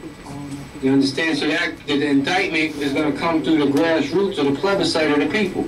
Something that we've been talking about for years, forming a plebiscite. So we know that they can't do it because they're not in the proper status to do it. So it's actually, we have to initiate this class action for them. And once they see that something has been constructed in lieu of the remedy, we're hoping that they'll proclaim and take suit into what's being done. So that's just some of the things that's in the airs now that we're working on how I see Noble Drew Ali, what I think Noble Drew Ali would want us to do in these days of time. He enforced to us numerous times in his lessons, enforce the Constitution. And when I hear that statement, what that means to me is enforce means to put attention to, put force to a certain concept or idea. So enforce the Constitution means to preserve the Constitution, to protect it, to enforce it, to enforce it, to put attention to it, and speak from the record of it. And all this tells us that you have to use the Constitution as a rule of conduct or standard of conduct towards our lives, our everyday lives, and how we conduct ourselves in this society. So when something is not right, you have to use the Constitution to look for the remedy or the solution to deal with that issue. And not just use it like what we were saying earlier, when a person, is jammed up and they need to fight a ticket. So the first thing they want to talk about is that Constitution stuff. Now all of a sudden they want to talk about the Constitution. We don't want to use the Constitution just in that particular scenario.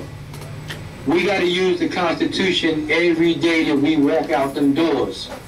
And we got to show the society that we use the Constitution every time a situation presents itself.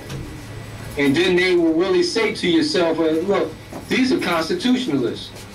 They really talk about the Constitution, they really say what they mean. So that's the type of idea you want your local government to know. You go down to these town meetings and let them know we're constitutionalists. Every time you're there and they say something that's constitutionally incorrect, you want to stand up and object to that and let them know what the Constitution says. And that's how we begin to form this plebiscite to change the minds of the people. Once these people's minds start to change in this direction, now they can start electing the proper people in place to talk from the constitutional record. So I think a treatise on the Constitution is really needed. More teachings on it, just more education on what it even says and its interpretation. We have to push that out into the community and get the other organizations to start studying it, start teaching it, and really make that the criteria of all these particular agendas that we putting out there.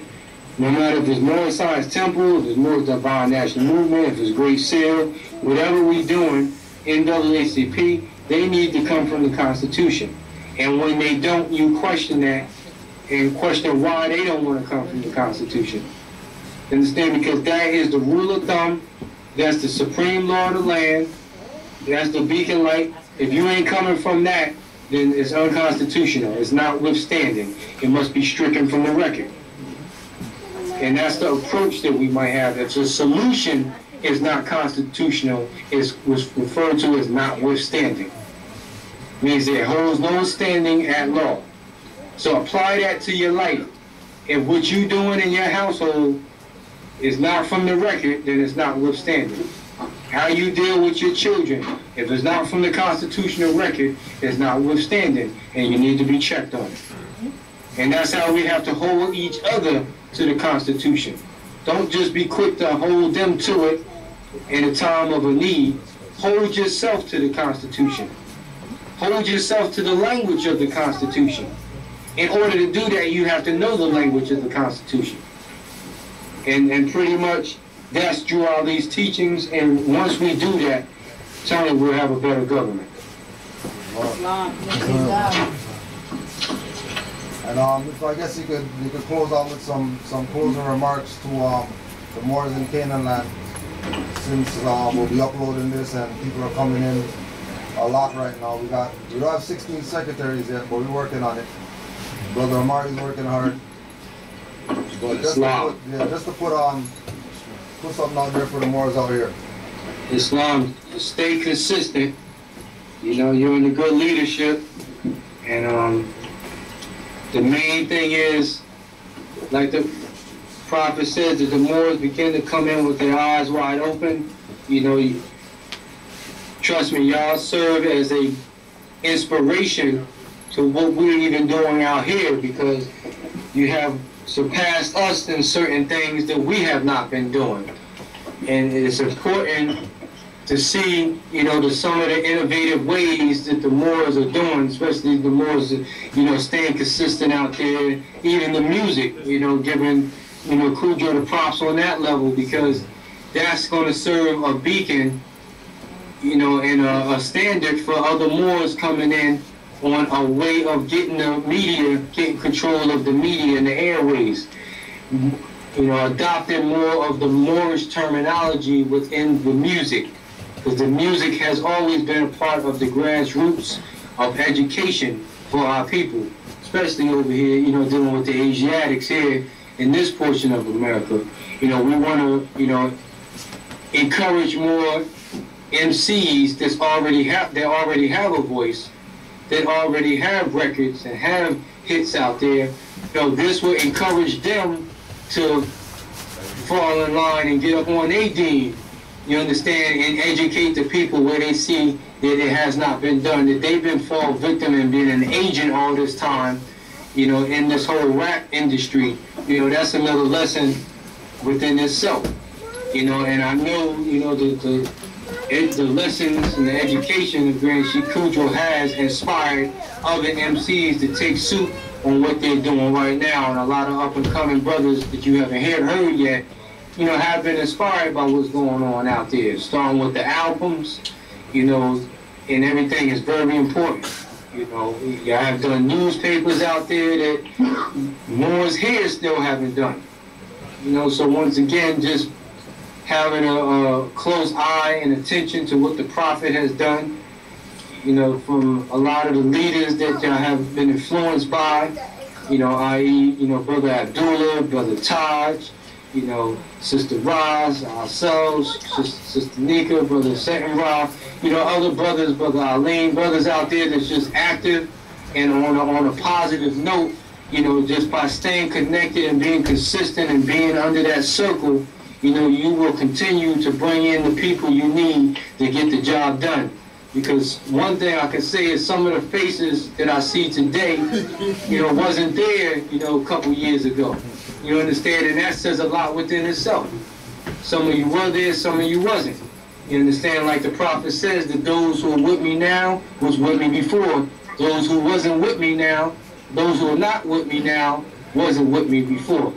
So you understand that, you know, a leader knows where every member is at along the way. You understand? So as long as you stay consistent and be sincere in what you're doing, then you can make a large impact on what this movement is geared towards and where it will end up. You understand? So I'm just thankful for the Moors, the attendance that you have in there today. You understand? It's a definitely good thing to see everybody who showed up. You know, as always, I always give y'all your big ups on the fact that this is another so-called country, even though I understand it's not. You understand? But just in the eyes from the lower realm, you know, the people over here, when they hear that there's actually Moors in other countries, and once they see what y'all doing, you understand, it actually inspires them, and it makes what we're doing look even bigger. You understand? So just, we have to, we congratulate y'all on what y'all doing and how y'all helped us here.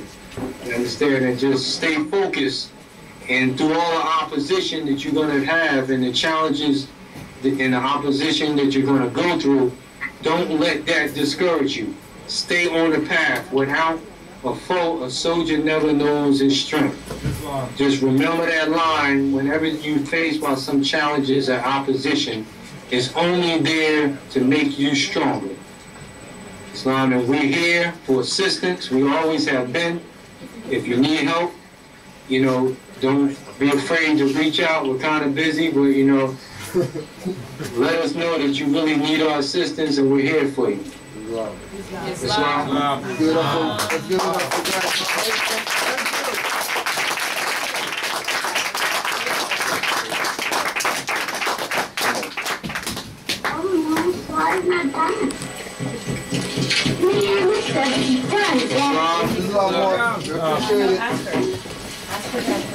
So how many more hours we got? You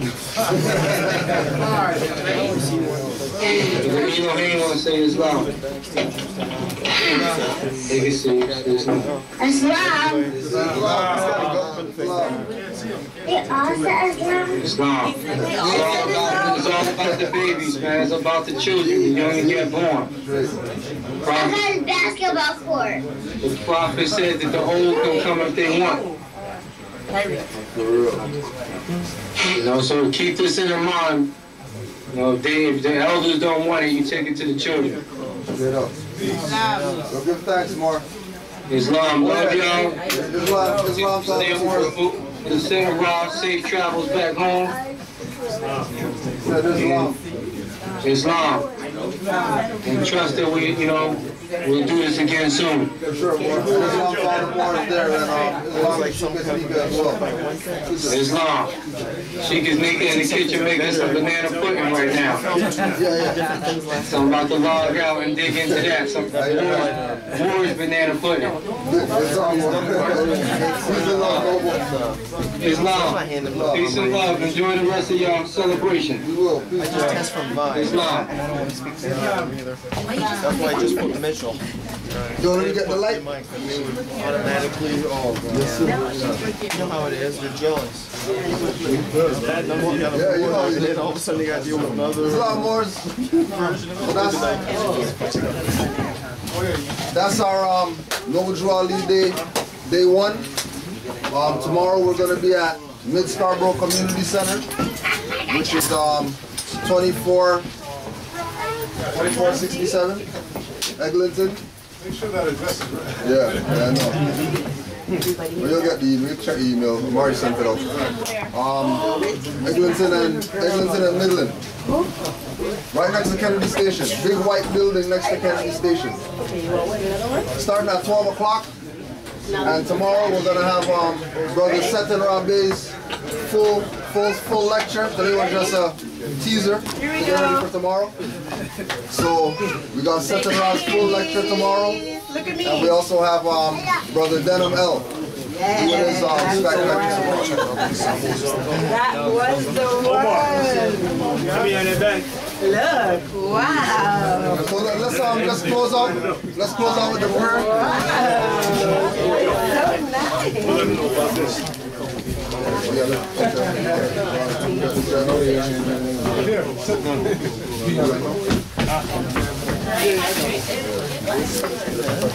I'll tell you what. Run it fast.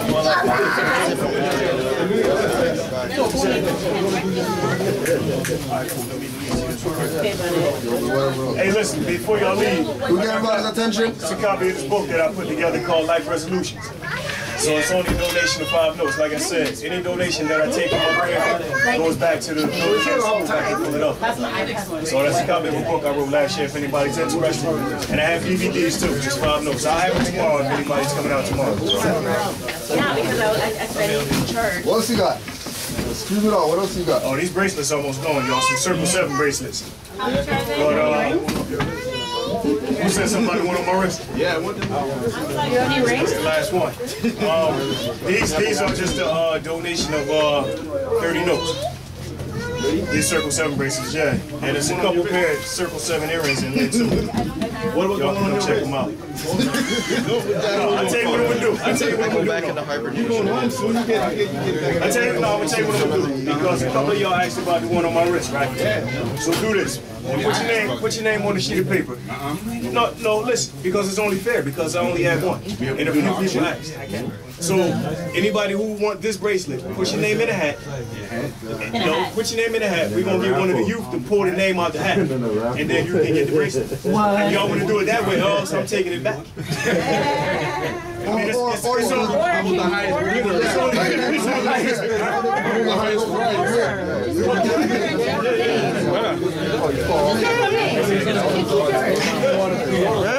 So good. How are you doing, Nothing good? Okay, I got the hat. 1 second.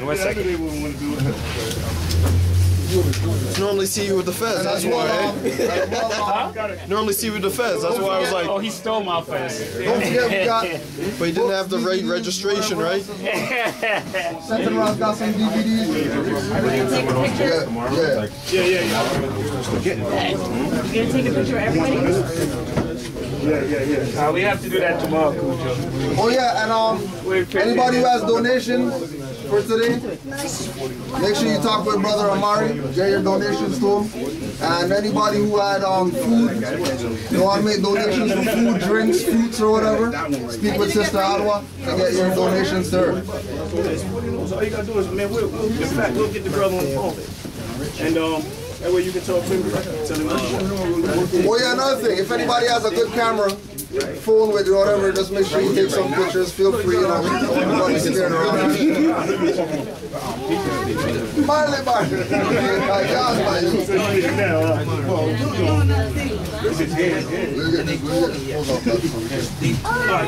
Let's just close out. Face that way.